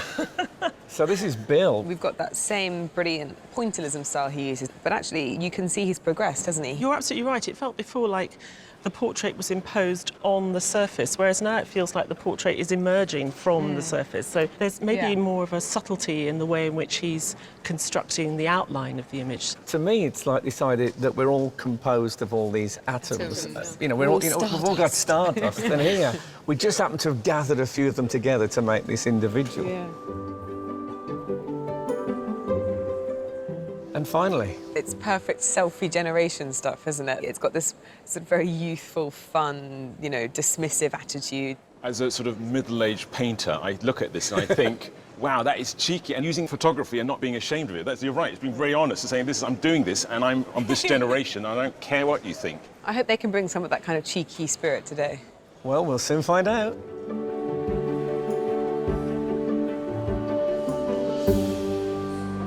I think everyone else's work looks so amazing. It's so diverse and so different. I feel everyone's got their own style, which is really interesting. It's a bit daunting, actually. Amateur artist Amit Varda is from Hayes in Middlesex. After completing an art foundation course at Central St Martin's in London, he went on to study for a degree in animation. Eager to loosen up his style, he's been experimenting on different surfaces and has painted his self-portrait on a floor tile. In my self-portrait, I wanted to look quite regal, quite elegant, just quite fragile, which I kind of thought the tile looked. But I decided to work on oil painting paper today because it's slightly quicker to work on, and I practiced on the tile, but I couldn't give the tile any justice in 4 hours.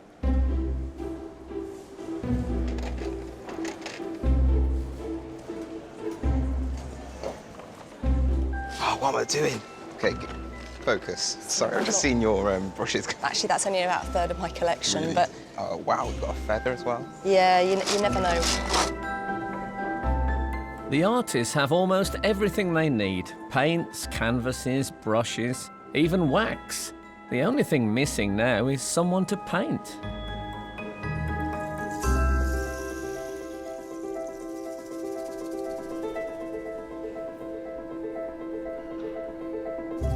So, artists, you're wondering who is our sitter today. Well, let me tell you, I often watch Sky Atlantic's Hotel Secret screaming, this is the best job in the world. And your sitter is the man who has that job. He's also a fabulous and much-loved actor. He's Richard E. Grant.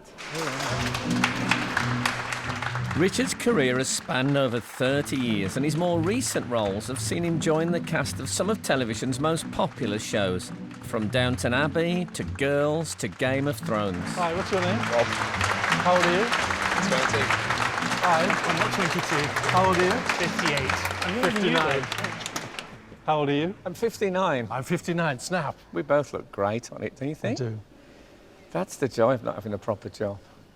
Are you thinking, oh God, I hope they don't point out my ... I have a face like an undertaker's assistant. Big slab, and unless I smile, I look miserable. As presenter of the Great British Bake Off, your sitter is no stranger to celebrating creative talent, so please welcome Sue Perkins. A writer, actor and presenter, Sue's TV roles have introduced her to everything from baking to super eating and even conducting orchestras. Welcome. Thank you very much. How Nice does to be here. How does it feel? It feels good. I'm going to do this a lot. Is that okay? Oh, no, that'd be wonderful for Okay. painting. I think the challenge is to capture something of your personality, which is already restless. Well, that's why they've brought the nail gun, I think, just so that they can make sure that static for a while. I'm going to give them the best sort of still Susan I can, and we'll see how it goes. Artist, your sitter today is an extremely talented and versatile actress. She's the fabulous Nina Sosanya.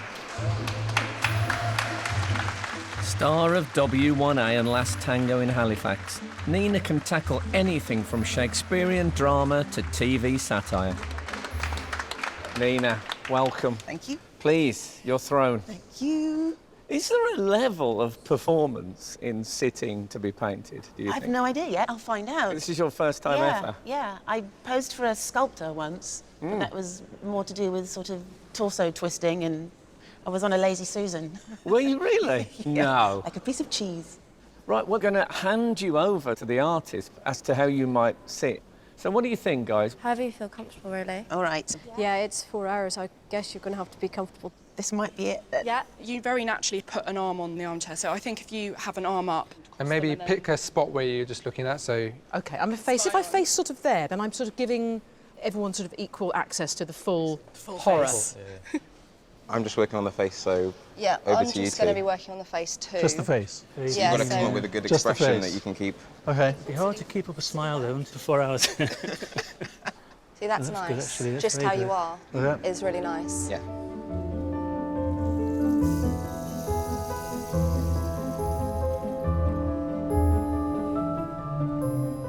Artists, your challenge is about to begin.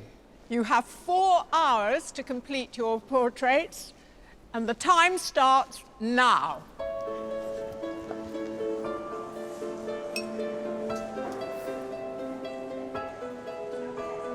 Right, this is where I'm going in. Whether it's to help decide composition or secure an accurate likeness, 8 of our 9 artists are all starting their portraits with a photograph before putting any kind of mark on the canvas. If you could find one with a jawline, that would be amazing. Brilliant.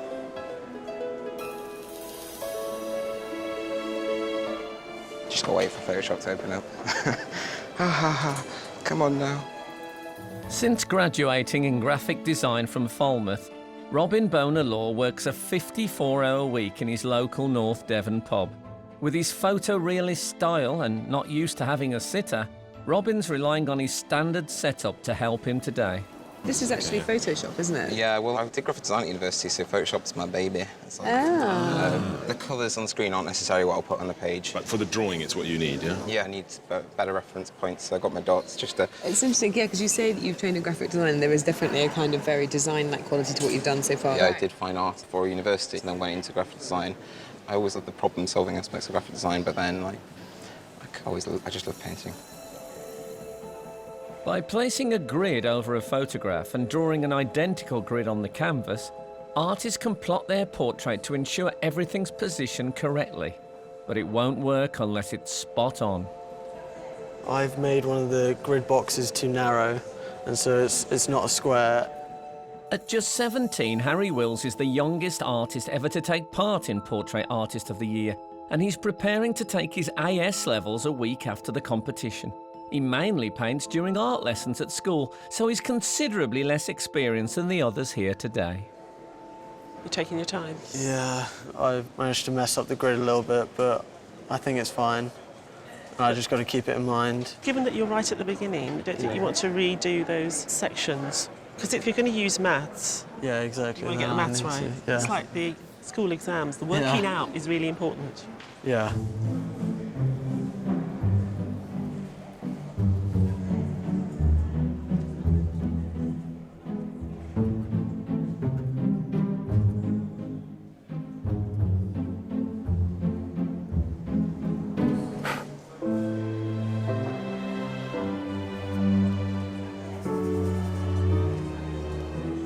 This is the longest I've sat still since I was born. So tiring. I've sat before. It's hard and you want to go to sleep. I can't paint my mum in the afternoon because I look up at her and she's going...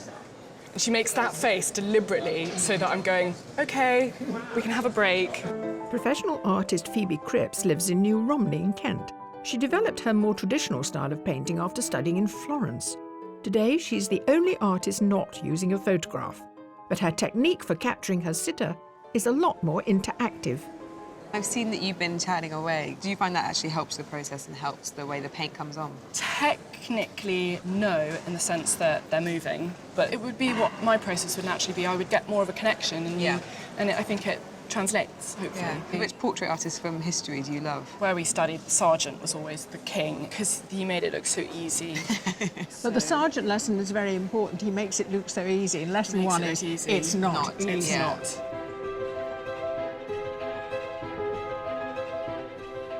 The artists are already 1 hour into their 4-hour challenge.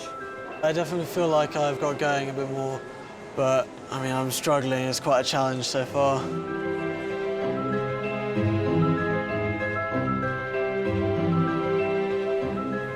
Just getting the likeness down first, and then I'll be a bit more relaxed.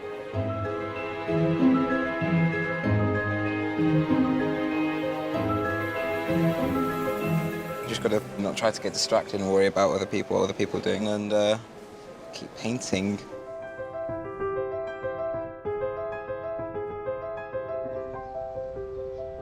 Here at the Wallace Collection in London, our 9 artists have been painting sitters Sue Perkins, Richard E. Grant, and Nina Sasanya for just over 1 hour.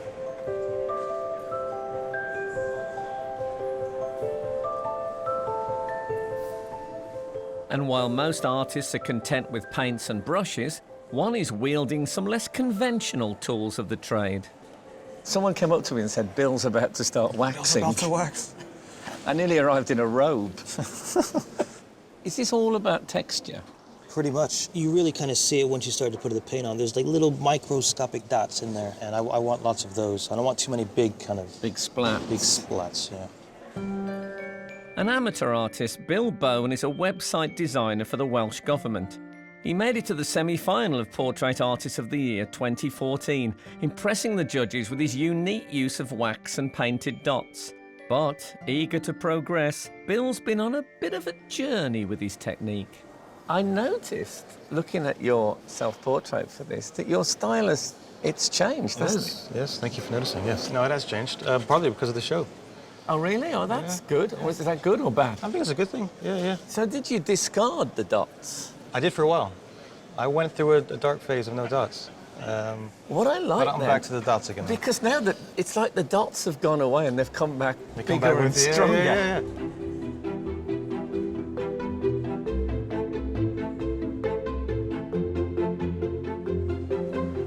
Is it difficult to paint a beautiful woman? She's very beautiful, isn't she?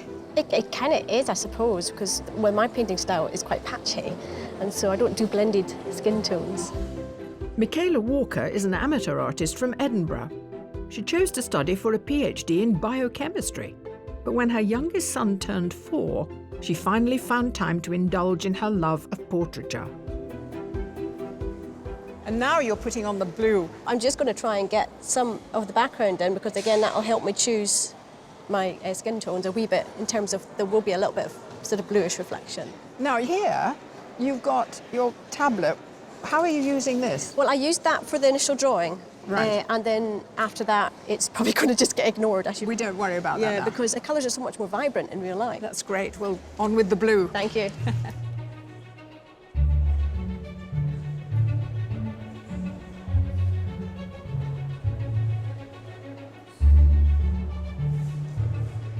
While most artists use a palette to mix the colours before transferring them to the canvas, one artist can't see the need. I've got these blocks of paint on my canvas. They're going to stay there. I like the history of it. I like incorporating the palette. I think, you know, the blobs of paint are exciting. Emma Leone Palmer is a professional artist from Surrey. She divides her time between helping in her mum's restaurant and painting in her studio, and her self-portrait was the first in a series that she calls Paint Play. Why did you put the paint on your face? It was a January, and I was thinking, oh, what should I do? So I was in the studio, and I thought, OK, self-portrait. And I just started playing with the paint, and the more I looked and played, the more interested I became in. What's interesting here is that you've got quite a tight crop here. This is quite small for me. I think this is a good size in the 4 hours. Exactly. I mean, although it's not as big as you might normally do. Actually, in terms of the amount of head you're giving us, it's a lot. Exactly. I mean, it's a It's big, monumental, big, isn't yeah. it?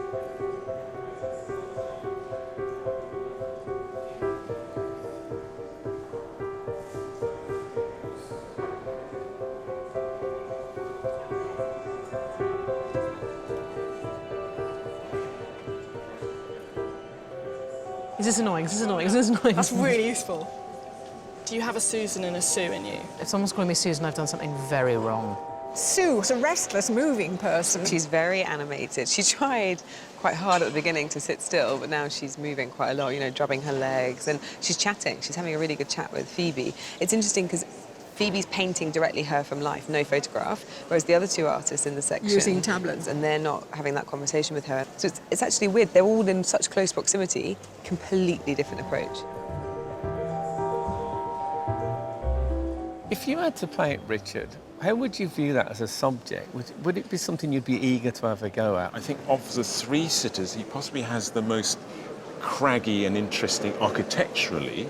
For me, his face, it's like a cathedral with all this cragginess, but then these beautiful stained glass, icy blue windows. That's a fantastic simile. Have you told him? No, I don't know. In case Face like a cathedral. Yeah. That sounds good. Some people don't like Gothic as a compliment. What's interesting is that you're not looked at much by the actual painters. They've taken photographs and are painting from a screen. Something that I was very struck by that David Hockney talked about is that the difference between a photograph, as beautiful, brilliant as they can be, is that it is a second in time, whereas a portrait, there is time compressed into it. Something happens between you and the artist that isn't fixed, and no photograph that I've ever seen has conveyed that in the same way. We've got really a very limited range of tones here. Black, brown, blue. Yes. She's in blue. Yes. Is that But a problem? no, I don't think it is a problem really, because I think for any artist, they're looking far more carefully at colour and light than we ever would, because we make quick decisions with our eyes. OK, you're wearing a pink jacket, but actually the more I look at the shadow and the light, it's filled with different nuances of colours in that range. So I think that the artist will find that difference in amongst the colours. But what you're saying is that we don't look hard enough, do we? No, and I think that's what artists do. It's kind of fascinating. And the three different approaches already, without even having seen the canvas, they're all very different.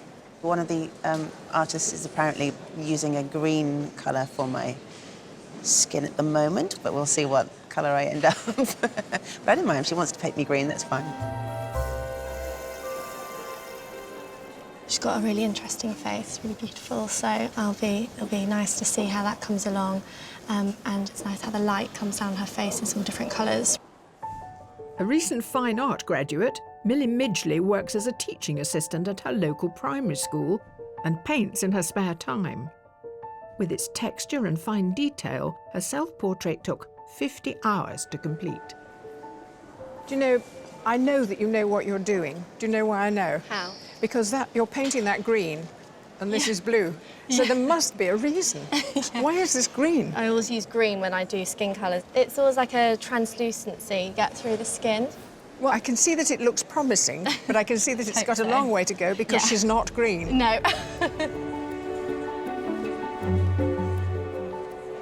I've used a grainy piece of wood which in the end will bring out some of the texture, which kind of suits Richard's face. He's like me, he's getting on a bit, and yes, he's got a lot of character to his face. Don't tell him I said that. Christopher Banahan is a professional artist living in Galway.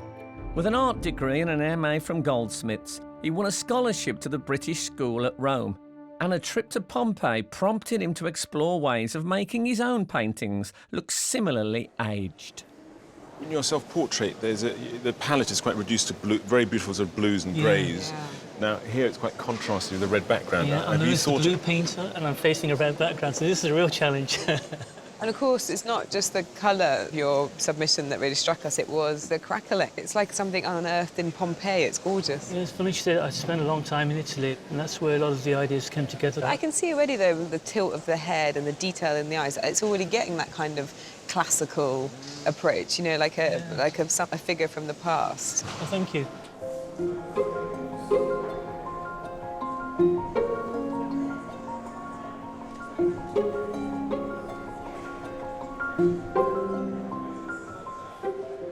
I don't understand is your checklist. What is that? It's not a massive thing, it's just got a book. Look at shadow as shape, think only shape, crisp edges of cast shadows. Just little notes that come back to the end, so I haven't forgotten, like, But I it haven't says done hair. freckles. You But wouldn't hair- forget the hair. Yeah, but hair equals shapes and light. Hair does not equal hair. You don't draw it in strands, you do it in shapes and patterns. Half squint. Oh, So yeah. does that mean that you're so supposed if I'm looking at Richard there, And you I might can, like, forget squint to and you'll half see- squint if you hadn't written it I down. know I haven't even done it yet, so... Well, it's a good thank job you I for brought reminding- it up. Thank you for getting me my book out. There are just over 2 hours left to paint before one artist will be chosen to go through to the semi-final.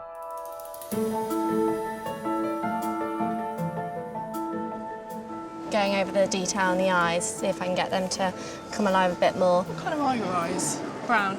No, they're actually blue, really dark Are blue. they are. I've got a lot of love for you, Phoebe, but it worries me that it's taken you 2 hours to work out my eye colour. That is awful, I assumed. What are they? They're blue. I might change something.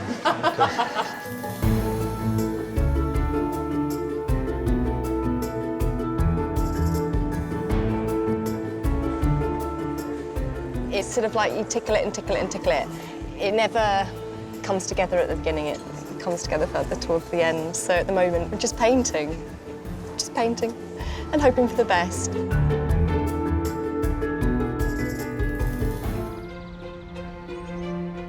Here at the Wallace Collection, our artists have been painting sitters Nina Sasanya, Richard E. Grant, and a very chatty Sue Perkins for 2 hours. What's this pose saying to you? Is it saying sort of pensive, deep, layered, complex human, or is it just saying tired, perimenopausal woman in hot room? Oh, honestly. And as the portraits progress, the judges have been watching. We're halfway through. I think they're doing enormously well. But do you have any particular judgments to make at the moment? I think they've all come on a lot. And in the last hour or so, I think there are a few that are racing ahead for me. I mean, Bill is doing his wax, but he's doing it differently. Is it an improvement? It's definitely an improvement because he's using the dots to have the portrait emerge rather than placing the dots on top of something in a decorative way. Well, Phoebe's very interesting because it started green. She's been playing around with redrawing the head, and she's the only person who's not using technology, and it's becoming better as the day goes on. And what about the pictures of Richard E. Grant, then? How do we feel about that? My favourite is Emma Leone's. I mean, she's got a great relationship with paint. There's no palette. She's just working the paint out actually on the canvas, which I think is great. And really good tones coming through. Robin's, I mean, you can see his background is a graphic background. Everything's there, the eyes are fantastic. I'm quite interested to see where it goes, whether he can give it a kind of Christmas that he had in this portrait. But it is coming together, and I do feel that it might really reveal itself quite positively.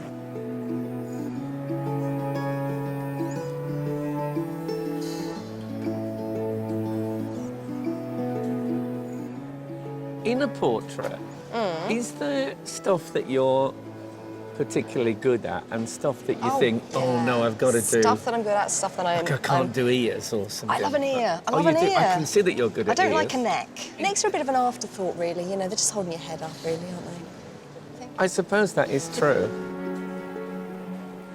I'm really bad at mouths. Well, not bad at mouths, but they do annoy me. I find it hard to work out whether it's like a convex shape or a concave shape, or whether it's going back and go forward. And I just struggle more with them than noses, because noses don't change with your facial expression, but with mouths, they change so much.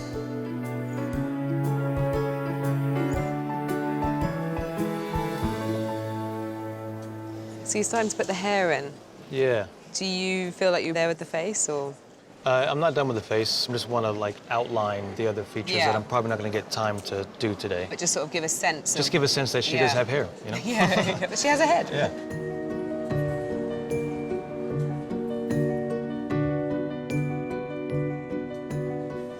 It feels okay.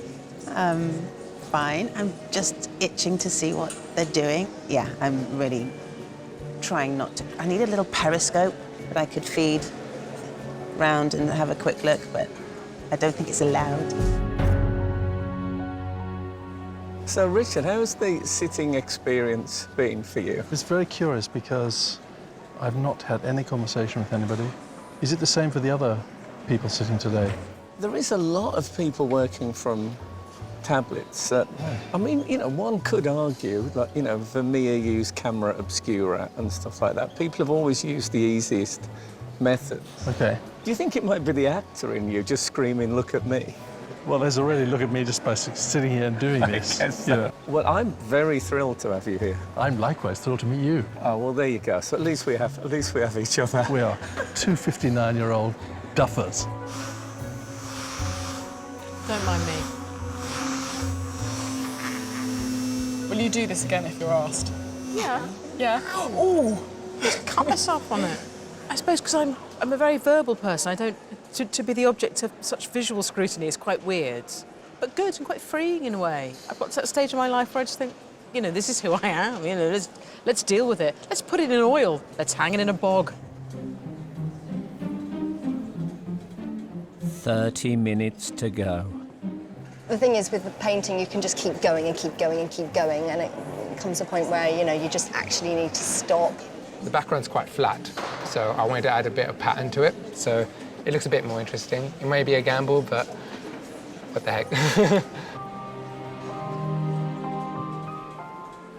I'm feeling like kind of nervously okay. It's odd how much a single dot can affect a painting. It could either help it or hurt it. Sometimes, particularly maybe with the expression, if I haven't got it quite right, just a single dot, I'm like, oh, there it is, I got it. Or vice versa, I could lose it. It's been mostly Sue's eyes that I've been finding hard still. I've been sort of fiddling, whether it's good fiddling or bad fiddling, I don't know. But if I don't get the eyes right, it can really let the whole picture down. The eyes, I know it sounds corny, they capture the soul of the person. I'd like to give it a bit more substance. The soul hasn't come into it yet, really. That comes in 5 minutes to go.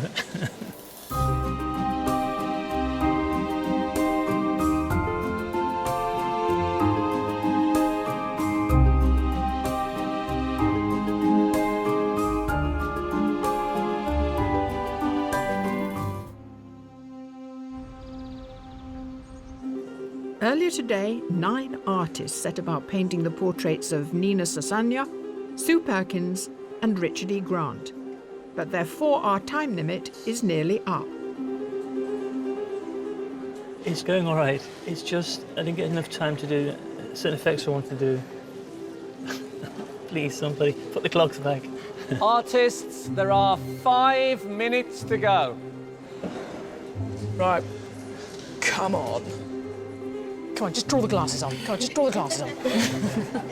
It's going to be a push, but I might do it. I'll make every stroke right. I'm worried I'm overdoing it now. I sort of have adapted my style to be quicker, and now I just kind of want to just start over again.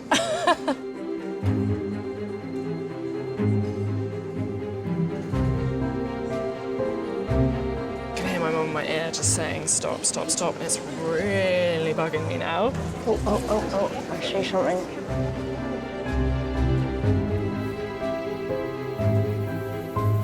Artists, your time is up. Please put down your materials and step away from your work. Finally.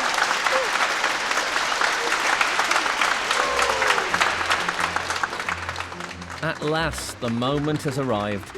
As a reward for sitting for our artists, Richard, Sue and Nina can choose their favourite painting to keep. Sue, you look remarkably fresh, Finally still, which must really annoy these guys. You're finally settled. I know. It's taken me 4 or 5 hours, but I feel now I'm ready to go. OK, so, artists, could you please turn your easels? Oh. Oh! You are so clever. 4 hours. And you've done that. There is something about the staring off. You look thoughtful. Yes. That can't be true.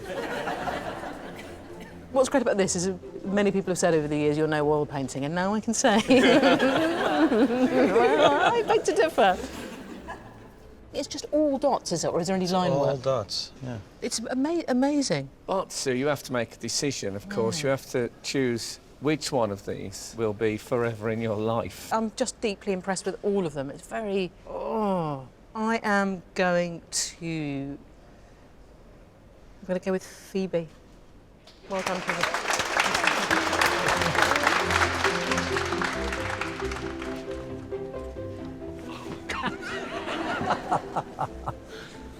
You see, this person is so ancient and old, I can't recognize myself at all. So they've all failed. Thank you for giving me so much hair. It's sort of Liberace-like. Yeah, it is. I love It is it. a little bit, isn't it? You recognise him? I'm afraid I do. Yeah. What you've got exactly is what my wife said, is unless I smile, I look as if I'm smelling something none too good. She'll be delighted.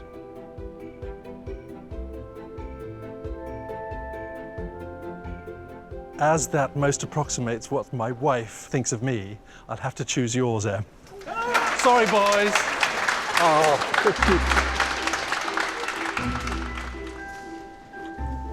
Wow. Oh my goodness me, well done. It looks like someone in my family. You? Hair's amazing. I'm Me hoping a bit and like others. That's stunning. Look at the colours are amazing. It's really beautiful. You look like a real kind, caring, warm, loving person. How did you do that? I'm not saying that you are. Completely different style.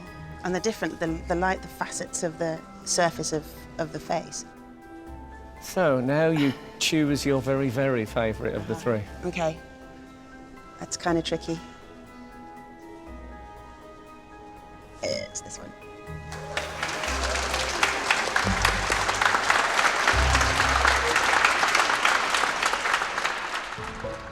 In the privacy of an empty gallery, the judges make a close study of today's finished portraits. I think Em's really captured Richard's disgruntled look. I'm a bit doubtful about the painting around that, but I think the likeness is fantastic. Yeah, and it's nice to see someone who's sort of really enjoying the paint and sort of pushing it around as well, I think. You know, Robin does have that graphic design quality. It's quite a compelling thing to look at, isn't it? He does look very kind of handsome and strong. You know, I think he works over a much longer period and actually coming and going away from something. He just didn't have that distance here. I'm very pleased with my portrait, but I do see errors, and I wish I could have painted for a couple more hours, but that's just the way, you know, it's competition, so we'll see. I love it. I think it's very confident. I must say, I thought it a pity that she didn't do more, and she kept reworking the head, and I thought she was going to mess it up, and she just found more and more. She's really gone in there.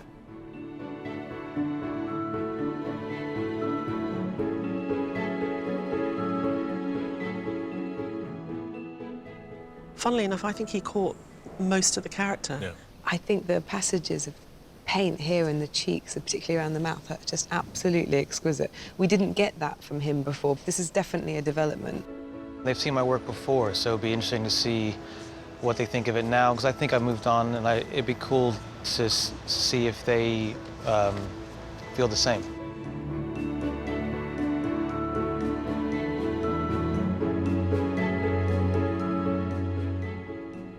I love watching Michaela work. She's a real painter. Her marks are crisp, and I think she really caught Nina's character very well. But the blocking that she did and that she promised was going to be so much apart, I think we've lost some of it, and she over-blended it slightly. I don't know how they're going to do it. I don't, because everybody's got such different styles. I think there's so many good paintings there. I wouldn't like to be in their shoes, really, to be honest. To help decide who goes through to the semi-final, the judges first whittle the 9 to 3. We swap those round. Kate, we swap that one with this one. That's a very strong end, isn't it? We go with those 3, can't we, for sure? They just take all the attention, don't they? The strong paintings. But which 3 have they chosen? Firstly, Emma Leone Palmer.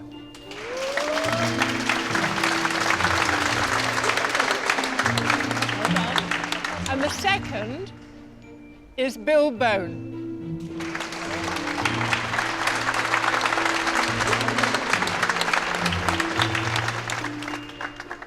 And the third is Phoebe Cripps.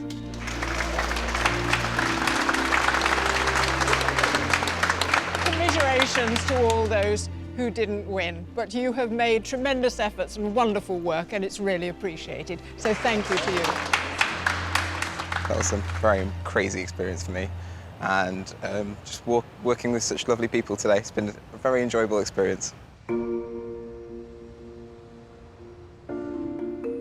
Judges, OK, explain to me how you came to these decisions. Well, Bill was really difficult because, we're familiar with his work, so you have to sort of bring a fresh pair of eyes and really test yourselves as to why you're keeping him going forward. There were absolutely magical passages of paint on the cheeks and the nose. There's a real likeness in the lips. But the hair is a distraction, and it's strange he didn't find a way to give us something there without actually putting in this strange tea cozy. To spend so much time painting and just to be immersed in that kind of art world for a day is good. It makes you want to just go home and paint some more. Maybe not tonight, but tomorrow. Right, well, this is a head-on picture of Sue. It was a nice likeness to begin with, and then this afternoon, for me, it really came alive. There's a kind of twinkle in the eye. Yeah, it's that sort of classic brand portrait that you'd want as a record of yourself. We sometimes complain about this kind of school of painting, and the worry is when someone's quite good at a particular style of painting, you worry about who they are as an artist.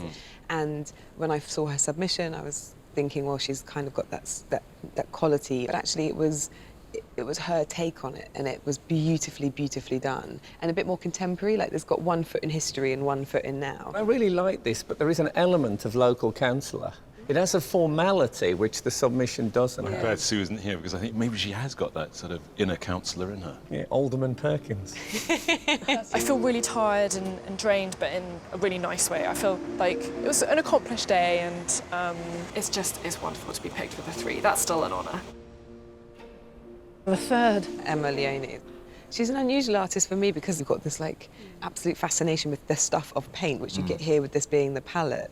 I have to say, I'd prefer these not to be there. It's a slightly a device, isn't it? There's something naive about it, that sort of love of the paint and wanting to sort of place it all there. But it's charming. Yeah, I got a feeling that it's a great idea that one day she'll look back and think, Yeah. what a very good image of Richard. You speak about it as being a very good likeness. I think she's got something wrong with this part of the face. Swollen. It looks like he's got a big This is jowl. not how Richard looks. I don't think that matters, but I think it's worth pointing out. No, but we had an interesting idea. I've always thought, we will disagree on style, but I always took likeness to be an absolute. And actually, in our discussions today, I realised I think something looks very like, and you would disagree with me. And I think, oh, God, that's a surprise.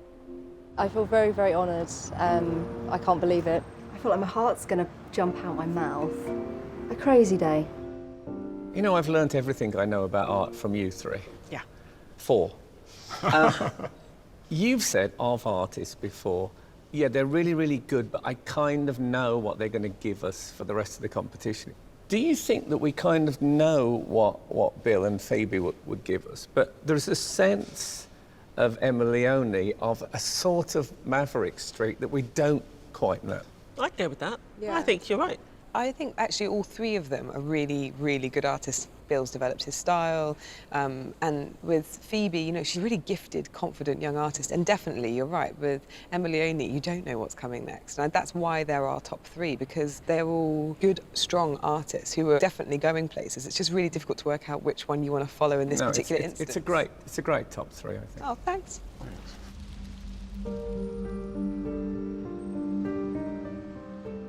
But only one of the shortlisted artists can go through to the semi-final.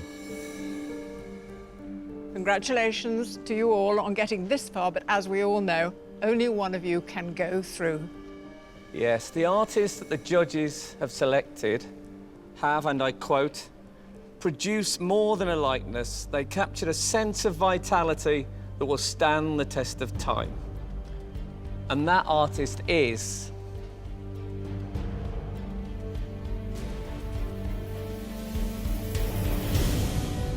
Phoebe Cripps.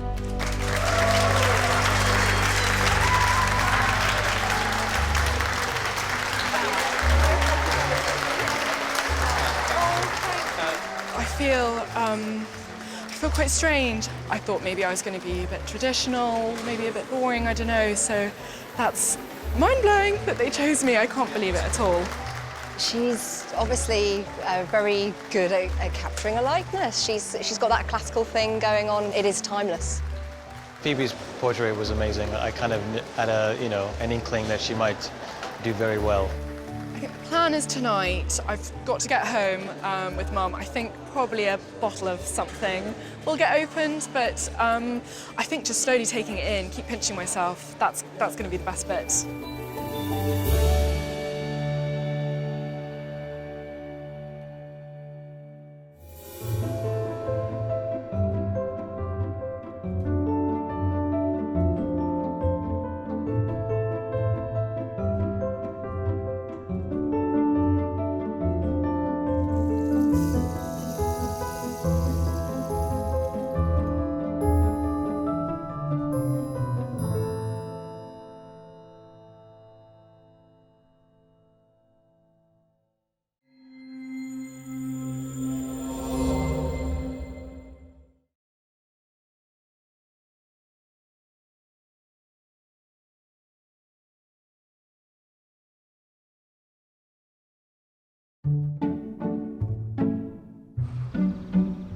Hello, we're at the Wallace Collection in London. Today, our 9 artists are here to paint 3 outstanding actors in shows as varied as Game of Thrones and Hunger Games. You know, we should call this programme Game of Tones. Oh, yes, I like it. Oh, it's good. But it isn't called that. This is a brand new series of Sky Art's Portrait Artist of the Year. Over the next 8 weeks, some of the most talented artists from Britain and Ireland are coming to showcase their talents. I've been just constantly just painting in my head. Even last night, I couldn't even sleep. I think I was just dreaming painting. In front of the public, they'll have just 4 hours to paint the portraits of some very famous faces. How does it feel? Feels good. I'm going to do this a lot. Is that okay? Oh, no, that'd be wonderful. Do you want to look noble, interesting, quirky? I mean, yeah, you all taking notes on those that would be fantastic.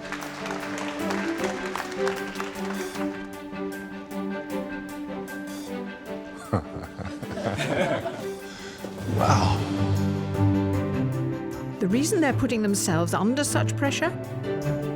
A possible life-changing prize, a £10,000 commission to paint the portrait of broadcaster Graham Norton. It will hang in the permanent collection of the National Gallery of Ireland. Someone came up to me and said, Bill's about to start waxing. About to wax. I nearly arrived in a robe.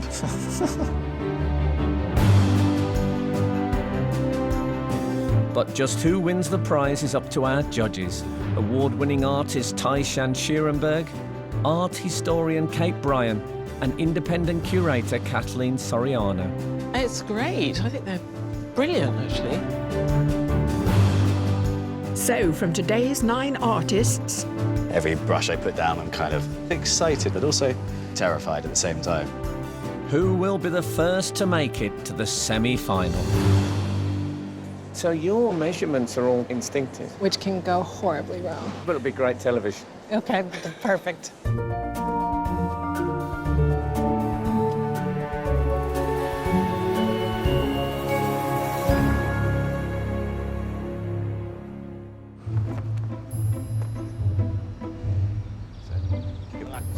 Arriving for today's heat are 5 professional artists. Michaela Del Campo, Charlotte Baines, Marek Ducter, Kimberly Klaus, and Charlie Schaefer. My strategy today is to just put as much paint down as quickly as possible and just have fun with it.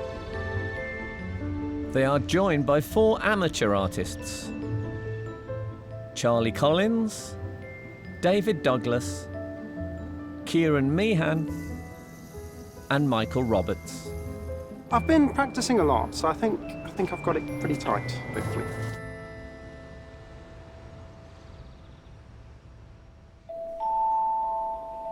Today's artists were selected after sending in a digital copy of a self-portrait.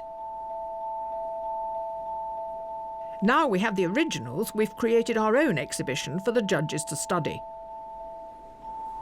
Well, here it is, the Wall of Hope, the pictures that you have selected from those that were submitted. It's such an engaging portrait. I'm so pleased we picked it. It's packed with character, isn't it? Yeah, I mean, I love the character of the face, all the different colours, but it feels really natural at the same time. And I think we were really pleased to have that amount of the body covered, because often you have just the head. So someone who's brave enough to take on almost a full length. It's a really honest bit of painting. Back to the camera, as it were.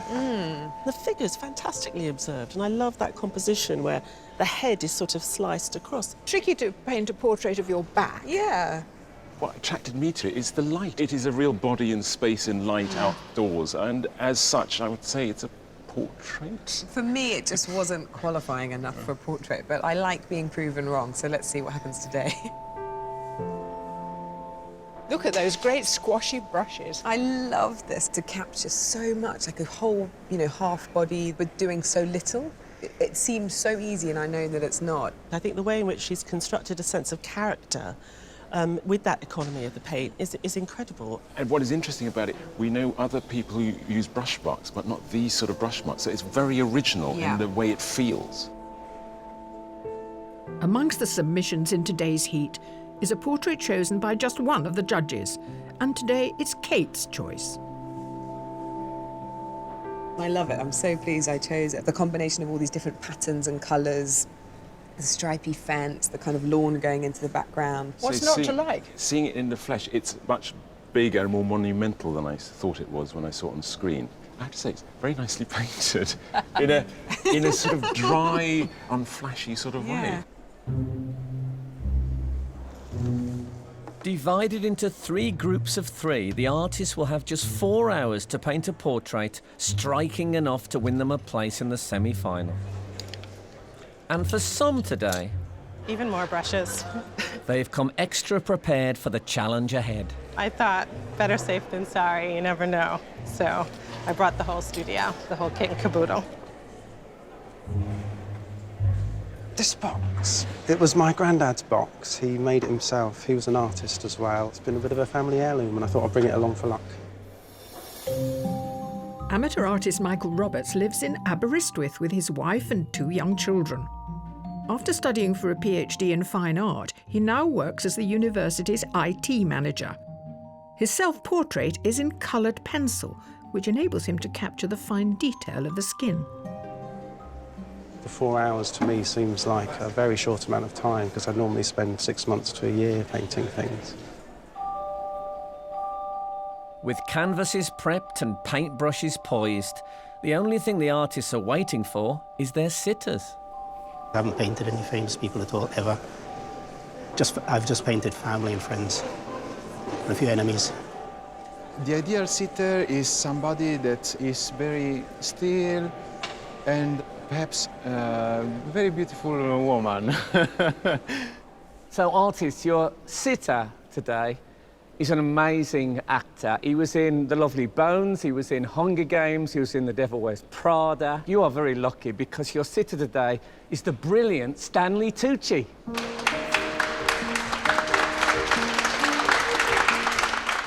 As if being a huge Hollywood star isn't enough, Stanley Tucci's varied career has seen him direct films, own a restaurant, and even write a cookbook.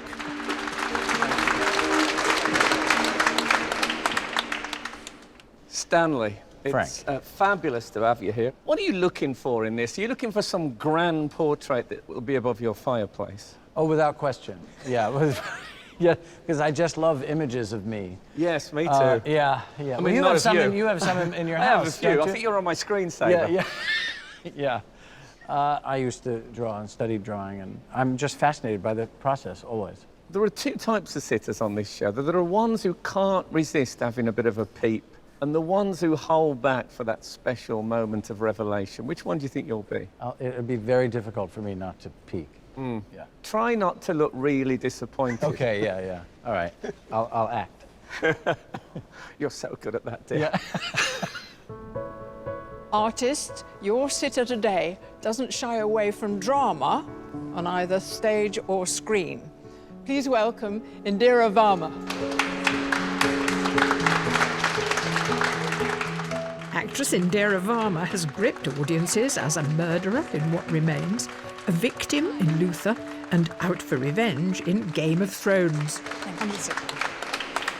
Now then, this is going to be an interesting day for you. Yes, it's interesting, the idea of being an actor sitting here I'm not going to be conveying anything or communicating particularly, not in an active way. You don't think you're going to be acting a sitter? No. Well, I'd like not to be. I'm really curious to see what you will see with me not doing anything. Artists, your sitter today is an amazing actor who made his screen debut when he was 12 months old. Please give him a big welcome. He is Freddie Highmore. Award-winning actor Freddie Highmore spent his childhood acting alongside Johnny Depp in Charlie and the Chocolate Factory and Finding Neverland, and now stars as a crazed teenager in the hit thriller series Bates Motel. Do you own any paintings of you? No, I've never sat for anyone before. I think it's a beautiful thing to have, and one of these paintings will be yours. And later today, you will have the terrible choice when you will break two hearts simultaneously. Yeah, I'm sorry. I'm sorry. Don't apologise in advance. Also, don't look at a particular artist when you say sorry. I try to look at everyone. As if you know already, you think, well, that one won't be very good. So can I say, what would you really like from Freddie today in an ideal world? Is that the way that you would sit Is if you were this at good, or- home? Yeah. I like the leg up. I don't know if that's going to be too... I could see you better if you weren't wearing glasses. Do you want these without glasses? Well, I prefer it, but I don't know about them. I would personally, but it's up to you. I mean, if the That's glasses fine with are, me, yeah. are who you are, then wear them. I don't have to see you do. That's true. That's very true. So, are you ready to be the sitter? Yes. Yes. Good luck to all of Thank you. Artists and sitters, your challenge is about to begin. You have 4 hours to complete your portraits, and the time starts now.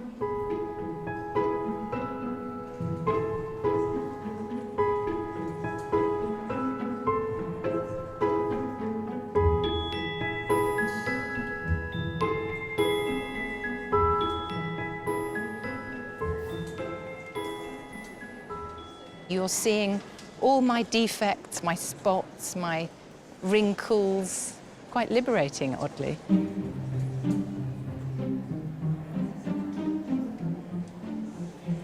She's fantastic. Strong features, very big contrast between the hair and the skin tones. We got a beautiful woman, and I'm happy what what we got. Michele Del Campo is a professional artist. He completed his Masters in Fine Art at the University of Milan before moving to London to teach and paint. Michele enjoys creating stories in his work, as in his self-portrait entitled The Fall. In your submission, I can't see your face, so to what extent do you think it's a genuine self-portrait? It is not a self-portrait of appearance, but it is a self-portrait of situation. I prefer to see myself through other people's faces. So will we see this today? Will we see an element of self-portrait in the portrait? We always see an element of self-portrait in all the paintings that somebody does.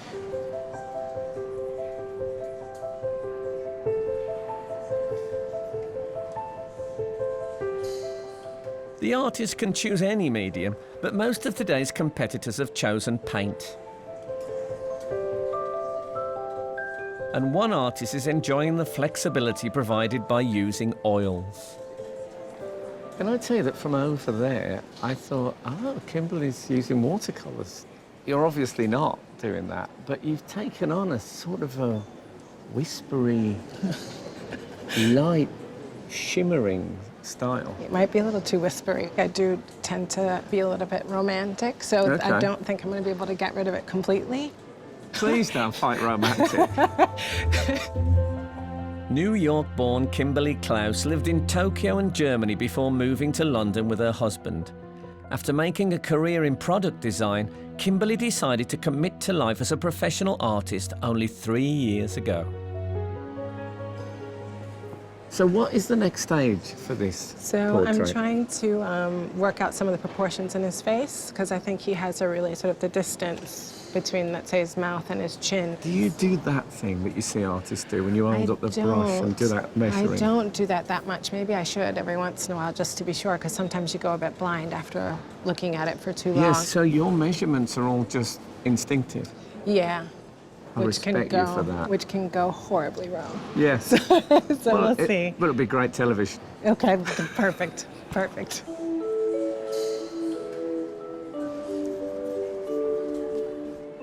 When starting a portrait, there are no hard and fast rules. While most plot out the whole figure first, one artist has begun with a single feature.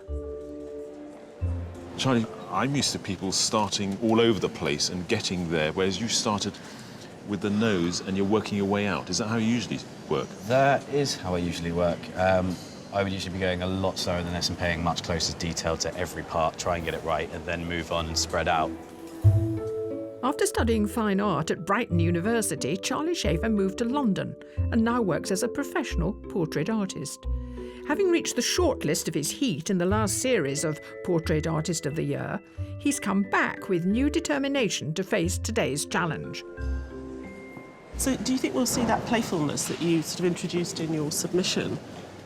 I hope so. I'm trying to actually play around with what you can do within a picture as well and trying to make them exciting for me, because if it's not exciting for me, then it's not going to be exciting for anyone else to look at as well. You found a very nice grey there. Yes. It's a great start. It's very good. The artists have been working for almost an hour.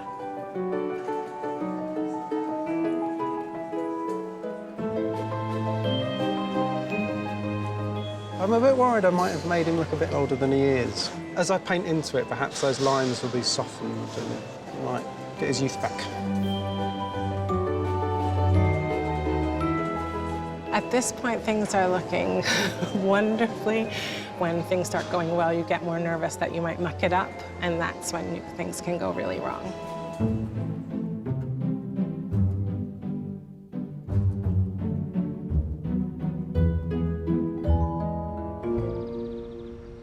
Battling it out for a place in the semi-final, our 9 artists have been painting actors Stanley Tucci, Freddie Highmore and Indira Varma for nearly an hour at the Wallace Collection in London.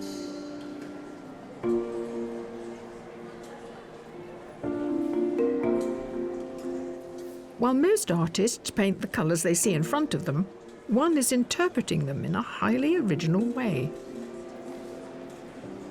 Tell me about the black, because you've ignored the black slightly. There's so many colours being reflected that I'm getting very excited, because all of a sudden, I really want to add that bit. So I'm trying to pack quite a lot of responses in. Charlotte Baines worked in childhood development before becoming a professional artist. After falling in love with the south of Spain while on holiday, she now divides her time between there and her home in Kent. You've probably got more paint on than anybody else at this stage of the day. Are you kind of confident that you can not put too much on, or that you can just get it on there and play around? I seem to want to do that today. This is my response, and I'm sort of trying to go with it. You're getting a very kind of Matisse vibe from it. This lovely, all these brilliant colours. I think that's a really interesting bit of painting. Thank you. A critical element in any portrait is the angle chosen by the artist. It already looks sort of monumental. Monumental? Yeah. You know when they find these enormous heads in Egypt? Yeah, I'm looking from below. So that's why it's got the look exactly like you're looking at the sculptures. Exactly, because as if I'm looking at an sitting enormous... down and I'm looking up. Slovakian Marek Dukta is a professional artist who lives in London with his 6-year-old daughter. His self-portrait took 2 months to paint, using tiny marks of red, green and blue oil paint to replicate a digital image. So what's the philosophy behind that pixelated look? That's really how we see each other these days. On screen, on mobile phones, everywhere. It's all pixels. There's not really a reality. It looks real. It's not if you zoom it. It's everything built from those red, green and blue colours. So is it a criticism of that? Not that way of living? yeah. So it'd be slightly hypocritical as you're working from an iPhone picture. Yeah, exactly. Can I ask you one other thing? Is it true you were born on a train? Yes, it is, yeah. Was it a moving train? Yeah, moving train, yeah. It went to another town. Okay. In Czechoslovakia. Do you think that has an effect on your psychology, that you weren't born in one specific place? You were... I don't know about psychology, but I'm sure it has some effect on me.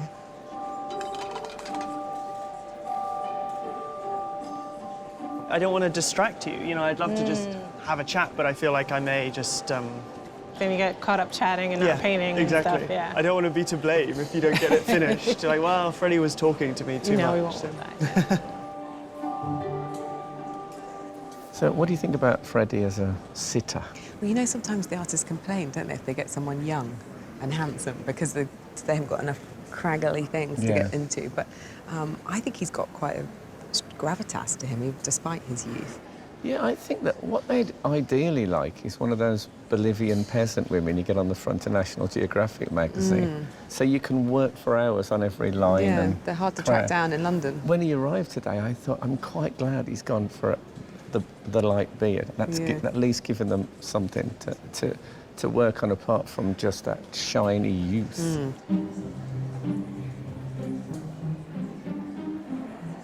She's chosen to wear black from head to toe. That's quite a challenge, isn't it? Yeah, but she's got this fantastic background behind her, all those rich colours. I think the costume, for me, shouts actor. You know, It's lovely. It's so dramatic. It's so dramatic. It's a bit of a gift, really, for the artist in some way. Bare feet. I don't think the bare feet will figure, which is a pity. It is a pity. But again, she knows she's got bare feet, and that will affect the way in which she's sitting and the way in which she's presenting herself. Stanley's wearing a grey suit and a black shirt against a grey background. They're all different greys, though.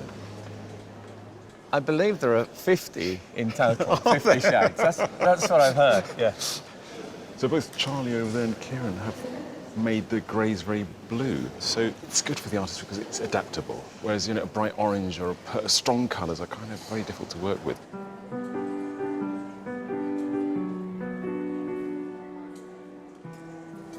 As a sitter, Stanley is a gift. His face is so animated without him knowing. He also gets a great range of expressions that you can include. Amateur artist Kieran Meehan lives in Glasgow. He enjoys capturing expressions in faces and was keen to include the whole figure in his self-portrait, which was painted in his favourite chair at home. You work for cartoons? I'm a cartoonist. I have a comic strip, a daily comic strip for syndicated in America, so, but it's very different from this. It's very different. But in a way, though, that skill must translate to being able to capture lightness pretty quickly like that. It must do, but this was the original skill, and that translated to cartoons rather than... The other way around. The other way around, yes. We really liked your submission because of the whole figure being in it, so we're very pleased you've done that with Stanley as well. You're a cartoonist also? I am, yes. Is it for newspapers or is it for... It's for newspapers. Like syndicated? Yes, it's a daily comic strip called Pros and Cons. Oh, really? Here or in America? In America. I have to look it up.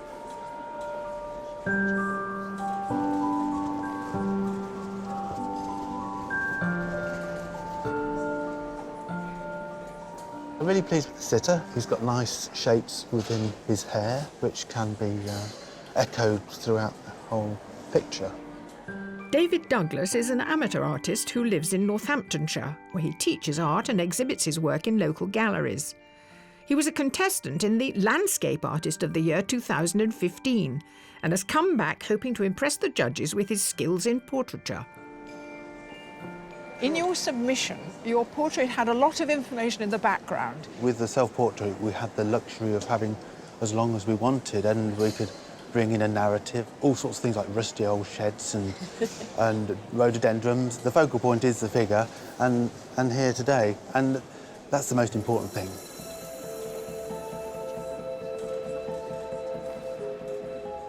For some, working alongside others is a new experience, so each artist is dealing with it differently.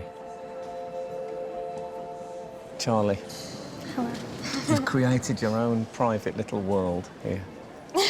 I love that. Is the kind of paint set I had when I was 9. Yeah. I've had it like 4 years Have now, you? so From when haven't you were washed 9? it since.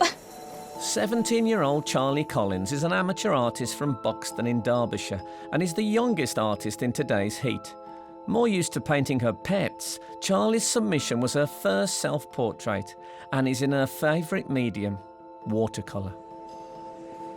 What are your difficult bits? I talk to portrait artists and they always say, not very good on noses or I'm not happy with ears. Do you have a bit where you slightly dread mouths? Yeah. I've noticed the mouth is becoming steadily more downturned. I've caught him smiling, so... Oh, he's got a beautiful smile. You play ukulele, don't you? I do. And I play ukulele. Okay. And generally, I feel that people who play ukuleles are good people. I should have brought a ukulele along. I wish you'd brought it. Two, and done I a would little love duet. to sit here now and play together.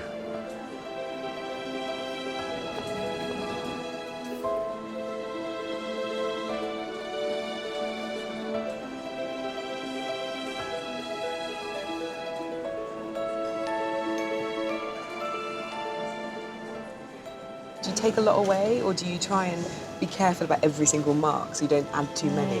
Can take away a lot, so I try to allow myself to make a lot of mistakes, to be not so fearful and be a little bold, and then I can always use the turpentine to just pull color back.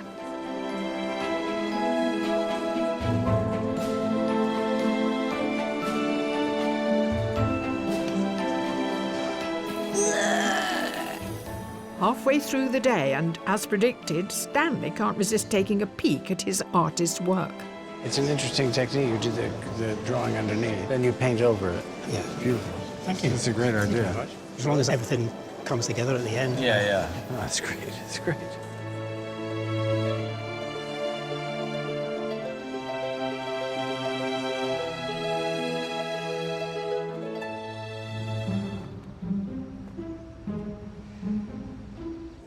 Here at the Wallace Collection, actors Stanley Tucci, Indira Varma and Freddie Highmore are being scrutinised by our artists.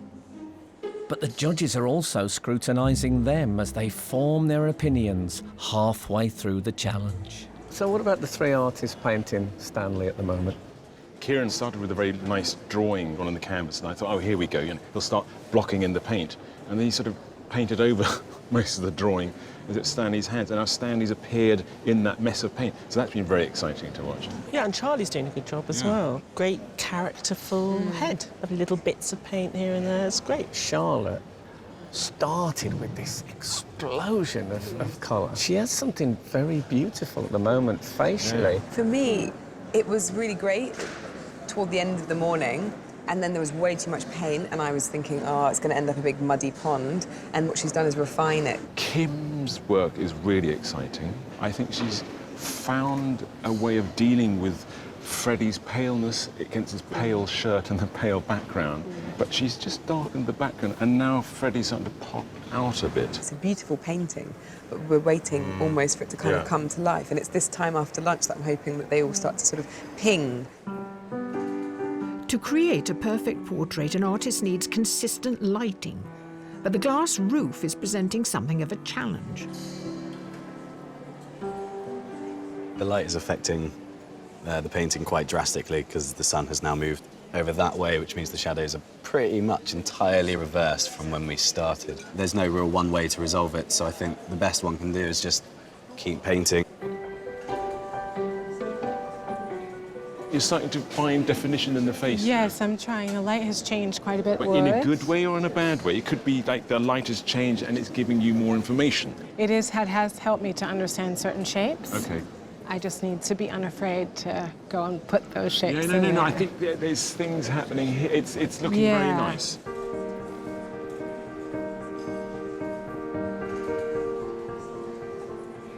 Well, my dad was an artist and art teacher, so he would do sketches of us periodically. I used to be able to sit for a lot longer periods of time when I was younger without getting sore.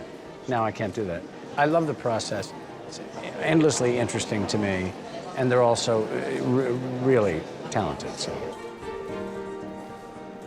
It's intriguing. I just enjoy seeing all of people's faces as they go by and seeing the various reactions and trying to work out what they look like from that. I guess it will be interesting to see how my relaxed face comes across. You know, some people say, oh, your relaxed face is really angry or stony-faced or happy, so it'll just be intriguing to see how they think I'm feeling inside.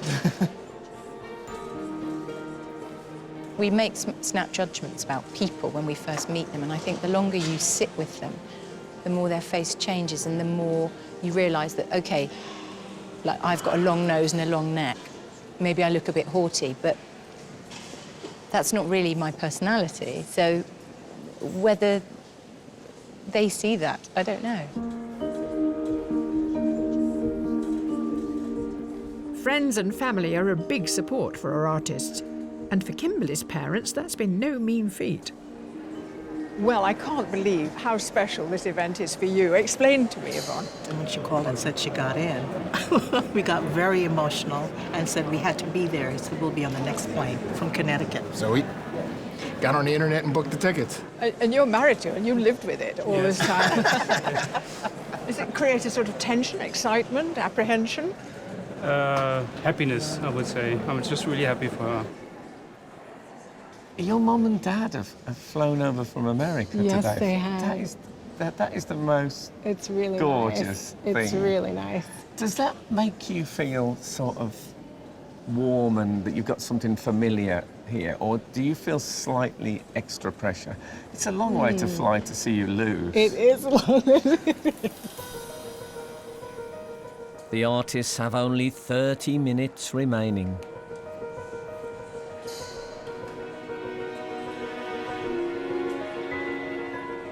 Kind of excited, I think is the feeling you get when you get near to the end of a painting. Every brush I put down, I'm kind of terrified at the same time.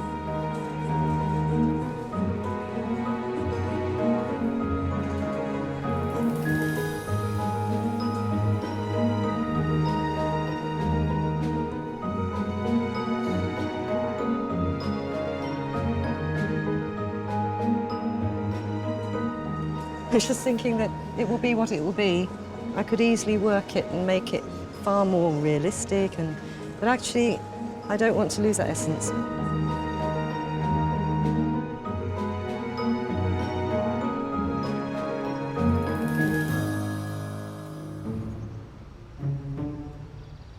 Here at the Wallace Collection, our 9 artists are near the end of their 4-hour challenge to paint actors Stanley Tucci, Indira Varma and Freddie Highmore.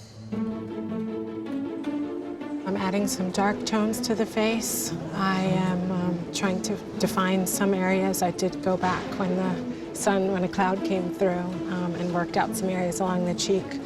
So I'm doing what I think I can in the time left over.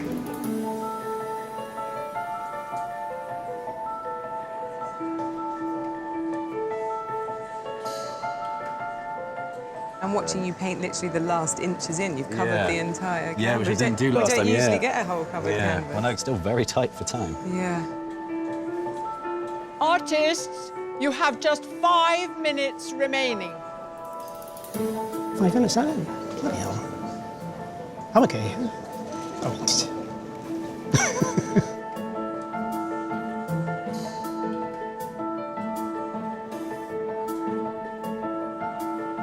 Is there anything I can do in 30 seconds that's quick? A fingernail.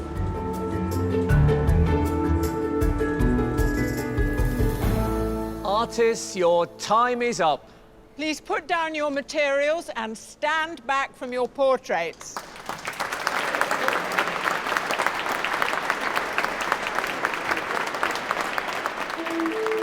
After sitting still for 4 hours, the time has finally arrived when Stanley, Freddie and Indira see the completed portraits and are allowed to choose one to keep. We have a very special moment now where the easels are turned and you see the pieces for the first time. But you have been studying the art throughout the day. But I'm sure you can do a surprised Oh, yeah, look. I do it. So let's Might have to do a couple of takes, but... So, artists, will you please turn your easels?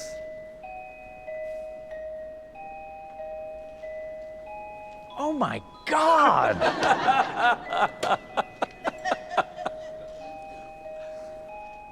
Wow.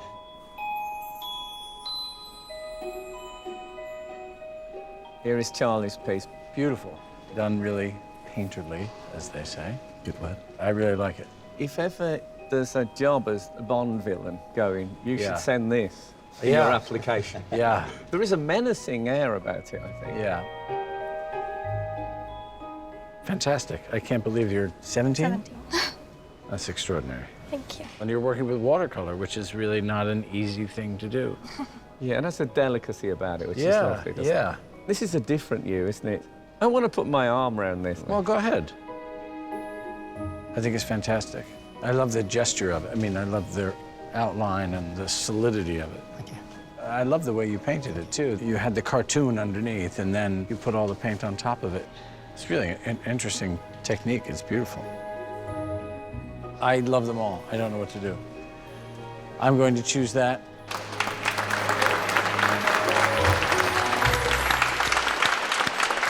Well done. Good. I like it. Thank you.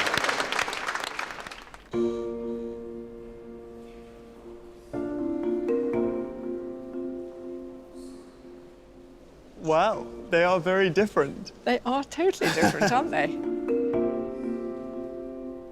It's quite bold. It's like, I'll just go for it. Yeah. She's very bold last. I love the way that it's got that split in the background and it fades away. It's wonderful. This one's so lifelike. In a funny way, it reminds me of my dad. I don't know why. I look at it, I'm like, God, it's my dad's eyes or eyebrows. I guess the angle is the most pronounced on this one. Your attention is immediately drawn to that one eye as opposed to anything else. Well, thank you, all of you. I think I'm going to take Kimberly's one. Thank you. Thank you very much. Thank you.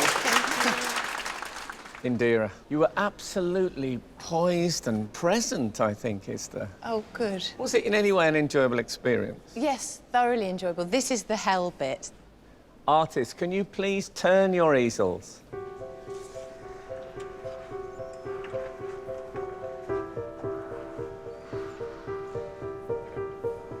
God. Wow. I think it's beautiful. There's so many colours, it's vibrating, it's gorgeous. It looks like really... a hologram from certain angles. Yeah. It's part art, part magic trick. Yeah. Wow. Charlotte. God, it's completely different. It's full of energy. Totally got your personality in there as well.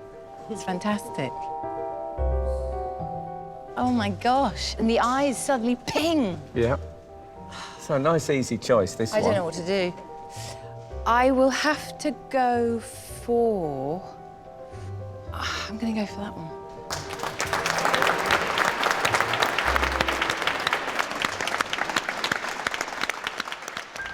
While the artists take a well-earned break, the judges are left alone with the portraits to decide on a shortlist of 3. I think she had a better likeness earlier on. I find the colours a bit overwrought. I started off having a problem with the colours, and I thought, hold on a minute, they're true, apart from the yellow and then this orange. But she's used those to bounce the eye, you know, across and to bring you into the face more. What I think ultimately she's done is create a really wonderful harmony. There is absolutely this wonderful energy of it all just hanging in space, just right. And sort of strange effects she gets around the hands, and when it starts running, it's like a solarized photograph. You get the kind of, it's almost like an X-ray. There were some things that I was really like, should I? And I didn't, and now I still want to. It was fascinating to watch him bring this together. There's so much going on. There's all this information that's been painted over. I'm keen on the way he's focused again on the hands and the face, as he did in his submission. Is it a good likeness? It's strange. Sometimes I think it's a Stanley that was there, and sometimes it's a Stanley that is out. I didn't find... I'm not totally comfortable with the likeness.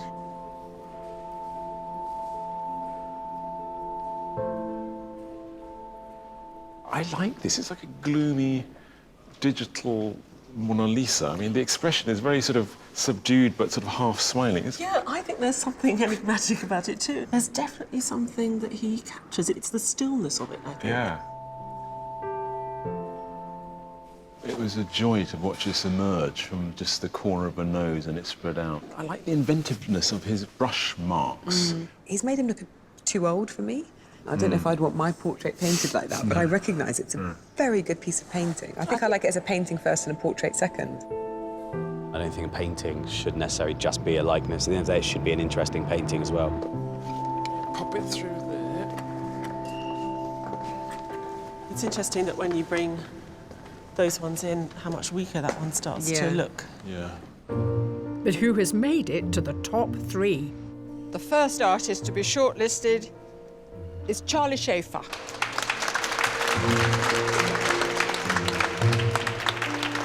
The second artist on the shortlist is Kimberly Klaus.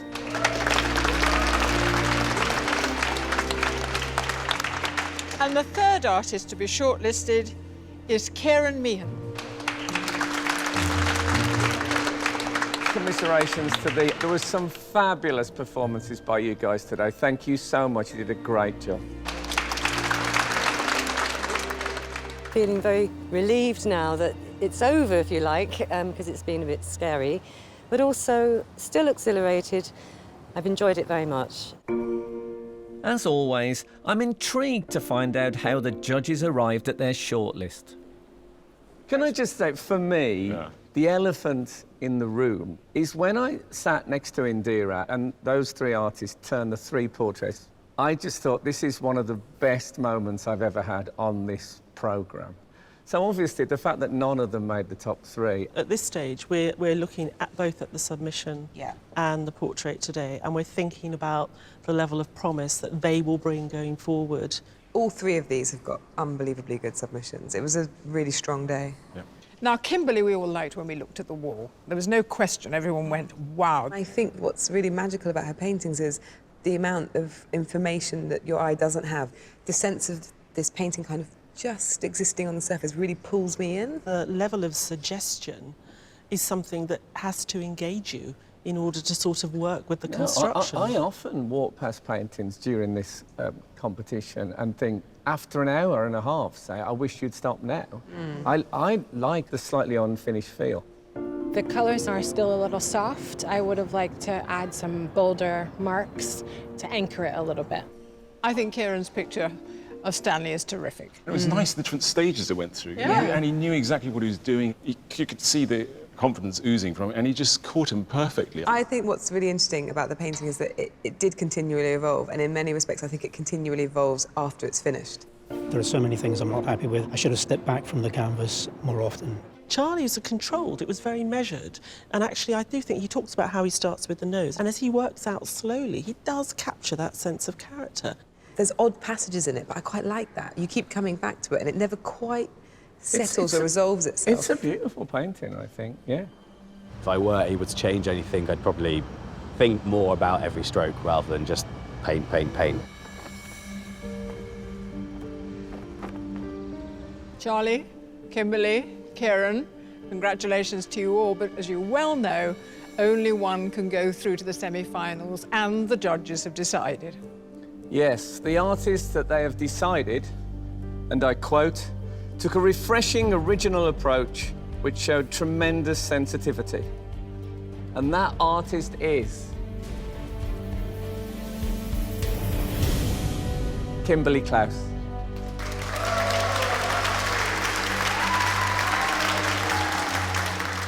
I feel absolutely fantastic. I woke up this morning and had no idea this would be the outcome of today. I couldn't be happier. Kimberly's portrait is beautiful and a worthy winner. I had a lovely day today. I'm feeling happy that it's over. It's been pretty exhausting, so just glad the day is kind of done. As an artist, you're often relying on yourself. Nobody's handing out praise, so it's a validation. It's a big deal for me.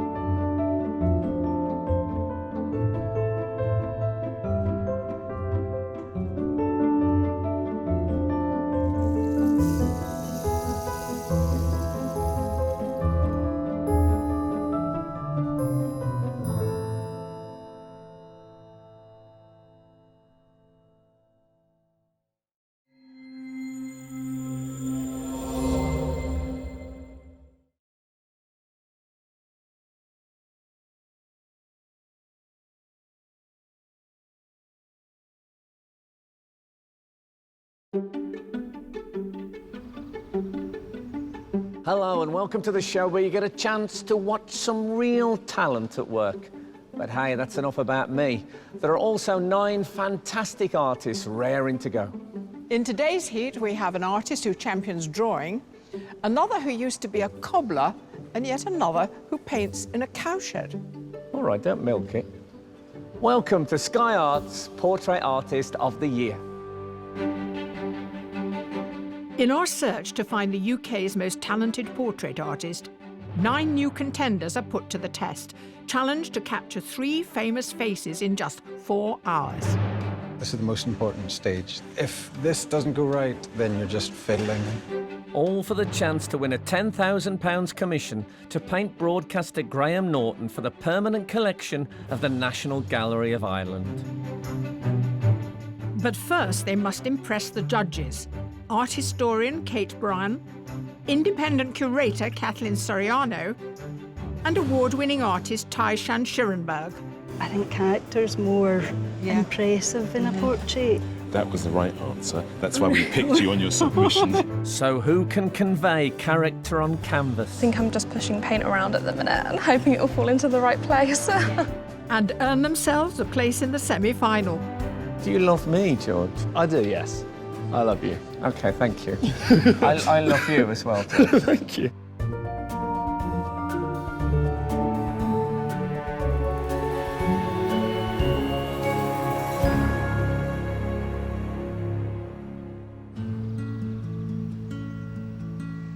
Here for today's heat are 3 amateur artists. Kay Hodges, David Mealing and Corinne Young. I'm a bit of a country bumpkin. I can probably count on one hand the amount of times I've come to London. It's a little bigger than Devon, so it's not what I'm quite used to. Joining them are 6 professional artists: Lily Musker, Kyla Tomlinson, Steve Russell, Amir Anajad, Gareth Reed, and George Clark. I've been preparing with a lot of press-ups, making a lot of smoothies, healthy eating, healthy living, healthy thinking, hopefully healthy painting.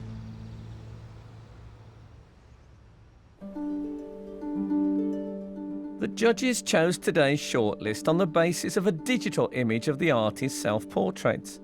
So they want to begin by getting up close and personal with the real thing. Well, judges, here they are, all the submissions, all shapes and sizes. Got a real mixture, different materials and different approaches. Well, let's start here then. Very beautiful and heartwarming. What is, I think, is very masterful here is these very light skin tones she's using. What I loved was the background with this kind of polka dot bit at the bottom, very weird colour combination, grey and mustard. You know, she's taking unusual steps and it's paying off. I think what we really liked about this was that you had someone who was really, really good draftsman, fantastic beard, but this wonderfully contemporary colour. And the way he picks up that colour just here or on his hand, it's just, it's gorgeous.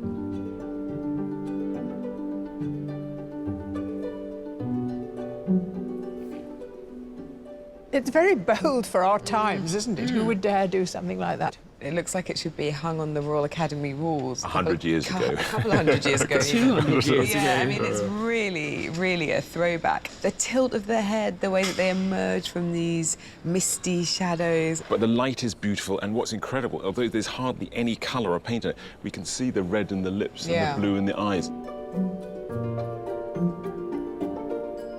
Now, this is magic, isn't it? It's so unbelievably photorealistic. I think probably one of the most exquisite photorealist pieces we've ever had. In a way, it's sort of hard to take seriously, but you have to take it seriously because this person is a supremely talented craftsperson in photorealism. And it's every texture from the rabbits, you want to run your fingers through their fur. The problem with pictures like this, of course, it's phenomenal, the level of photorealism. But then we have to think of the day, and I hope the artist can find an equivalence to show that sort of level of skill in 4 hours.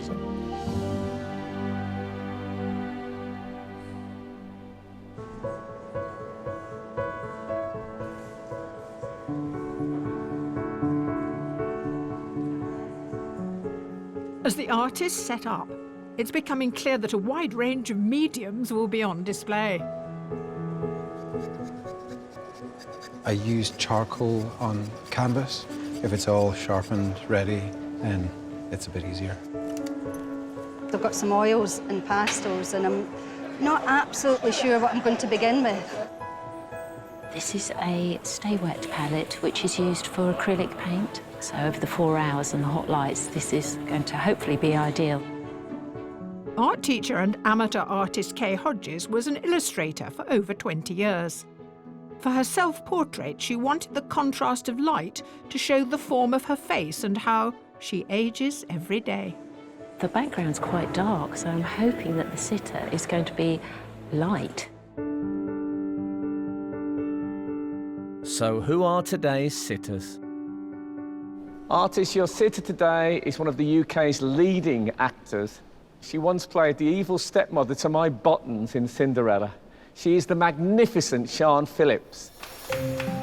Having begun acting professionally at the age of 11, Sian Phillips's broad range of roles spans from endearing to downright deadly, including the infamously cruel Empress Livia in I, Claudius.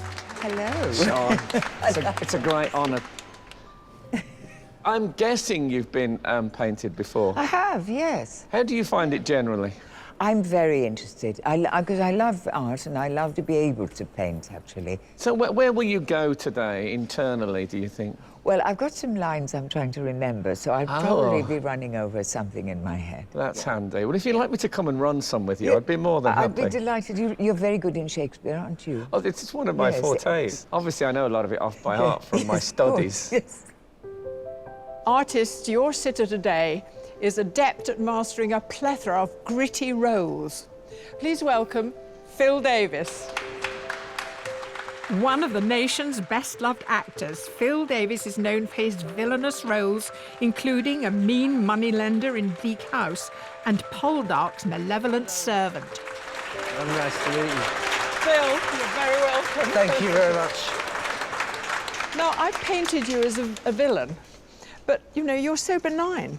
In real life, I'm a pussycat, yes. So where does it come from, this sense of evil? I don't know. I dread to... I think, you know, when you're playing a bad guy, you should do it unapologetically and gleefully. What do you make of sitting still all day? Do you think you'll put on an actor's persona? Well, instead of pretending to be someone else, I'll pretend to be myself. So. Artist, your sitter today is one of Britain's most beloved broadcasters. He's fiercely intelligent. Don't let the accent fool you. He's the magnificent Adrian Childs. My dear friend, the TV and radio broadcaster Adrian Childs, has a love of both journalism and football, which has led to him presenting everything from the One Show to Match of the Day. Come here, you big lonk. How you doing? Please sit down. Now, we've put some pebbles behind you. Tell us why, do you think? When I was about 12, I picked a stone up off a beach, and I've carried it in my pocket sort of ever since. It's become a bit like Gollum's ring, actually. I just let go of it. It worries me, because if you do ever lose it, I think you'll just fade away. I will, yes. So, how are you feeling about this experience? I mean, just sitting still is a real challenge for me. I'm the biggest fidget ever. I mean, this will be torture. It's 4 hours, isn't it? It is, but you can move a bit. But what position do I have to... Well, we're going to talk to the artist. Right, okay. I like to see a bit more of your face, but obviously that's not good for you guys. If you face there... Yeah. That's good for me. I'll take the glasses off if you prefer. I don't mind. I'd rather you were comfortable, actually, Okay, because it is a long time. I'll be comfortable. Don't worry about me. Am I all right here? Yeah, it's perfect for me. Okay. Yeah, I'm happy with the profile this side, yeah. I'll sit here. Okay. Perfect.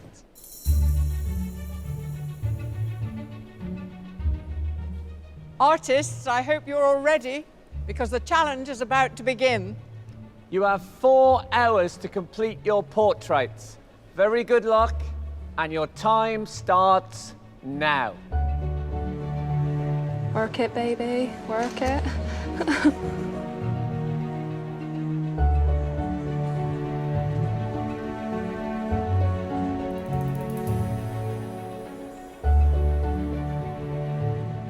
Could you be this way a tiny bit fact.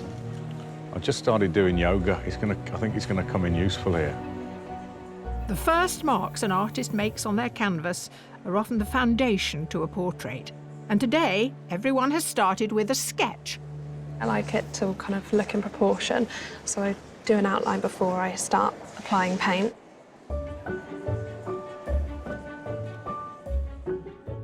Amateur artist Corinne Young studied art at Plymouth University and today works as a sales advisor at a picture framing store. Her self-portrait was painted from a photograph and took 15 hours to complete. Now, what makes the decision as to whether to use the grid or not? I normally, if I can, paint from life, but I needed to make sure it was definitely right, so I thought I'll be safe. I've only recently started using the grid this past week. Well, we'll watch it slowly as the page fills. Good luck. Thank you.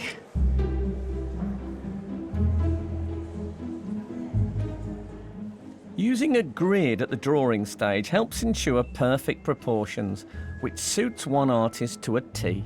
I just want to make sure that everything is in the right place. Usually I take about 40 hours over like a 7-week period. Today I can't do that, so I need to try and get detail in certain areas. David Mealing is an amateur artist from Bristol whose photorealistic submission is a tribute to his beloved pet rabbits. In the last series, his portrait of Impressionist Ronnie Ancona was only the second he had ever created using oil paint. Are we going to see any other elements, any sort of rabbits or cards? No, but I've masked my board off and I'm going to cut a panel off and try and do some of it in black and white. So it adds a little bit of a twist to it. OK, I look forward to seeing that.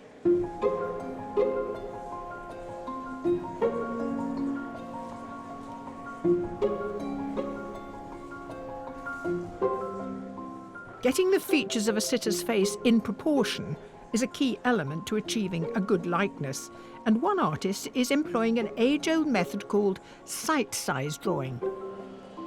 The reason why I stand further back from Phil is so that I can see his nose as well as his eyebrows at the same time. As I get closer, I can only see small parts of him on their own, so distance for me is a really integral part of creating a picture. Professional artist George Clark spent 5 years training in the traditions of oil painting in Florence.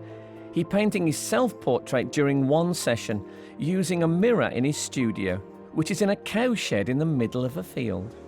You've struck lucky today because Phil's backdrop has a cowshed feel about it. Extremely lucky. It's lovely, and a lot of the time when I'm painting, I'm really thinking about 17th century masters, and this is a sort of background that they would enjoy. I'm told that during the course of painting, you fall in love with your sitter. Yeah, I try to, yes. The broad philosophy is that you can only really paint something if you understand it, and the ultimate understanding of something is love, really. So I always try to, whatever I'm painting... Does that mean do you love me, George? If I was painting you, I would... I'm on about now. Do you love me now? I do, yes. I love you. OK, thank you. I love you as well, George. Thank you.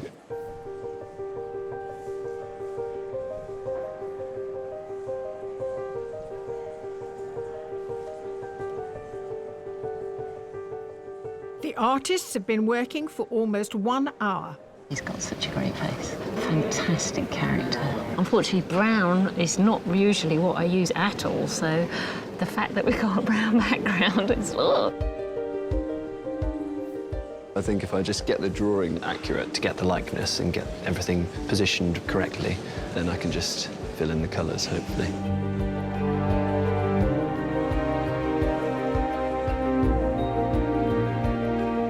At the moment, I'm just literally doing the background as quick as I can so that I can crack on with the face.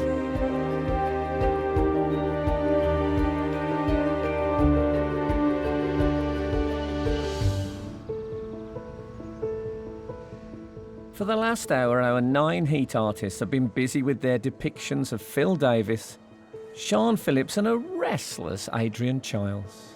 Head down, please. Drawing has been a key part of the process for all of today's artists. You're now investigating the likeness in the face and seeing how it works. Yeah. I wasn't sure what I was going to do, actually, and I thought I just started by doing some quick drawings. I just had to warm up my hand and get used to the sitter and have the face become a wee bit more familiar to me. So as if you were an athlete, you would do your stretches. Yeah, it was so a little you've bit been like making that. some sketches Yeah, to warm up. yeah. Professional artist Kyla Tomlinson was 11 when she made her first oil painting and now works as an animator in Dublin. She works with a range of mediums, including charcoal and pastels. She created her self-portrait in 1 hour. I'll probably finish this and then do a pastel drawing in the afternoon. How on earth are you going to choose what to submit? Because, of course, we can only judge one thing. What's your criteria? I think it would have to be what the character is like in the picture. Okay. That's the most... Because it's great if you can get a likeness, but I think character's more impressive in a portrait. That was the right answer. That's why we picked you on your submission. Thanks. And today there's one other artist proving that charcoal isn't just that thing that made your fingernails black in the classroom. I'm just blocking in loosely, kind of simple shapes, finding relationships. This is the most important stage. If this doesn't go right, then your foundation is not right. Then you're just fiddling. Professional artist Gareth Reid made it to the Dublin heat of Portrait Artist of the Year 2014, where he drew Sharon Corr. He's recently started to introduce colour into his charcoal work, and his submission for this year was sketched in the middle of the night just before a family holiday.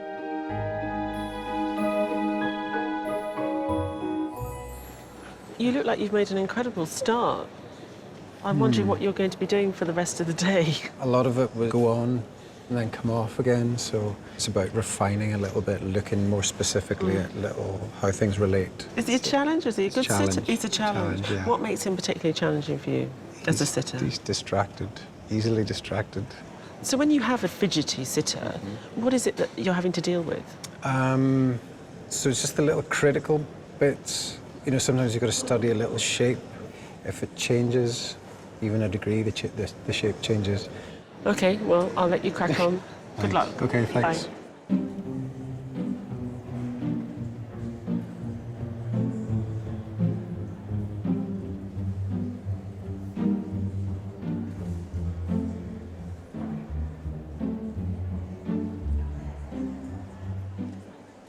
Phil is really engaged at sitting, isn't he? Yeah, I think there's this lovely thing happening because he's a great character actor.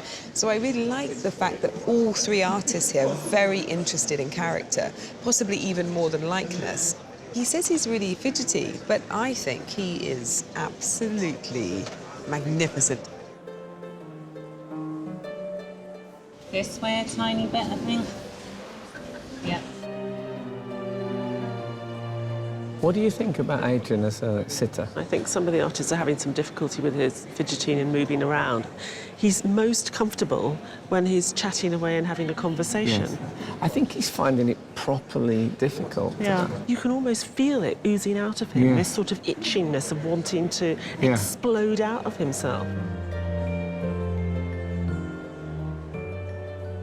This is a very clean set, isn't it?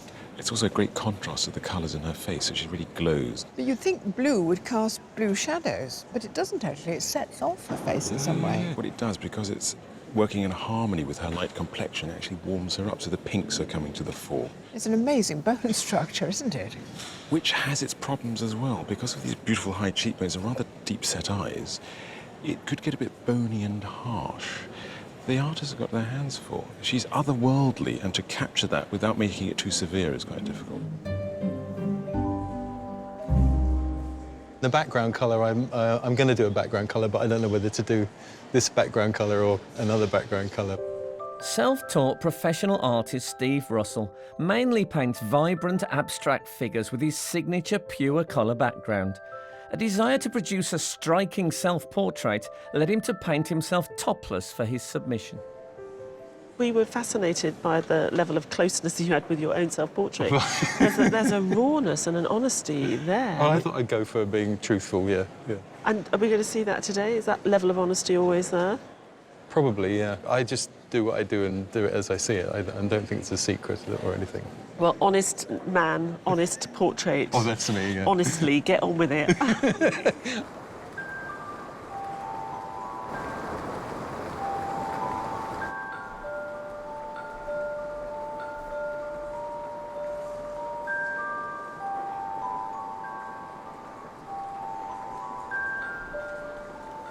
Now, did you arrive with the canvas this colour? Oh, it's board. Yeah, it's gesso. It's a gesso ground.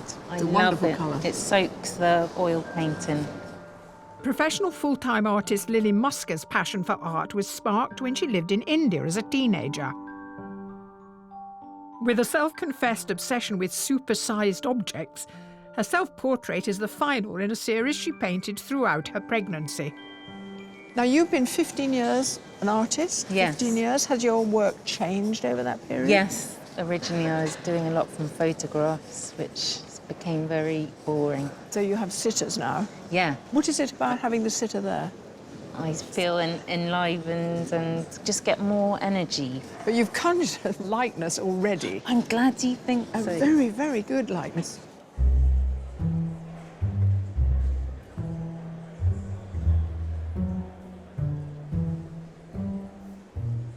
I love to paint in the wooden panel, MDF. Normal I make myself.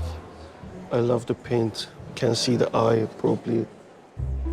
Former cobbler turned professional artist Amir Najad grew up in Iran, and as a child he painted in secret in the basement of his family home. He chose the composition of his self-portrait to show off his handmade canvas, and it took him 1 week to complete.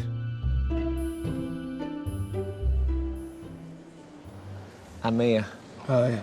The eyes are already, they're there. Hopefully. Yeah, they look great.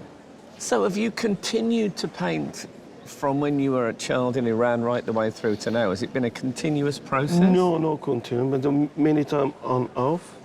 Last time I started painting 4 years ago, 5 years ago. Before I never paint portrait. My self-portrait's number 4.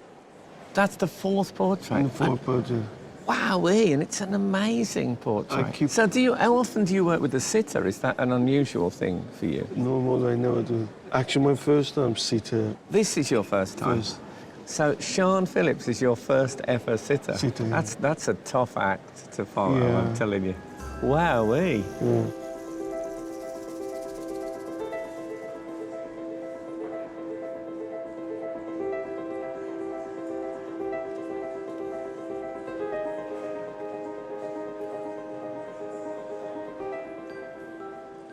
So is it just genetic, the ability to draw when you... No, it's practice, practice, practice.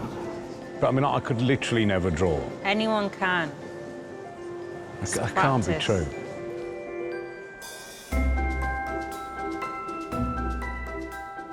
Before the invention of the humble but essential paint tube, oil paints were freshly made, yet another traditional practice George loves to use. The grinding of the paint, show me how that goes on. Right, well, I'll give you a little demonstration if Oh, you'd yes, like. please. So I'm going to grind up some yellow ochre. So this is just flaxseed oil that you would feed to horses so that you can make on any farm.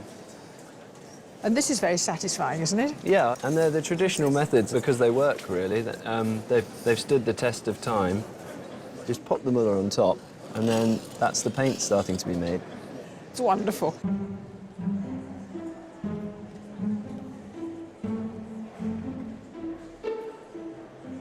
David, you seem very precise, almost draftsman-like in your work, but then I feel there's an inferno crackling within. But I'm such a perfectionist, I just spend so long on it to make it how I want it to look. And yeah, sometimes but the fact it that does you take know too that. long. I know. And I have been trying to speed up a bit, but I can't get it less than about 7 weeks at the moment. Okay.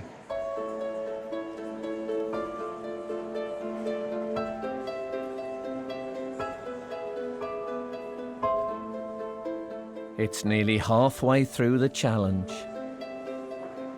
I'm losing it a little bit. I'm kind of getting to the point where I know I'm going to have to stop soon, because I can feel it's getting a little bit messy. Head down a bit, please. Thanks.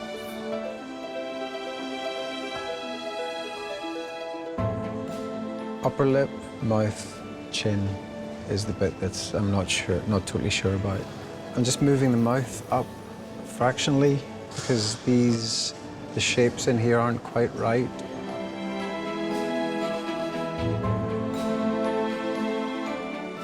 I'm just trying to get enough done that it looks like him and there's enough kind of filled out. Oh, I've got loads to do.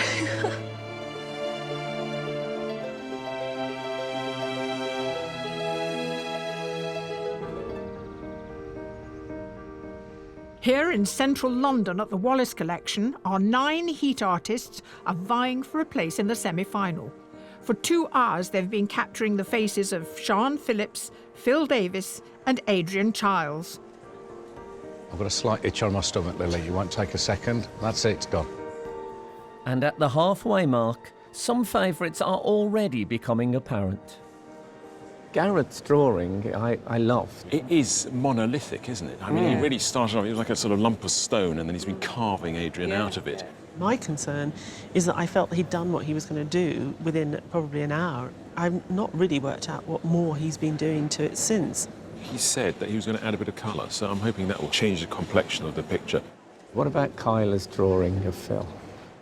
She says likeness is secondary to character, and that is a masterful character study. And I'm also interested to see whether she does do a second one. Corinne has done this meticulous drawing, painstakingly filling it in. It looks like Adrian, the marks are nice, the colours are nice, but at the moment it's nothing particularly inspiring. What about David painting Sian? I think he's very disappointed with himself. He has a compromised style. He's not even happy with that version. The eye is phenomenal, it's very realistic. There's a lot of painting to do to try to replicate the amazing detail he had in his submission, so I can see why we'd be disappointed. I like these people very much, don't get me wrong, and I don't want to let them down. This is the longest I have sat still in my life ever. Have you sat still? Well, as he rightly points out, I'm not even sitting still. I mean, this is stiller than I've ever sat in my life, put it like that. So how has it been? You've looked fabulously statuesque. I've had a great time, yes. Have you communicated? No. No. We've been silent here, partly because they're so concentrated, and I know their time is so short. I feel for them, you know, and I didn't feel I should interrupt the concentration. I'm completely put myself in the hands of the artist. I'm not after being younger or thinner or better looking or anything like that. And I just hope that they're satisfied with what they've done. I mean, it's, I haven't looked yet.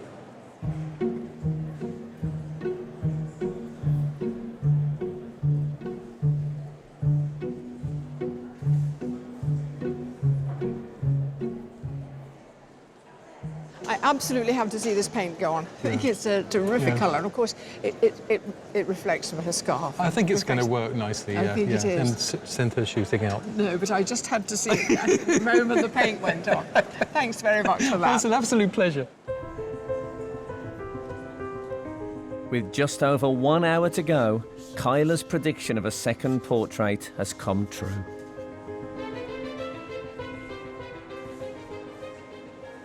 I walked past earlier and I saw your black and white drawing of Phil.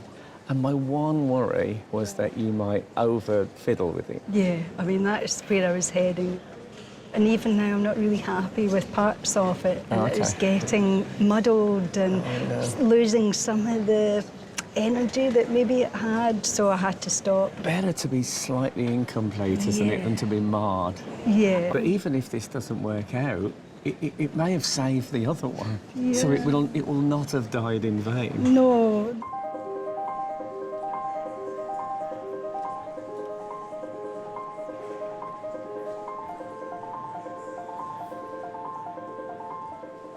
David, how's Hello. it going?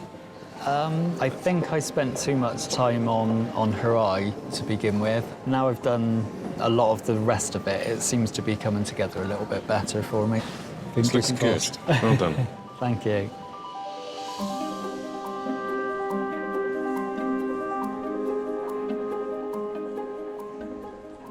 Gareth, is this a bit of blue I spy? Yes, but it's going to be very minimal. Minimal? Yeah.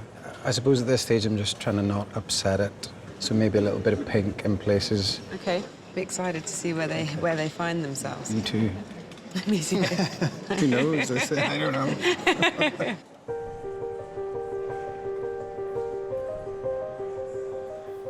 There's only half an hour left in the competition. For me, because everything's always changing and in a constant state of flux, really to put too harsh an edge on something is a lie, really. I suppose that's why my paintings have become quite softened. A sort of shimmering grace is what I aim at. I do find it very difficult to change my style. I do look at a painting this loose and I'm not happy with it.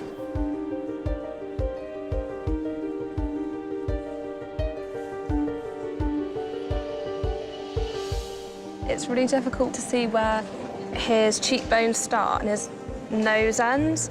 I think I'm just pushing paint around at the minute and hoping it will fall into the right place.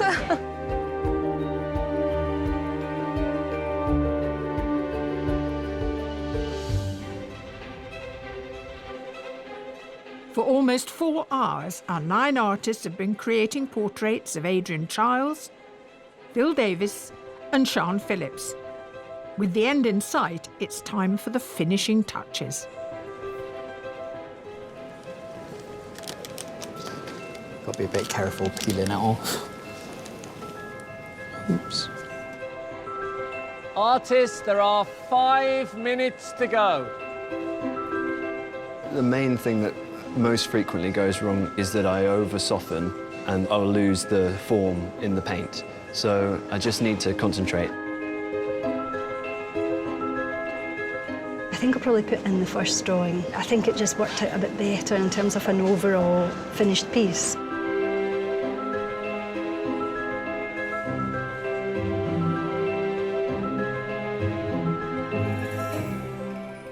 Artists, your time is up. Please put down your materials and stand away from your easels.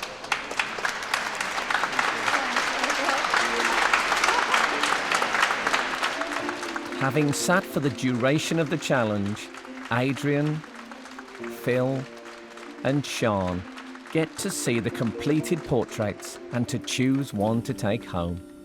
Adrian, your grim ordeal is over. So how was the experience for you? I love these 3 equally.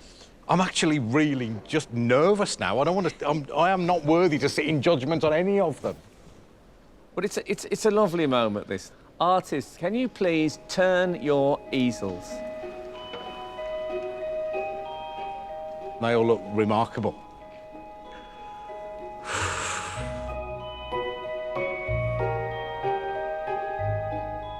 What can I say? I just think I think it flatters me, probably. No, I think it's... Oh, give me a hug. I think it's brilliant. Thank you very much indeed. Thank you. Brilliant. It's really sweet. I just think it's amazing. It's a bit more kind of severe, and I suppose I like that too. This, to me, is a more accurate likeness in the way. There's the kind of the sagging sort of cheekage. I suppose it's sort of almost more ambitious in that way. I just think that is so beautiful. I'll be taking Corin's home with me.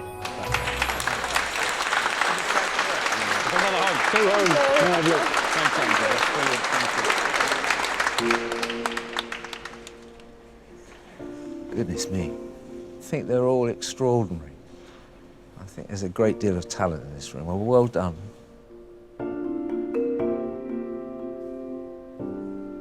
Striking, isn't it? Very thoughtful-looking man, aren't I?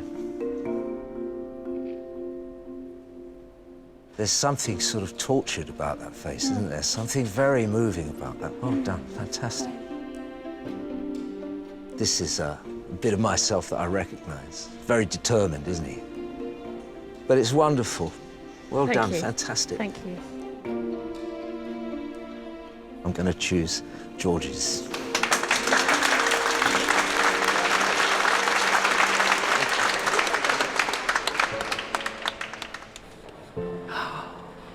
My gosh.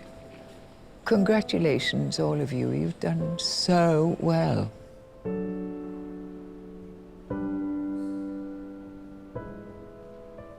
well done. That's extraordinary. I did get a glimpse of that wonderful blue. I haven't been looking all day, but well done. It's just amazing. Gosh, that's a lovely painting. Thank you so much. Lovely, wonderful colour too, again. Lovely colour. Oh, look at that colour. My goodness, that is extraordinary. I mean, it's got nothing to do with anything over there, but who cares? No, yes, exactly. No, it's really wonderful. I'm going to choose that one.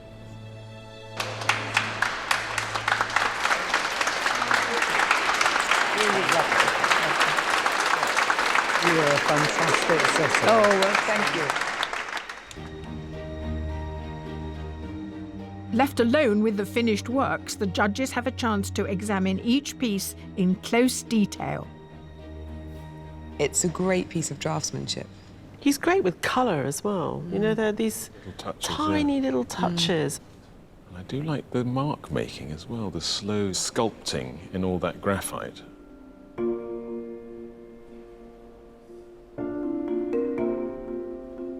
He did a very clever thing, didn't he? He knew he couldn't do the photorealism thing, so the way in which he did it was to go for this slice of black and white. And it's a great likeness. I mean, I don't know that we could ask him to do much more in a limited time situation. I'm really impressed. When I peeled my masking film off, I was happy with the finished product, and I thought, yes, I can breathe a sigh of relief. With such a classical education in painting, you'd expect him to be sort of really proficient, but it's sort of all slightly going away now, and there's sort of large areas of colour with no definition in them at all. Yeah, he had this painting an hour in, and I got the feeling that he was painting the same painting again and again. I think it's really difficult for young artists when they want to go back to art history, how they absorb all those lessons and make something that's new and fresh. And I think they get stuck.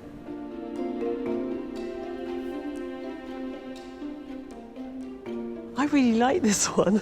I like it even more when I learnt that she doesn't normally use the tablet, nor does she normally grid up, but she did it today because she wanted to be sure and confident that she'd get it right. I think she's still got a great likeness and a great sense of him. She definitely really knows how to handle paint and get it to do what she wants it to do, because a painting with this many grey tones should be chalky, and it's not.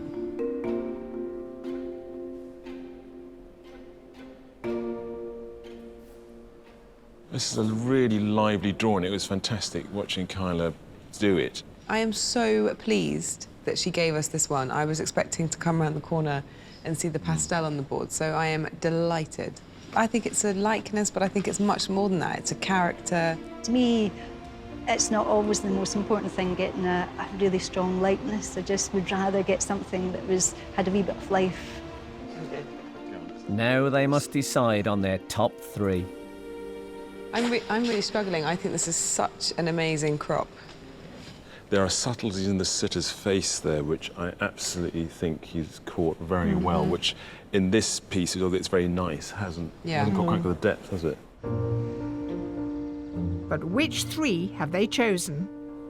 Artists, your hard work has produced some really remarkable portraits. Yes, but unfortunately, only 3 of you can go through to the shortlist. And the first of those artists is David Mealing.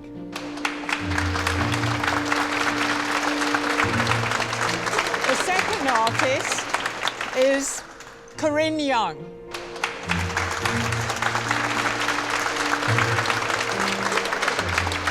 And the third and final artist to be shortlisted is Gareth Reid.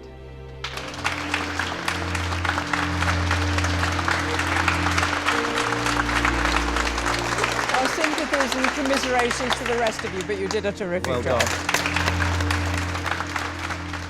I had a great time today. I was chatting a lot as well as working, which makes it a nice difference from being in my lonely cowshed. It's time for closer scrutiny of the shortlisted pieces, and I have a bit of a confession to make. This is the first time ever that I've preferred the paintings that have been done on the day to the submissions. I mean, this fabulously technical thing, I like this a lot. He worked very slowly on this indeed to begin with, as though he was thinking through every way to get there. What was interesting about Sian today, she had a very difficult face to capture, and he's found something that neither of the other two competitors has caught, and he's found something very delicate in there. Yeah. I'm hoping the judges will see that I did everything I could to do a fairly finished painting today that, you know, hopefully they're happy with. What about Corinne? Right at the beginning, you spoke about the skin tones of her self-portrait. And the moment she put brush to paper on Adrian, she'd got that same skill. They feel real, and I think that these colours that she uses aren't chalky, they're rich, and I think she's got a very good understanding of colour and how to get paint to do what she wants it to do. I think there's a lot of practice that must go into that. The artists were complaining about him moving an awful lot, but I think that the problem they were dealing with is he's got this really restless mind. And to a degree, I think that portrait captures that restlessness, even though he's still and held tight. His eyes are very far away. He's sort of thinking about a million different other things. I'm in shock that I've been shortlisted and Adrian's picked my painting. It's been a really, really good day.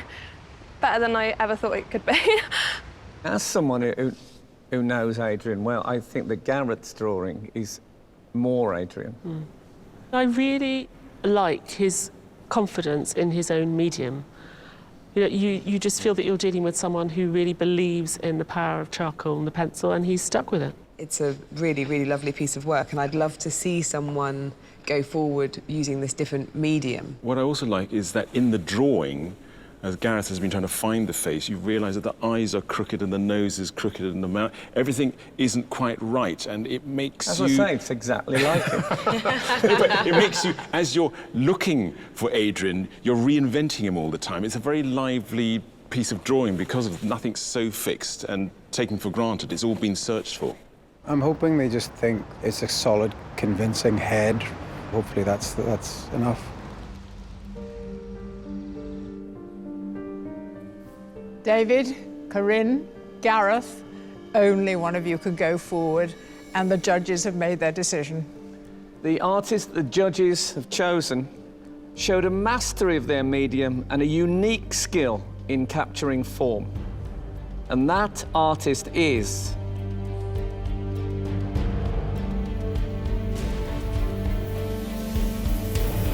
Gareth Reed.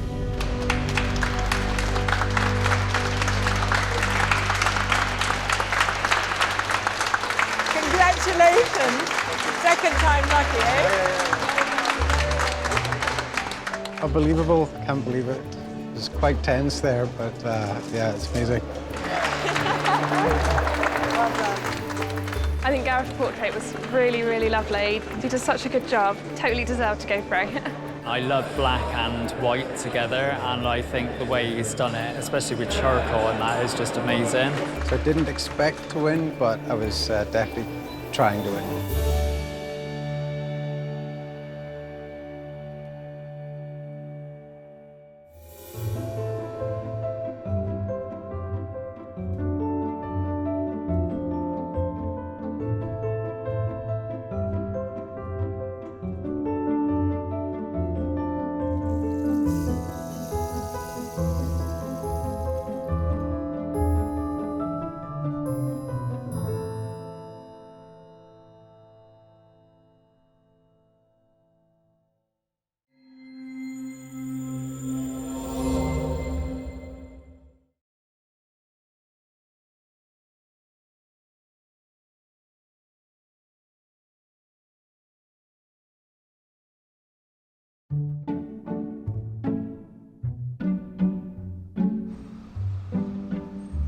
Hello, we're at the Wallace Collection in London, where, once again, Joan and I march forward in the name of art. And in today's heats, we have among our artists a watercolourist, a printmaker, and someone whose self-portrait is just this size.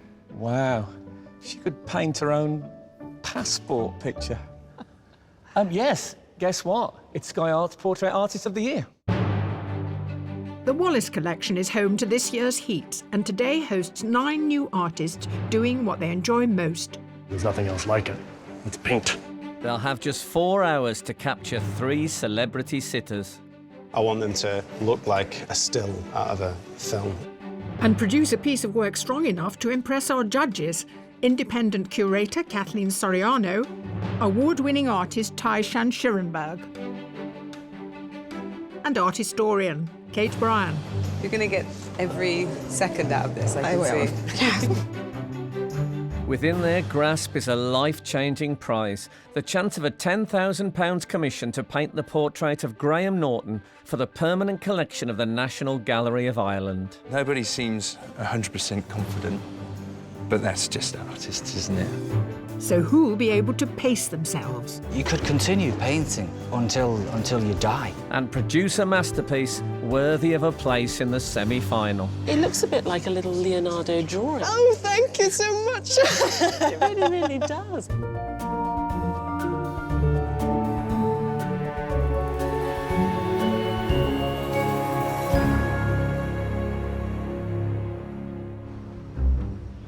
We have 9 artists taking part in today's heat, 4 of whom are amateur. Stephen Tew, Callie Ann Healy, Liam Dickinson, and Ross Macaulay. I didn't sleep very well, no. I went to bed specifically early to, you know, prepared. Got to be rested, got to be bright-eyed, bushy-tailed. But lots of tossing and turning. I think it is quite nerve-wracking. And the other 5 are professional artists. Claire Falconer, David O'Malley, Leah Nagado, David Caldwell, and Connor Walton. I know I can do it, but I don't know that I will do it.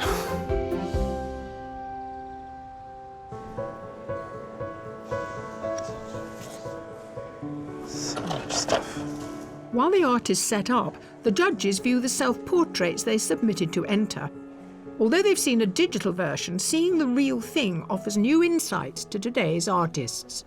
I don't think people realise how significant these paintings are. Am I right? Yeah, it's crucial because this is what they really believe themselves to be as an artist. This is them sort of well-dressed with best foot forward, here I am. Yes.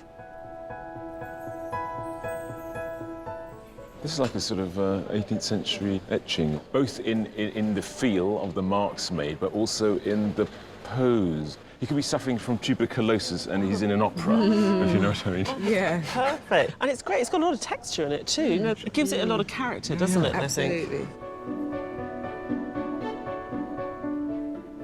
I love this painting because it really transports you to this time and place. You know, the portrait of the artist as a young man wrestling with himself, maybe in a cafe, you know, just enough money to buy a cup of coffee. It's really evocative. Fantastic palette, lovely use of colour that gets the eye bouncing around the picture and then honing straight in to this head that sort of shouts character at you.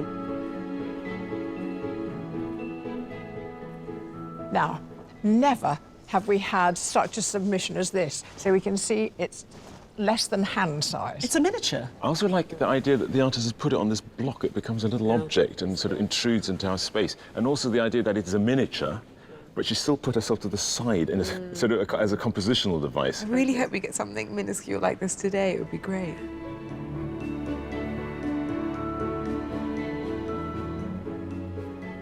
And the last of the self-portraits. It just struck us for its youthful idea of composition. It's outdoors at night in a busy city. I mean, it's a painting about light, really, isn't it? There's all different kinds of light, the electric light, the natural light on his face. And that fantastic sharp focus in the foreground and sort of haziness in the background. That's what gives it that sort of filmic quality. Yeah.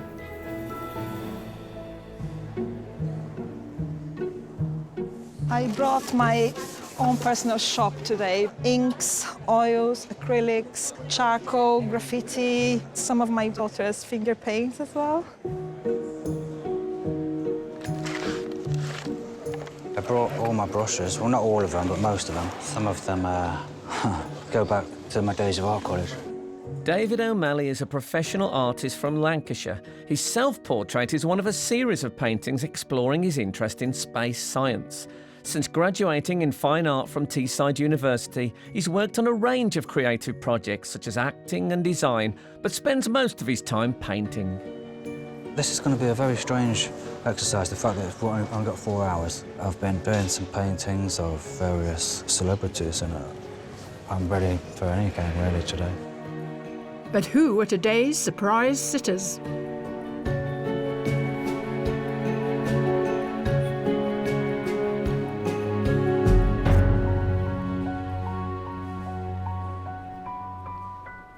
Artist, your sitter today has lived a varied life. He worked in a steelworks, he was a makeup artist, and now he's a hairy biker. Forget the oils and the acrylics. Today it's all about gasoline and gravy. Please welcome the fabulous Dave Myers. The envy of anyone who loves food and travel, Dave's role as one half of the Hairy Bikers duo means he gets to entertain audiences while in pursuit of his passions. Hello, Frank. Dave. No, you were an artist yourself, Dave.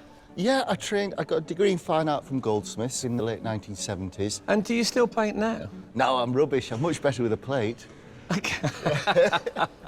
Artists, your sitter is a musician who's a master of the keyboard, and he's collaborated with people like David Bowie, T-Rex, and Cat Stevens. Please welcome Rick Wakeman. Finding fame with the 1970s band Yes, Rick went on to sell more than 50 million albums and continues to juggle a busy schedule of composing, touring, and recording in the studio. You've had portraits done before, presumably? I've had a couple done before, yes. My piano teacher, who I was with for nearly 15 years before I went to college, the first thing she ever said to me was, remember, as a musician, you're a painter. You paint colours. And I've always felt that art and music go so closely together. Artist, your sitter today has had a very, very successful music career. More importantly, she has the most exquisitely beautiful voice. Please welcome Katie Kassoon. Katie has sung alongside such musical giants as Eric Clapton, Elton John, George Michael and Robbie Williams, bringing the magic ingredient to over 30 years of live performances. Katie, what a joy. Please, can you make it in that? I can make it. I thought I might have to carry you in with that. So it's very frustrating having you here and you being quiet all day. Oh, yeah, I know. If you feel the urge at any point... To burst into song. Just do it. Oh, please do, please. It'd be very inspirational, wouldn't it? Can I ask, is there anything you'd like from Katie? Anything you'd... Well, we'll have to decide whereabouts we want you to look, I guess, yes. More or less. Can we give her something interesting on the wall for 4 hours, maybe? I'll stand over there. I do quite a lot of mime. Could we do something with the hands? This is sort of very defensive, you know?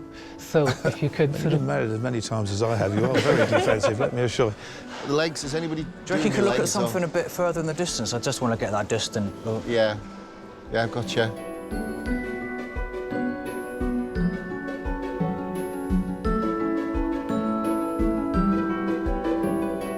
Artists, I hope you've all settled in now because your challenge is about to begin. You have 4 hours to create your portraits. Good luck, and your time starts now.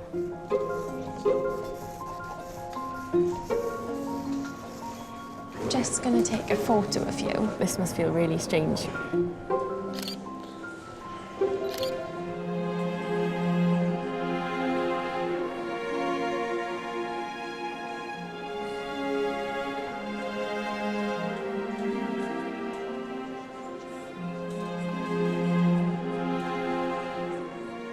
For many artists, capturing not just a likeness, but a sense of character begins with the fine art of conversation.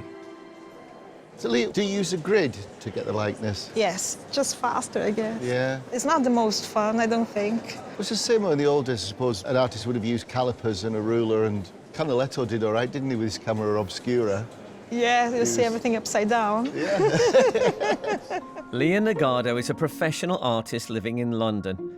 From magazine art direction to fashion design, her career has always been creative. She even has a master's in fine art and a PhD in typography.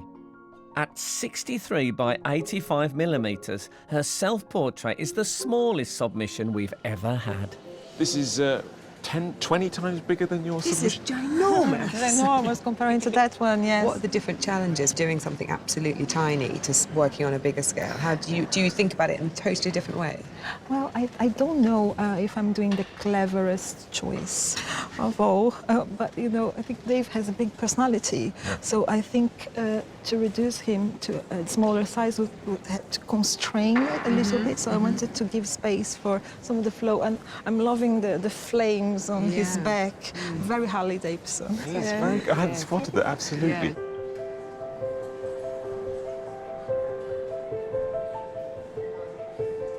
Where did you grow up? I was born in Trinidad.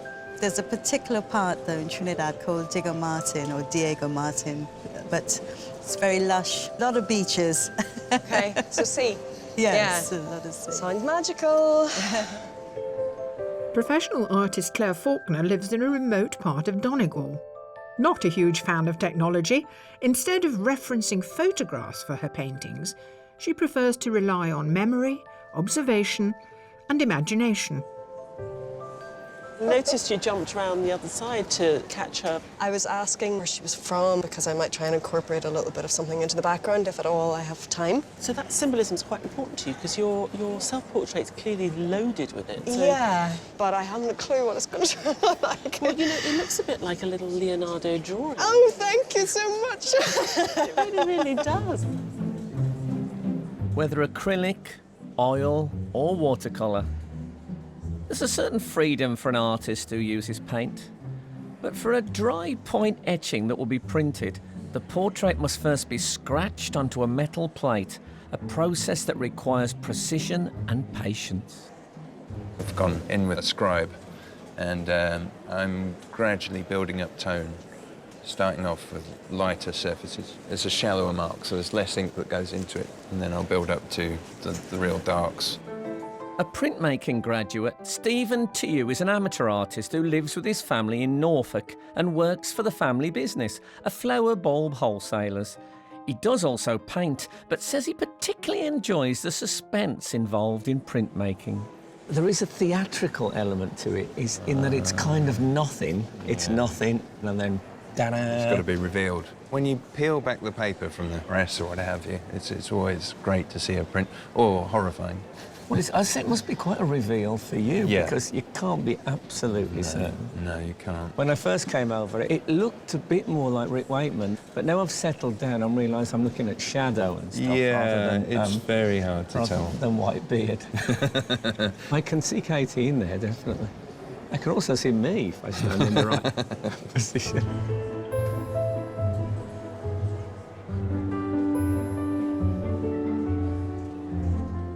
The artists have been working for almost 1 hour.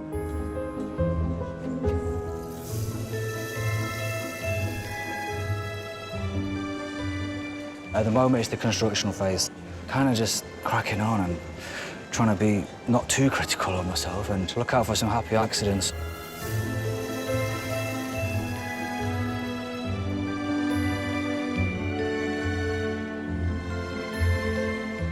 You're obviously trying to get a likeness, and oh my gosh, I'm so far away. This is so frustrating. Come on.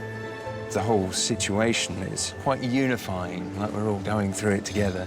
Nobody seems 100% confident, but that's just artists, isn't it?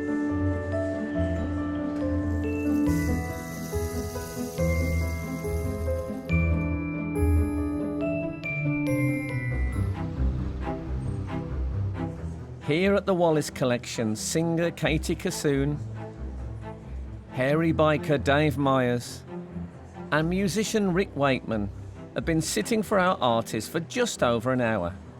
While some are etching and sketching, when it comes to portraiture, one prefers the stuff of the old masters. I really like oils. Part of the amazing thing about it is that there are so many different effects that you can do. I think it's a terrific medium. There's nothing else like it. It's paint. Originally from Toronto, amateur artist Ross Macaulay works at Glasgow University Bookshop, but paints in his studio every night and at weekends. In his self-portrait, he used cool colours to capture the fact that his old flat was so cold, he always had to wear a coat. Ross, within 10 minutes of you having begun, you'd sketched out your portrait in such beautiful strokes, just like some unfinished master would have left a canvas, and I admired it so much. I just thought, stop now. You know, you'd only done 20 it could be minutes. done. But you've done it in a very loose and vital way rather than being sort of Yeah. painstaking about it. Is this how you usually start? It is. When I'm doing life drawing, I try to draw the same way, kind of with the whole arm and try and make big sweeping gestures on a great big piece of paper. So I've got practice doing that. It's looking good, though. Thank you.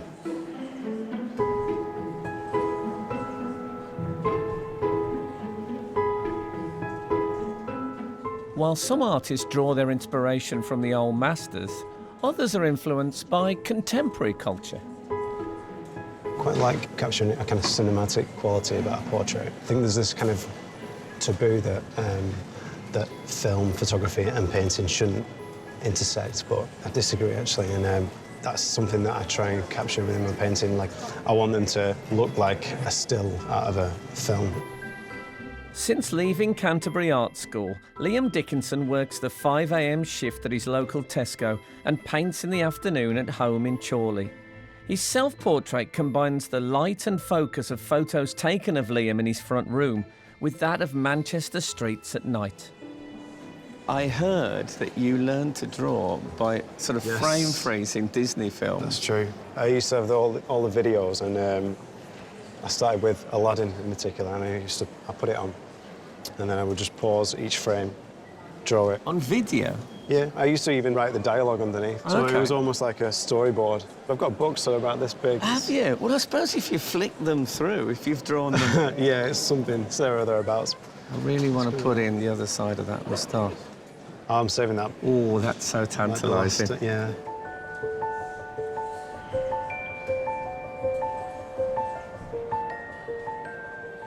We all know Dave from television. Yes. Very vivid personality he is. But what about him as a sitter? Well, it's interesting, he's just transformed himself into... it reminds me of Van Dyck, the self-portrait with the sort of curled moustache. Do you think he's a bit of a dandy? I don't know whether he would... Yes, I think he absolutely is. The way his hair sits on his shoulder... That's wonderful, It isn't is. it? He's got this beautiful emerald-coloured suit, which I think he's taken from his love of Pre-Raphaelite painting. It's perfect. You like it? Yes, very good.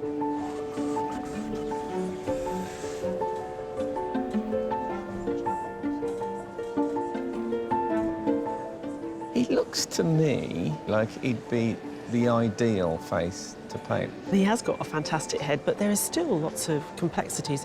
Rick's got particularly fine, fair hair and a fair beard. And how do you deal with all that paleness in a way and still give it a solidity?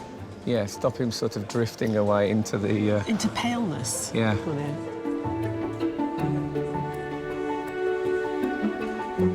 She's got a very smiley face, and her face isn't ever really in relaxed mode. Yeah, I mean, I always think it must be much easier to paint someone whose face goes down, because a painting can be quite immediately strong with a bit of a mildly grim face. When someone's quite positive, you have to work a bit harder, I think, to keep that sense of liveliness in your painting. I'm gonna do your hands, so if you, just the way they are. Oh, okay. Yeah. You still haven't looked at any of them? Nope. Wow. Don't get me wrong, I really want to. David Caldwell is a professional artist who paints portraits, landscapes and still life.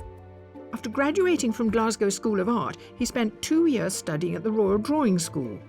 His submission includes a small portrait of Vincent van Gogh, whom David's often told he resembles. Well, I hope he's a bit happier.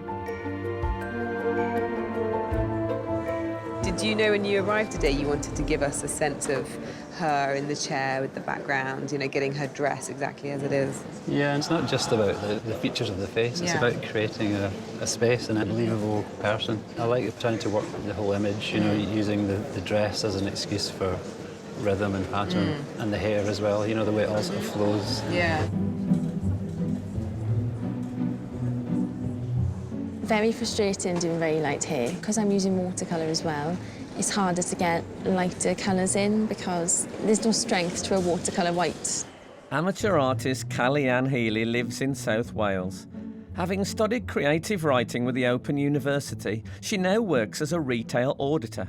But she's also writing a book of poems for children which she plans to illustrate. She's the only one of today's artists using watercolour. I like that often when you speak to the artist, they say, yeah, I'm very influenced by Degas or Renoir. I know what you're going to say. Yeah. Yours was Marilyn Manson. Yeah, because I really liked his music, and he did watercolour paintings. I'm not astonished to discover that Marilyn Manson painted, but the fact that he used watercolour. But you can get watercolour looking really miserable, see? If you tip this up, everything looks like it's crying. Yes, So... well, that's a good thing.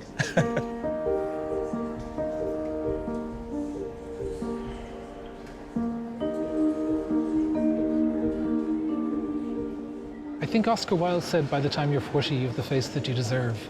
And I want to try and get that lived-in face. Conor Walton is from Donegal in Ireland. An established portrait artist, he also paints still life and landscapes, and his work has been exhibited internationally. He took part in one of the heats of Portrait Artist of the Year 2014. Often in the past, I've suggested that some artists really sort of almost create a form of a self-portrait when they're portraying someone else, but I have never ever felt it as closely as I do here. Well, maybe there's always an element of narcissism in painting, you know? You're always so deeply involved with it, and the end result is a picture, and you're in it in some sense.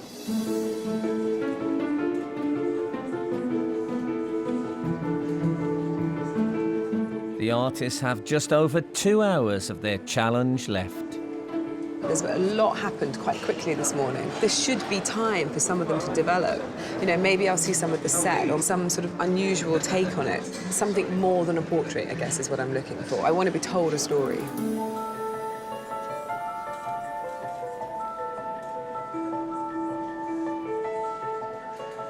I'm starting to put a few elements in which I think perhaps will remind Kate of home. I'm just putting the background in now. It'd be such a shame to not include it, because it is quite remarkable. The challenge now is to make sure that things aren't kind of growing out of his head. It took a while to get going, just to get my rhythm, but it's going quite well so far.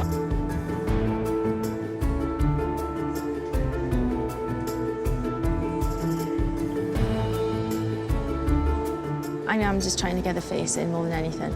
It's looking a little bit salmon. So it might be better in half hour. We'll see.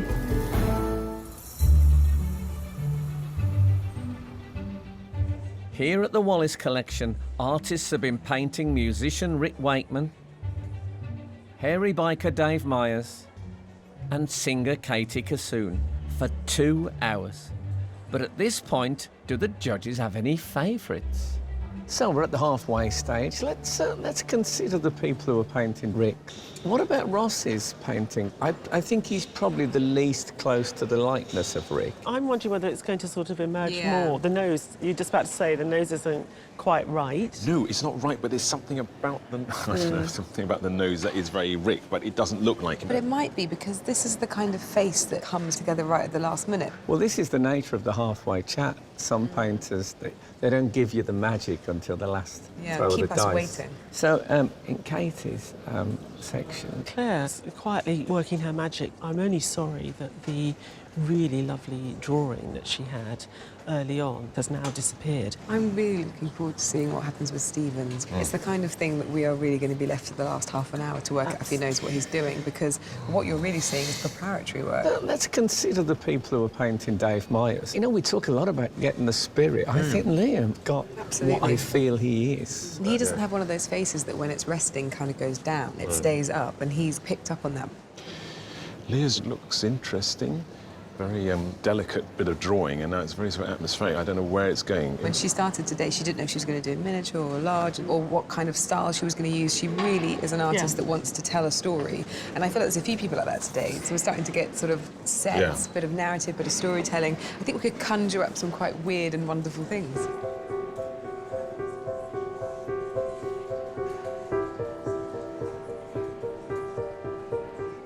One of the things I'm not going to do is to have a little sneaky look. I hate people coming to the studio when I'm working, when we're doing music, especially if it's an orchestral session, because you're bound to get somebody go, well, I can't hear the French horns. You go, we haven't done the French horns yet. And you think, well, why don't you just listen to it when it's finished? I think one of the great joys of any art is seeing something for the first time. So I'm deliberately not having a sneaky look.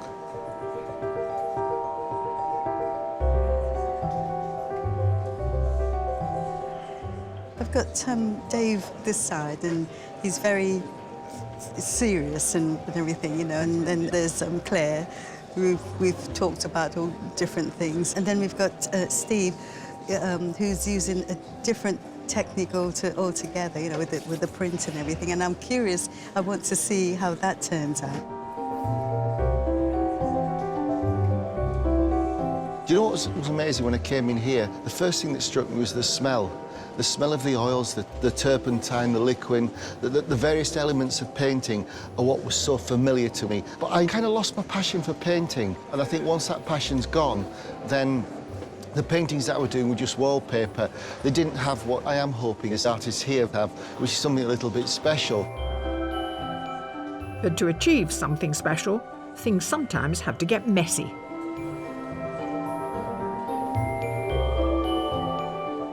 My vision of it is to work with something that's really dynamic and colorful and free. Of course, Dave is the inspiration. He's my color palette. I'm not inventing anything. I'm just emphasizing some bits.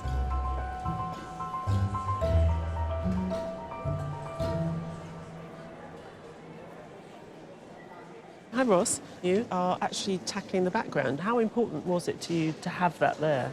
Well, I was sort of going forwards with it, not having it there, and it was just a sort of background brown for ages. But it was looking kind of bare. Like his head was there, and I was happy with his head. But I think it needed some life and some energy to it. I agree with you. I think it's shifted the lightness as well in a way. I think it it's has. Sort of given that depth. I think that was the right choice. I was wrestling with that.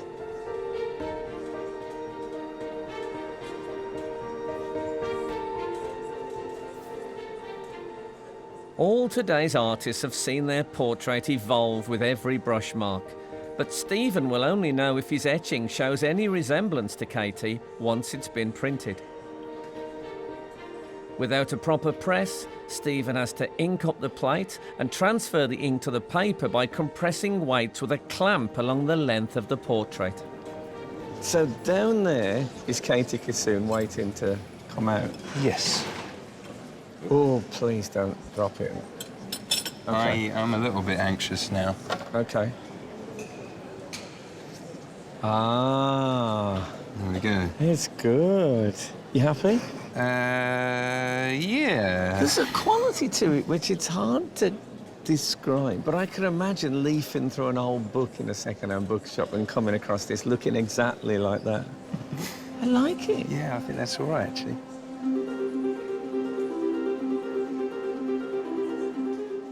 There is just half an hour to go before the judges will decide which artist will take a place in the semi-final. I'm going to try and get the outfit in, but again, I think it'll be quite blocky.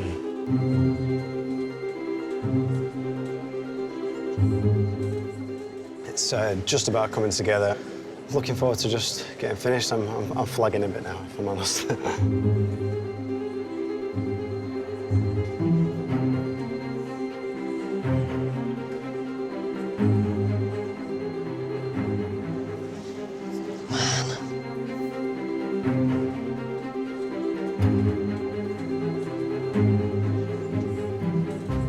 Time flew. I don't know, it's the last flourish. I need to think about a way to finishing like a punchline. I need a punchline.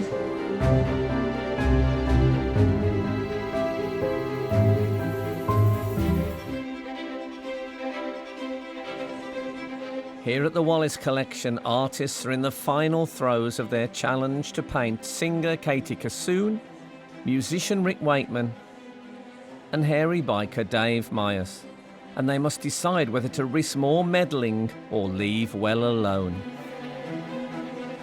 I suppose you could continue painting, working on a piece until you die, till the end of time. There has to be a point where you're kind of just content with what you've got and it's resolved. Artists, there are 5 minutes remaining. You're going to get every second out of this, I can see. 5 minutes. And I choose to paint earrings. What's that about? It's just about coming together. I'm just adding a few final flourishes.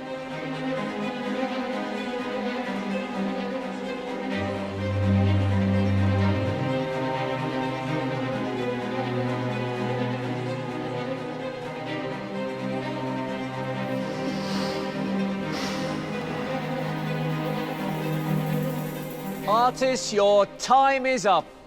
Please put down your materials and stand away from your easels.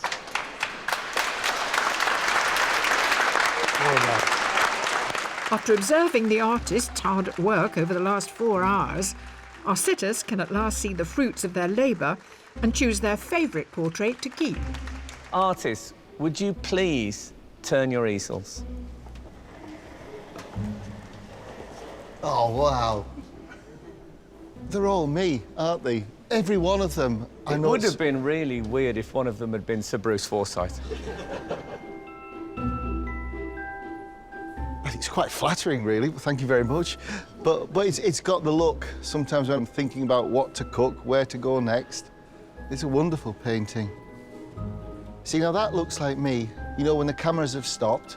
Yes. And I can be myself, and I'm going, should go at the pub, Kingy. It's very honest. Wow. I love that explosion of colour and vitality. You know, I have been known on occasion to have a bit of humph. And I love it. So, Dave, I'm going to have to ask you to choose the painting that you spend the rest of your life with.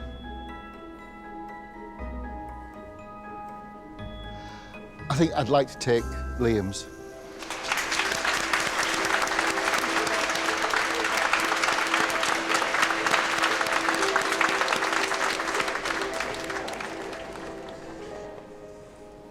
Wow. Gosh, they are different too, aren't they? They're all different, but they're brilliant. all true. They are. They're all an ageing rock and roll pensioner.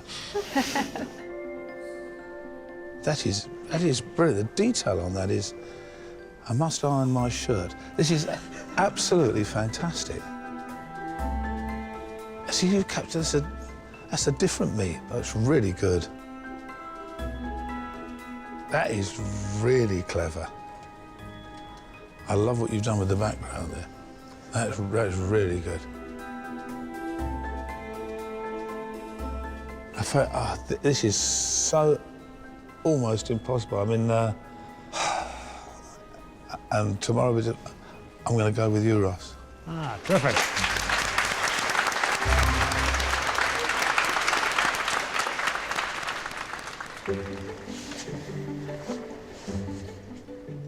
Right. Okay. They're all so different. So different, aren't they? Wow. I kept trying not to smile. No, but I think it's good because it's one of those Mona Lisa smiles that just whispers across your face. I like that it set you in a tropical eye. In a tropical eye. That's the conversation that we had. Oh, OK. I can smell the papaya.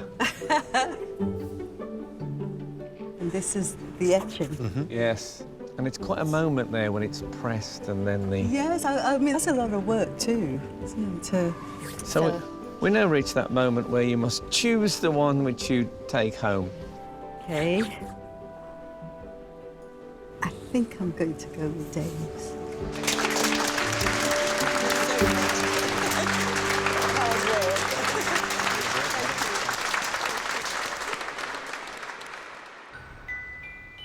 With such a rich variety of styles to choose from, the judges narrow down their selection before they decide on their final choice. This is a little gem. I don't think it's Katie, but it's very beautiful. Yeah, I completely agree with you. I think the eyes work, it's the lips that didn't work for me. But I mean, it's a fascinating process. I didn't quite get the likeness, and obviously I'm going to be a perfectionist about things, but I think anyone would be the same, really. I think she talked to Katie a lot about her childhood and where she grew up, and I think she felt she wanted to incorporate it into the picture, and has that sort of illustrative feeling to it. She loves her work clearly to be full of symbolism, and I imagine that what happened today was it was such a controlled environment that she couldn't find that freedom that she likes within herself.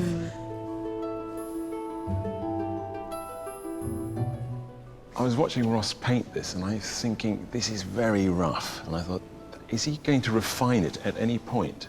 And the moment Rick left, I suddenly realised he'd caught him in his essence. But it was difficult to watch because it was so in his head, and there was a process he had to go through. You know, it was an ugly painting all day, and then he just kept adding just the right amount of information. We had an amazing couple of artists, so I'm very thrilled that Rick chose mine. It feels like we've got the whole package here, nearly. You know, he's caught the mischievousness. It's a great likeness.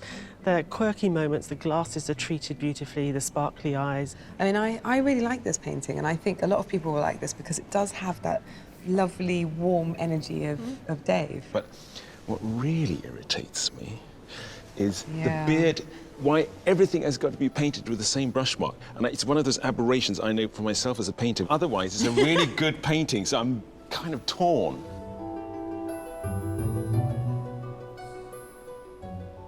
Having picked Leah from her submission and the tiny self-portrait, this definitely wasn't what I was expecting. She really has just responded to the moment and who was sitting. I love its colourfulness and its playfulness. She's really tried to get the character to come out as much as anything else.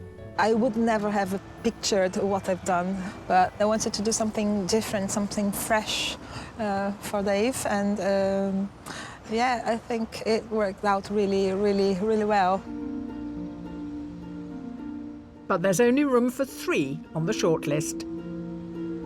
That's a good spread, isn't it? It's great. I think they're brilliant, actually. That's looking better now. Much.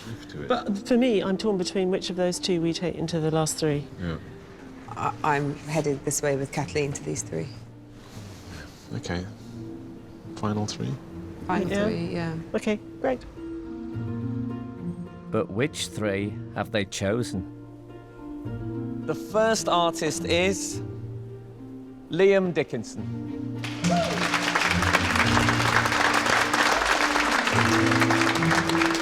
The second artist is Leah Nagado.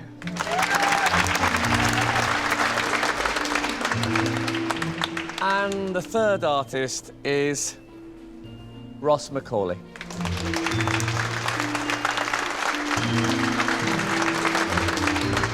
Commiserations to those who didn't quite make it, but you all did superb work as well, and we've enjoyed it very much. Absolutely.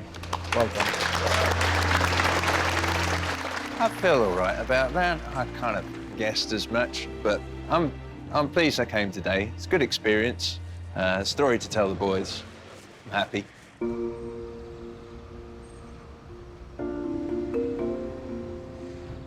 6 portraits, 5 men, 1 woman, and she's only 2 inches high. She holds her own there, doesn't she? Yeah, she does. So I really fell for this, and I thought maybe you hadn't. Interestingly, we've found that we have a feeling about a painting, we're not certain about it, and we pull them out and put them next to other paintings. It seems to clarify their strengths or their weaknesses, and this certainly happened with this one, where suddenly Dave, as a kind of psychedelic wizard, has actually worked very well. She's the kind of artist you think, what is she going to do? I mean, she's clearly very talented and she's so creative. I think our problem here is that it's a competition. We're going to go to the semi-final and then to the final. It's a big prize at stake. I don't know, it's a bit alarming not having any sense. I think there is a question that she's going to have to ask herself as to whether she's falling into the illustrations or whether she's going to stick more with the painterly side of things. I wanted to be risky, but maybe not that risky. I don't know, I think I got a little bit carried away. I was too much in the moment, maybe. So what about Liam? I still think that is one of the strongest submissions we've had. I think it's just, I can't stop looking at it, so it takes me on this journey. I found today he's done very well. I have question marks about certain brush marks You know, the beard is sort of falling apart in a kind of mosaic, digitalised pattern. And in his self-portrait, he's got those marks, but there's a better rhythm to it. Yeah, I think it's also difficult with artists that work in this photorealist style because it sort of feels slightly as if it's almost sort of slavish copying, and you wonder where the creativity of the artist's coming, even though they're obviously very creative if they can create something that's such an obvious likeness. It doesn't just look like Dave, I think it feels like Dave. It has Dave's sort of kindness about No, it. it does. Yeah. But it looks like the beard later refused to take part in the programme, so it had to be pixelated. But my goal at the beginning of the day was, oh, let's hope the sitter takes my portrait home. And he did. And then now I'm in the top 3, so yeah, dizzy heights, but we'll see. Right, what about Ross? I loved Ross's submission. It immediately tells you a story. And I thought it was excellent that he was able to take his time today. It looked really sketchy earlier on. It looked a bit ugly, but it was a process he had to go through. And he just started to refine it in the afternoon and pull the whole thing together. Rick's monumentality comes across, and it became really apparent once Rick had left the stage. I felt it had the scent of Rick in it. What I like very much too is the relationship to the background. I think it actually helps the reality of Rick's face, because there was a problem slightly with the profile, and the minute the background went in, it helped push him forward, so you did get that depth. I think it's a marvellous crop of pictures. Yeah, it's been a good Terrific. day. The other pictures are really good. They're really good pictures. It could be anybody's game. I'm just happy to be at this point. Leah, Liam, Ross, you've all done incredibly well, but only one can go through to the semi-finals, and the judges have made the decision. The artist that they have chosen captured absolutely the energy and essence of their sitter. And that artist is...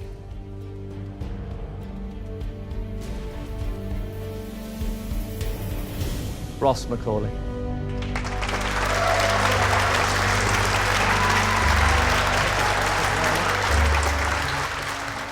Oh, it's amazing. It's truly amazing. There are so many incredible artists and so many amazing pictures. It could have been anybody, so I feel thrilled. I think the judges made a good choice. Ross was a worthy winner. I didn't really even expect to get into the top 3, so yeah, all in all, it's been a pretty successful day, even if I'm not going any further.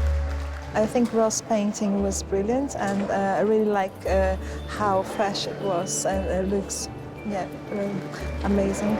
Portraits have a very special place in my heart, so I'm glad I nailed it down this time. Now I have to do it again, don't I?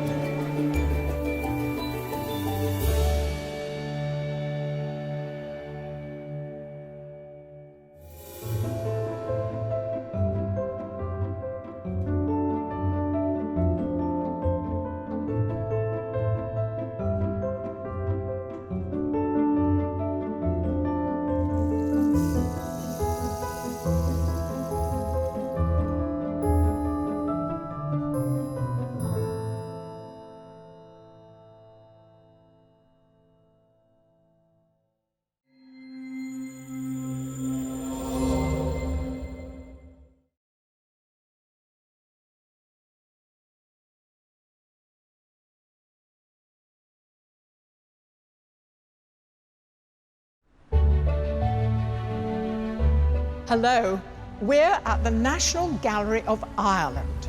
And I have to tell you, it feels like the calm before the storm, because within an hour, there's going to be the unveiling here of a very special work of art. Yes, Gareth Reid, the Sky Arts Portrait Artist of the Year 2017, has finished his piece, which is Graham Norton in there. That isn't it, he's behind that. And it's not that abstract. And are you excited? I'm very excited. Over the past 8 weeks, artists have travelled from all over Britain and Ireland to compete for the chance to win this £10,000 commission. Professional artist Gareth Reid first impressed at the Wallace Collection in London with his charcoal drawing of broadcaster Adrian Childs. Gareth's drawing I love. It is monolithic, isn't it? He then competed alongside 6 other artists in the semi-final with a portrait of Imelda Staunton. It was a masterclass watching him create this. And after a tense final at the National Portrait Gallery, Gareth's drawing of Tom Courtney and striking commission of the High Court judge Mrs. Justice Chima Grubb secured his place as winner of this year's competition. Wow, it's just fantastic. This is an absolutely exquisite finished piece of art. Now we follow Gareth to the picturesque coast of Ireland, where he will sketch... I really do have resting bitch face. photograph... That left hand is sausagey. And paint Graham Norton, discovering a remarkable family connection in the process. That's ridiculous. I'm embarrassed for Ireland.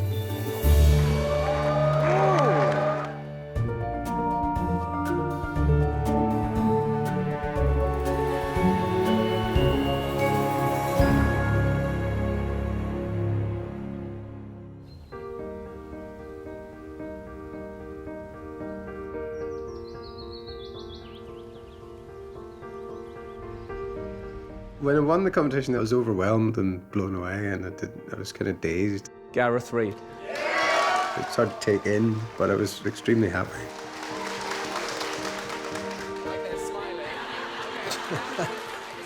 The challenge of painting Graham is conveying some of his personality in a subtle way without being too over the top about it. He's got a good beard on him, so that's a good thing. I enjoy a beard. 41-year-old professional artist Gareth Reid is originally from Belfast. He moved to Glasgow to study illustration at Glasgow School of Art and has stayed there ever since. He lives with his partner Susie and their 3 daughters, Sylvie, Nessie and Lola, all of whom inspire his work as a portrait artist. It's a huge, huge honour for Gareth, being Irish as well. We're so proud. It's really lovely that he's get the opportunity to have his work in the permanent collection in Ireland. Gareth was the year above me at Glasgow School of Art, and we were both studying illustration, and we went to a party. I sat for my dad for practice and stuff. It's really hard sitting still. Sometimes I do it for Dad, and he always calls me a poser. You draw Dad as well, don't you? Yeah. I've done lots of drawings on him, and sometimes they're quite funny. Sometimes he doesn't even know he's being drawn.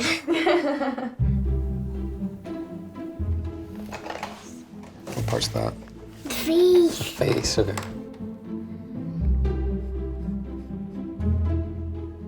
This is a long line of Nessie's recent portraits. This one is one she did on holiday. Me trying to catch a moment to myself reading a book. Hairy, skinny legs there. Bye. One of the best things about the competition is the picture will end up in a permanent collection in a major gallery, especially the one in Dublin, because it's quite close to home. It's just everything's kind of fallen into place.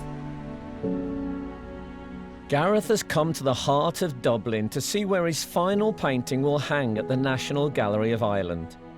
Built in the mid-19th century, the gallery is home to some of history's finest European art, from Monet to Picasso. Before embarking on painting Graham, Gareth has come to discuss the commission with the gallery's director, Sean Rainbird. Hi, Gareth. Welcome to the gallery. How are you? Great. Let's go in. This is where we're going to be hanging your portrait when it's ready. Actually, possibly over there, in the Vermeer slot. Okay. And it was just when I came in, I was struck by the fact that I was going to have a picture in here. Yeah. It never really added up in my head. It's a wonderful thing. I mean, we're really delighted, actually. Yeah. He's someone we're really keen to have in the collection. Yeah. Have you got any idea in terms of scale of the portrait that you want?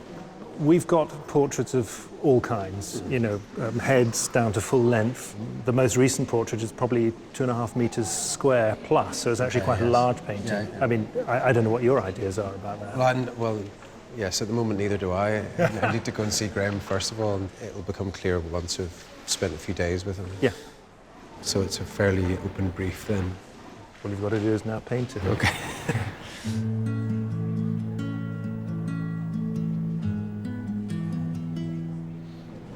It's just going to go in place of the Vermeer, which is ridiculous, but there you have it.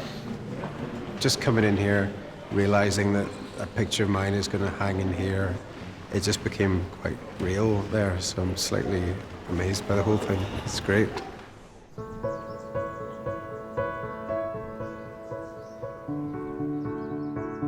For his first sitting with Graham Norton, Gareth's come to Bantry House, a stately home built in 1700, set on the west coast of Ireland in County Cork. It's a favourite spot of Graham's. He grew up nearby and now has a home here where he spends 10 weeks every summer.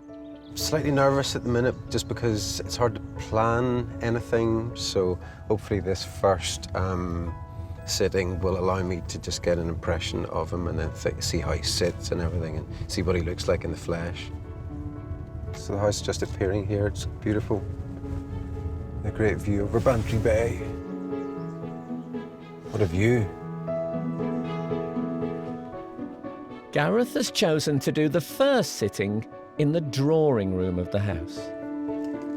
So today I'm just going to do a charcoal drawing, just a head, so just keep it simple. It's good to start actually doing it. Hello. Hello. How are you doing? Very well. Nice Gareth. to meet you. I'm Graham. Hi, how are you? I'm all right. How are you? I'm fine. You ready? Welcome to Bantry. Thank you, thank you. Yeah. Have you been here before? No, I've never been to Bantry House, but I know I'm quite familiar with the area. Oh, okay. Oh, are you really? Yeah, well... What's going to be fascinating is that process of having your portrait painted. I hope we're able to chat. I don't know how he works. Maybe he requires silence. I mean, but you kind of think if you've decided to go down the portraiture route, you must quite like people. Otherwise, you've chosen a horrible job for yourself.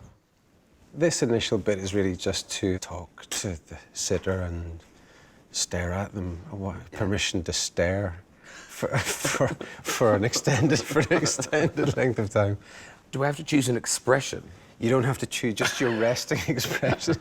my retching bitch face. Yeah. Choose from this list of expressions. Yeah. Okay, no, usually just your kind of, your resting face. Try to look benign. Yeah, look benign, yeah. Big grins are for photos. Yeah, yeah, absolutely. Okay, I'm looking over here. Yeah, okay. Okay, so we'll just start. That seems pretty good to me.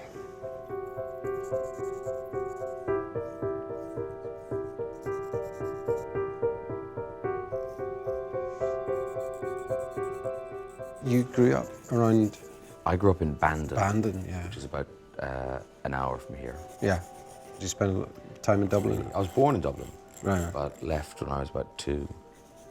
And how come you know Kerry? We've got a holiday house, our family holiday home. Oh, We've been going for Schneem. Oh, yeah.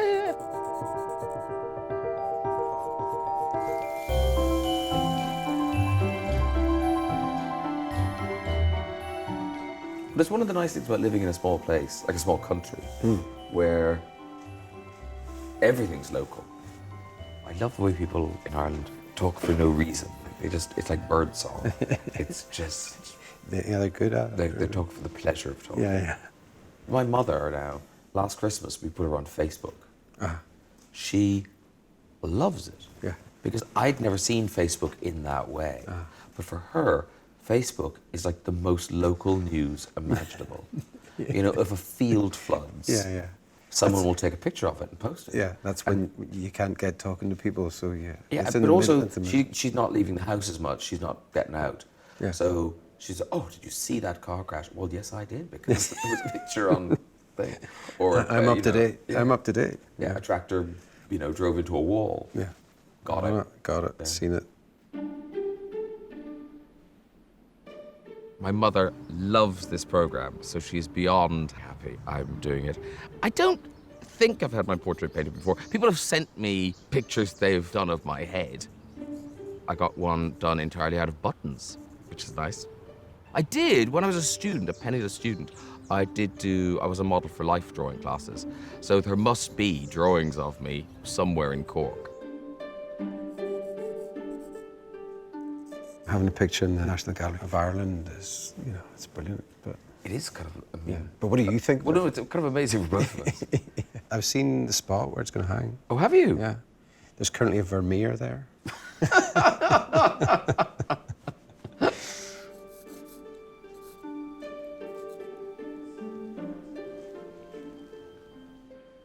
What's the mirror about? That's just for perspective, really. Just want to see yourself. I'm I'm so sick of looking at him. I'm just going to look at my own face for a few minutes. A wee selfie. Yeah, it's just for perspective, just because you lose track of what it actually looks like. You get so caught up in little parts. It helps you see it as a whole. I mean, the National Gallery of Ireland, look, that is wildly posh to be in there until people are going, who the hell is that? And it's just discreetly removed. But the nice thing is that no matter what was at the end, there is that reveal. You get to see what he's been doing. Whatever he produces, it'll be a delightful surprise. Since winning the competition and then knowing it was Graham, I see him everywhere on TV, so I suppose the impact of it being him is gradually dawning on me, and I think if I do a good picture of him, so many people are going to see it just because it's him. Gareth has 3 sittings to get to know Graham and work out how best to capture him before painting his final portrait for the National Gallery of Ireland's permanent collection. Gareth Reid is an hour into his first sitting with Graham Norton at Bantry House in County Cork.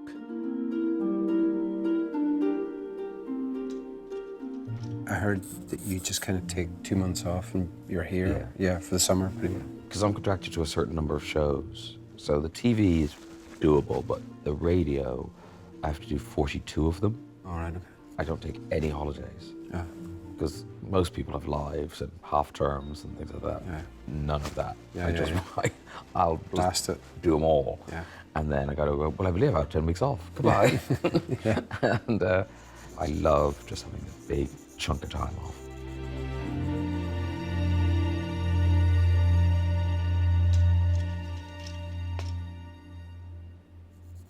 Was I paying attention properly? Did you turn that thing upside down? When I say that thing, the canvas. Yeah.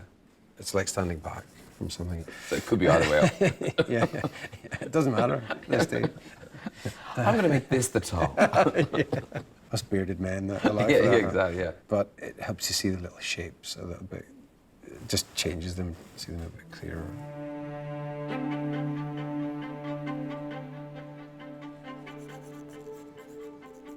Oh, I've got an interesting story. Oh, yeah. I saw the Who Do You Think You Are? Oh, right. Yeah. My dad's side of the family were from Ballymena. Oh, really? They were Reynolds. Because my great-granny's a Reynolds. Yeah. Well, they must be related. Yeah. So listen to this, right? So I was trying to clarify it. They had to speak to cousin Audrey in Ballymena and work it all out. So I said, right, send it to me in writing so I've got this straight. So he says, I think that James Reynolds, who was featured in the Who Do You Think You Are? Yeah. Was my grandmother's brother. Oh, God. But yeah. That's hilarious. Yeah.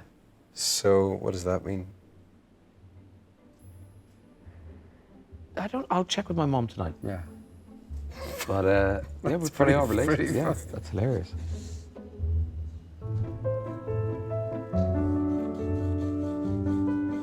He's got a good face to draw, lots of interesting angles, so he's a good subject. You might be used to somebody's face, but it's always different under different lights, different angles.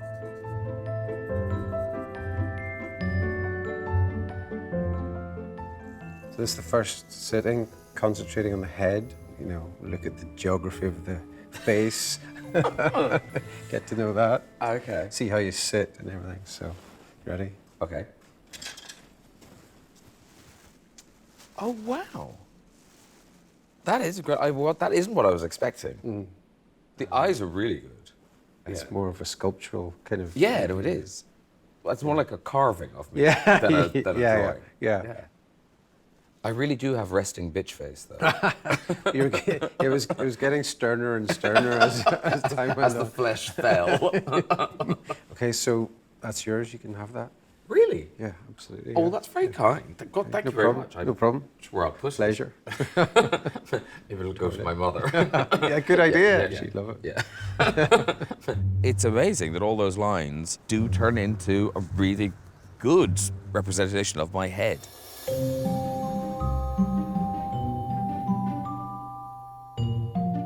Because of that Irish connection, I think we might be related, but quite closely related. His father's a Reynolds, and my mother was also a Reynolds. But my mother will know, one way or the other, and that will be the definitive proof.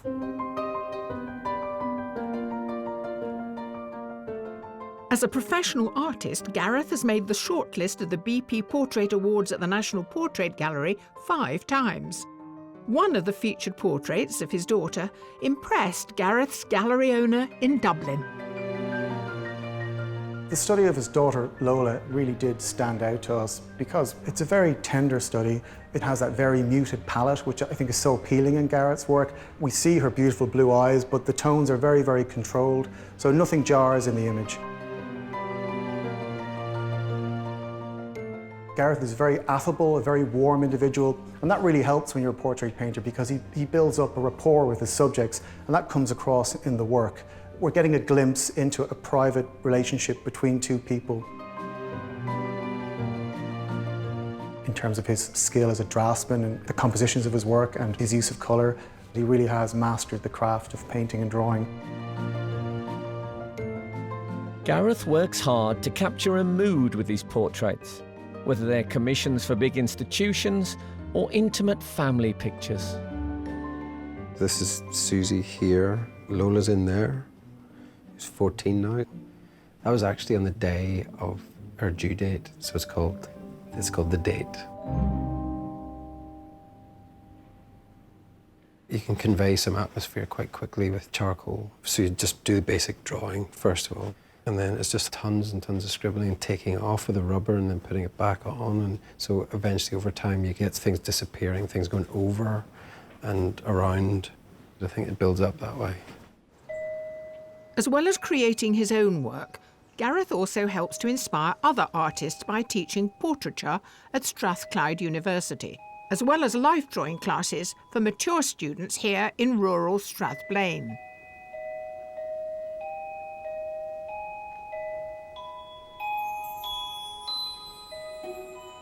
Let's have a wee look.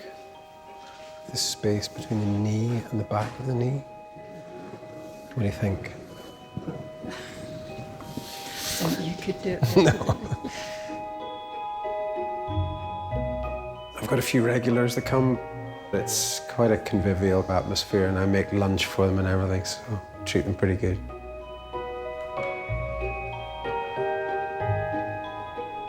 Looks like she's smoking a wee pipe there.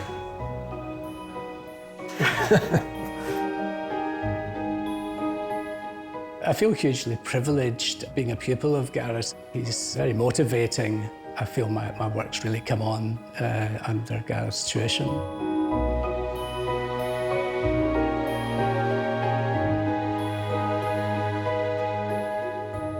I was very happy that he had become Portrait Artist of the Year. He's one of the most outstanding portrait artists certainly we have in Scotland. It's a huge accolade for a living artist to be in the National Gallery's permanent collection. It'd be so good for Gareth's profile as an artist to have painted such a notable figure. It's really going to take Gareth's career to a whole other level. Over the next few sittings, Gareth will need to scratch beneath the surface of Graham Norton's public persona to create a portrait worthy of the National Gallery of Ireland.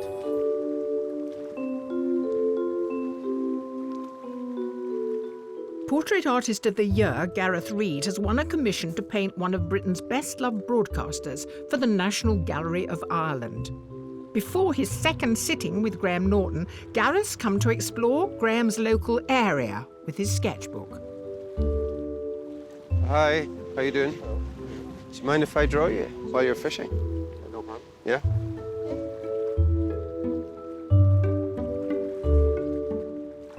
You're supposed to keep a sketchbook and draw all the time. Just keep it on you and draw. So it kind of keeps your practice going, keeps you looking.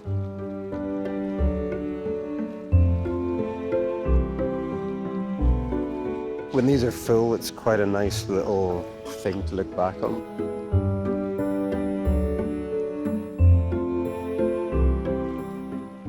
It's gorgeous, isn't it? It's so nice when the sun shines in Ireland. It's hard to beat.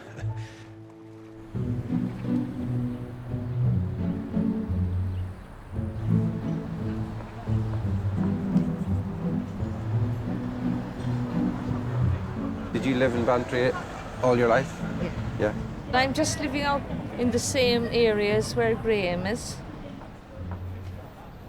Have you met him before? I have. I have a picture of him at home with me Have you? up in the mantelpiece, yeah. You got a selfie with him? I have. Yeah. Yeah. He's very nice. He's very easy to talk to. Yeah, approachable.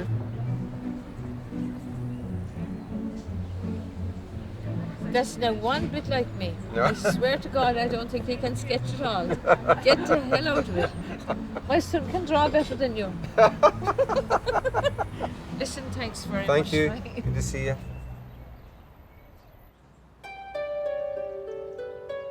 For Gareth's second sitting with Graham, he's chosen an outdoor location at Bantry House in order to observe his subject in a different light. Hello. Hi. How are you doing? Very well. You're very optimistic of the Irish summer. Yeah, it's going to used to last for another few hours. Yeah. I know. I've got to change the tracky bees in the boot there. Where am I? You're there? Obviously, yeah. Obviously I'm not there. Unless. Yeah. No, I'm right.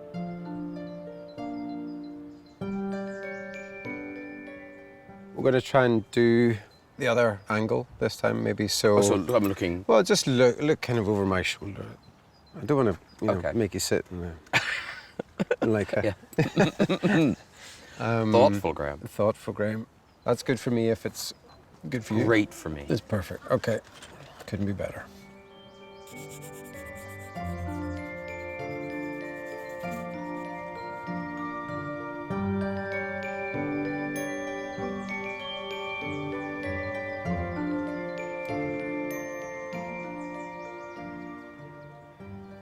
Well, I have information for you. Yeah. I spoke to my mother. Oh, yes. And she can confirm, and this is crazy, that my great-grandfather was the brother of your great-grandmother. You're joking? Yeah. That's No ridiculous. way. I know, that is. I know Ireland's small, but still. That's pretty amazing. Yeah. Well, actually, my mother was saying, does your dad have an email? Yeah. Yeah, she'd email him with it. Yeah.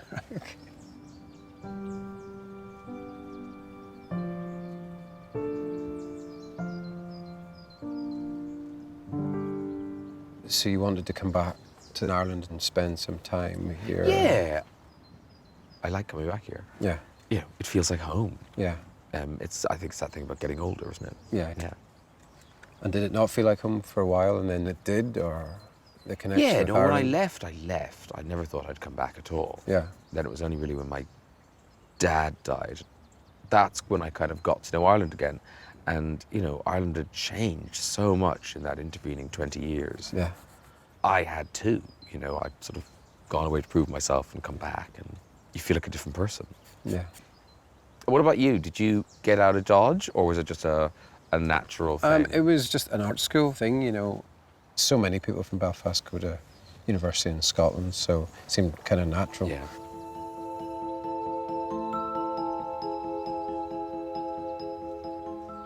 Why did you choose Bantry House? I mean, it's one of the most beautiful sites for a house. You know, all this stuff behind me, Bantry Bay. Yeah. Wherever you go that Irish people have been, there's a Bantry Bay. There's a Bantry Bay in Cape Town, a Bantry Bay in New York, Bantry Bay. You know, there's Bantry Bays everywhere. But also, because I can remember when I was coming here as a kid, this house was like a slice of foreign. There's water jugs from Tibet. There's things from India. It was like a little tiny window on the world, which I loved it. So just thinking about the position of the final portrait, is there any particular place here that would make sense to you? Well, it's kind of up to you, because I don't want to give you something like really annoying. Yeah, it's too hard. It's too hard. Yeah, I'd like all of Bantry Bay, and I'd like my head like this big. As long as I recognise it, as long as I'm not thinking, why am I sitting on a New York street? There weren't traffic lights behind me, I'm sure. Yeah, it's got to look like Ireland, I think. Yes, I'd like it to look like Ireland. Yes. And I'd like it to be kind of the Irish version of me, kind of the more kind of relaxed. Yes, well, that's the other thing I was going to say. So you're the kind of persona that people know. Do you think that's pretty representative? That's my showbiz thing. So, you know, I don't think I have a suit here. Yeah, yeah. So it's more jumpers and anoraks. Yeah, yeah. Do you feel like I feel more relaxed here than anywhere else.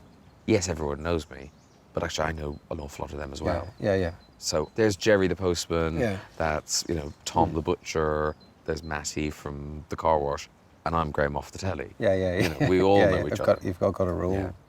But I'm always shocked at how at ease people are. You know, the kind of natural chattiness of people in Ireland. Yes, heart on sleeve. Heart on sleeve, yeah, yeah. Well, it's a weird thing. I remember my granny used to do it. There's, you know, she'd be horrified that anyone would know her business. But then when we walked into a shop, immediately she would be like, blah, blah, blah, blah, telling the person behind the counter everything.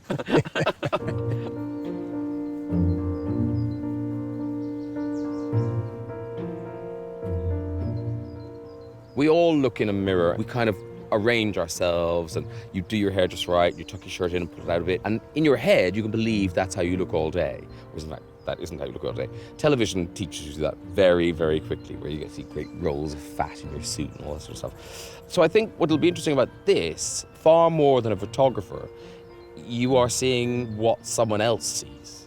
It's not a captured image, it's a sort of created image, and it's through the prism of someone's eyes.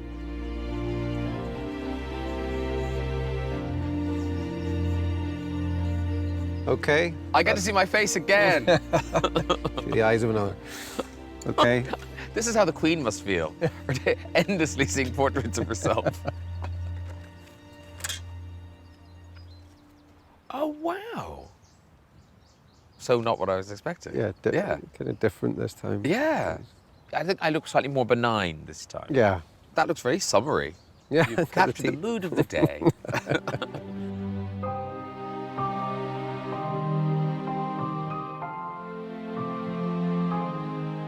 I worked on benign today. That was my note for myself, benign. And I like this. It's quite jarring, the contrast between the ink and the pencil. It gives it a sort of three-dimensional quality. It is ridiculous that we might be related. Well, I think, you know, not that we might, we are related.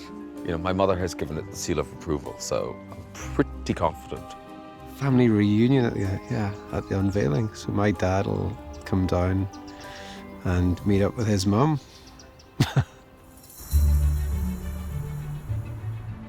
With only one sitting left, Gareth has come to get inspiration from some of his favourite artwork at the National Gallery of Ireland, alongside which his final painting will hang. So this is Le Déjeuner by Pierre Bonnard, who's one of my all-time favourite painters. He's almost like a magician or something, the way he puts together colour. It's a wee bit like that kind of advent of photography influencing cropping, and so you've got half a person there, the edge of a table with a bit of a cake. It's almost like he's too good to be influential, you know. You see some people's work, you can see how it's doable, but for him, I can't really understand how you could make the paintings work. So that's why I just think it's just pure magic, and that's why I love it so much. This is quite a famous Rodin head called Man with a Broken Nose.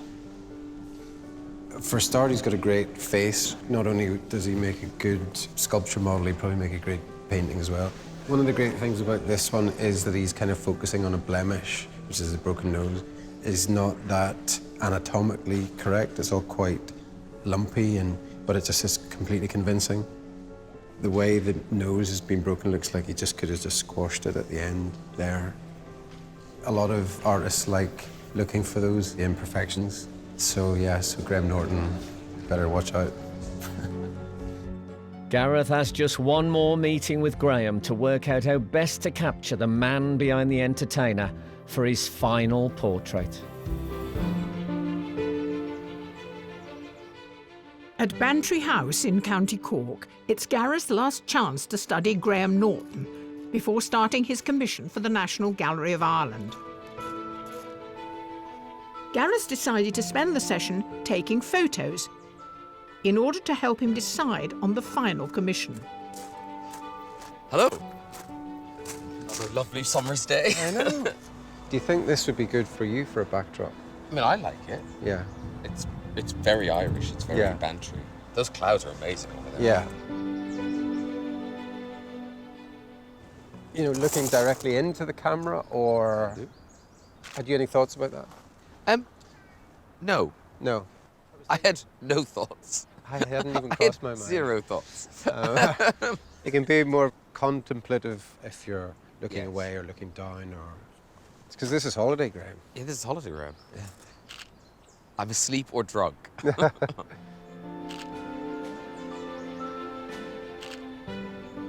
So did you like the idea of drama from when you were at school? Or? Yeah, you know, it seemed like the dossiest job you could get. But no one was interested in me acting.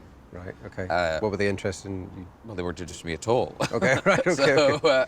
Was that comedy or? It was anything, I didn't care what it was. Anything. The few jobs I had, I played a dead body in a British Telecom training film, which I had to audition for. See if you could hold your breath for long enough. And that was in Panto and Harrogate. Right, okay. But that was not, because at drama school they train you to be a star. Yeah, yeah. They train, you know, no one trains you to kind of go, the coffee's ready, or the people from the village have come to get you. So actually, the reality of being an actor is miserable. So how did it all happen then? Was Father Ted one of the first things that you did? Well, or? it was sort of, yes. After I gave up on acting, I started writing my own stuff. Yeah. And I did Edinburgh for about 8 years. I got a posh new agent out of Edinburgh. And the posh agent also represented Graham Linehan and Arthur Matthews, who wrote Father Ted. So she was on the phone to them, kind of going, look, I've just signed somebody Irish. There must be something for him in Father Ted. And I got it, and it went well, and then very nicely they wrote me into a few more episodes. Being in Father Ted, that's like an iconic, you know, It it's is like now. this, yeah. Now people write books and make documentaries about it, and it is the kind of the only cool job I've ever had. To give Gareth a variety of images, they come inside to the conservatory to finish off the photo session. So that face is more animated now. There's a hit, so you can just increase it incrementally, can you? Yeah. It's great control. If we could do something with that left hand. This one? Yeah, it's just because at the minute it's sausagey because they're coming. Yeah, that's that's it. It's really captured my sausagey fingers. It's beautiful. That's it. I looked on the website trying to work out what you call somebody whose great-grandfather is the brother of your third cousins. Oh, we're third cousins? Third cousins. Like that that's ridiculous. It's ridiculous. It's ridiculous. I'm embarrassed for Ireland. Yeah. I'm embarrassed for Ireland that two people are in a program together and they're third cousins. Yeah. There's me and my sister. My mom has one brother. My dad has one sister. So, you know, we're not a big, one of those huge Irish families. So to end up meeting a relative is mad. Okay. Okay, that's us, I think. Well, thank you so much. That was great. I think it went well. So Well, I really enjoyed it. Thank you very much. Brilliant. All right, Okay, take care. I'll thanks. see you in Dublin. I'll see you in Dublin. We're both on the same page that, you know, we're both Irish.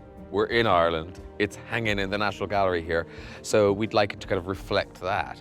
So I'd like it to be the Irish version of me, which is more relaxed. I like the way he's sitting. It's kind of natural. The hands are good. It's a nice, could be a nice composition. But I would put Bantry Bay in the background. That's the kind of thing that I'm looking for. After 3 days of working with Graham in person, Gareth returns home to Glasgow. Before he starts to paint, he does a series of sketches to help him decide on the composition for the final portrait. I looked through all the photographs that we took on the day. I chose one that was kind of side on like that. Next thing I did was photocopy that like 10 times or something. And then, so then I could play with the composition lots and lots of times.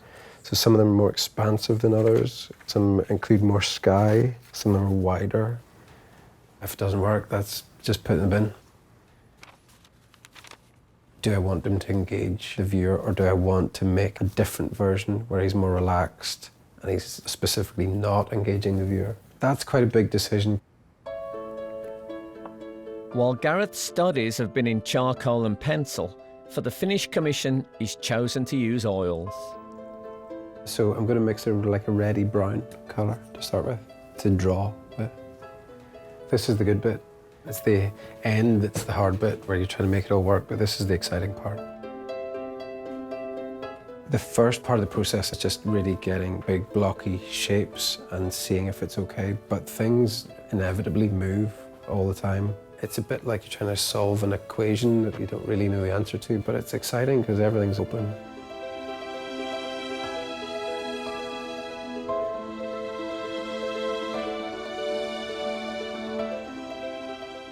This is a pretty big canvas, so when you're working, you're standing very close to it, so you have no idea about proportion. That's why the mirror's here. You just get a bit of distance from it. So when I moved back, the head was too small, so the head's bigger. My work has got a lot of sculptural emphasis, but it's not hard-edged. I love stuff disappearing and being more soft-edged. Having an atmosphere in it is really, really important. Just a feeling of the sitter being there. You've got a picture of what it looks like in your head, and it looks really good at this stage. The reality hasn't dawned yet. You've got to correct and get closer to and scrape off and start again. It's not like a linear thing that you just start and then move closer and closer to the finish. You kind of go backwards and forwards, obliterate and wreck it and fix it. It's the process.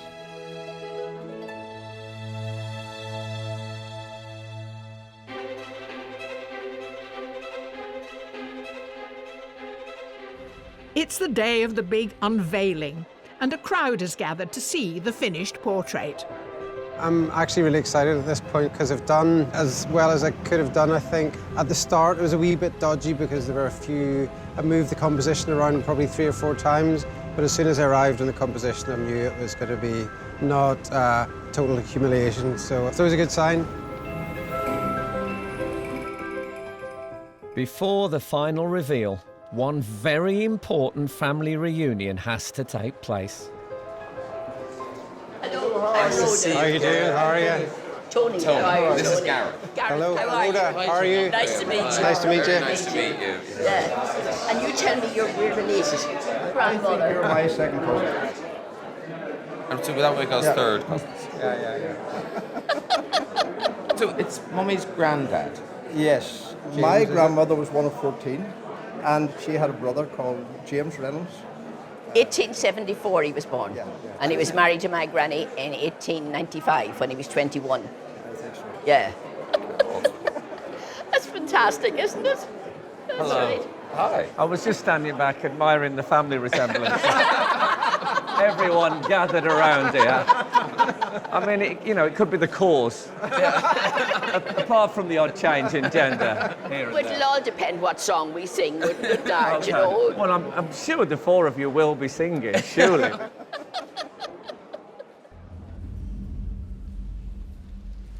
Just before this gets unveiled, I really just wanted to say thank you to Gareth, because you made this such a, well, until now, such a pleasant experience.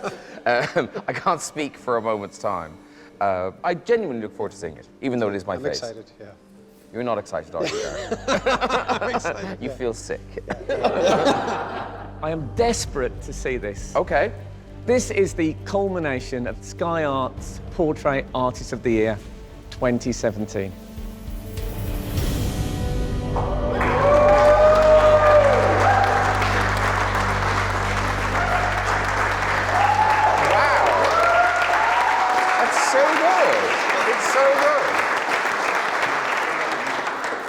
Oh, it's fantastic. I acted at the obvious thing, but what do you think of it, Graham? I really like it. I look so intelligent. I I love it. I was worried because I really love Gareth's charcoal, and I had no idea you could paint like this. It's really, maybe he should have won. But the other thing is that it captures something about you that gives us access to your inner self that we wouldn't normally be familiar with. And I think that's an enormous thing to have achieved.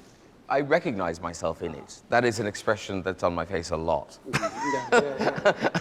It's just not on your programme. No, exactly. It's not on my programme, but that... It's just what we wanted. Yeah, that is what I spend most of my time looking like that.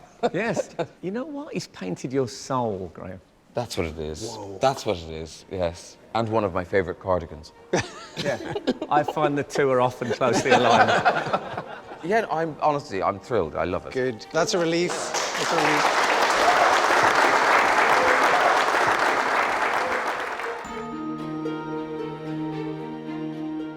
Even without me in it, that would be quite a nice landscape up to the sea and the sky. It would be lovely. You should have done it so he could be peeled off. Congratulations. It's very good. It's very good. It's lovely. Are you pleased with it? Yeah, I'm pleased, yeah. Well, I think you should be very proud of it. Thank you. I really do. You've done him proud and yourself.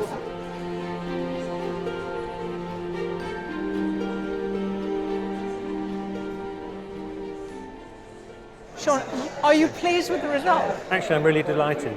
You know, from my point of view, it's the man, not the entertainer, because, you know, he's wearing obviously a lovely old cardigan he's very comfortable in. He's a very jumpy performer, but this is him really being at rest. And that's very rewarding for someone to look at, I think. Yes, I think it'll really draw the eye in. And the other lovely thing is it places him in a very Irish context. You know, you often have the rather damp, grey, sort of misty feel, which is very, very beautiful for the colour scales from, you know, blue, turquoisey greens down to greys, and I think Gareth has really captured that brilliantly well.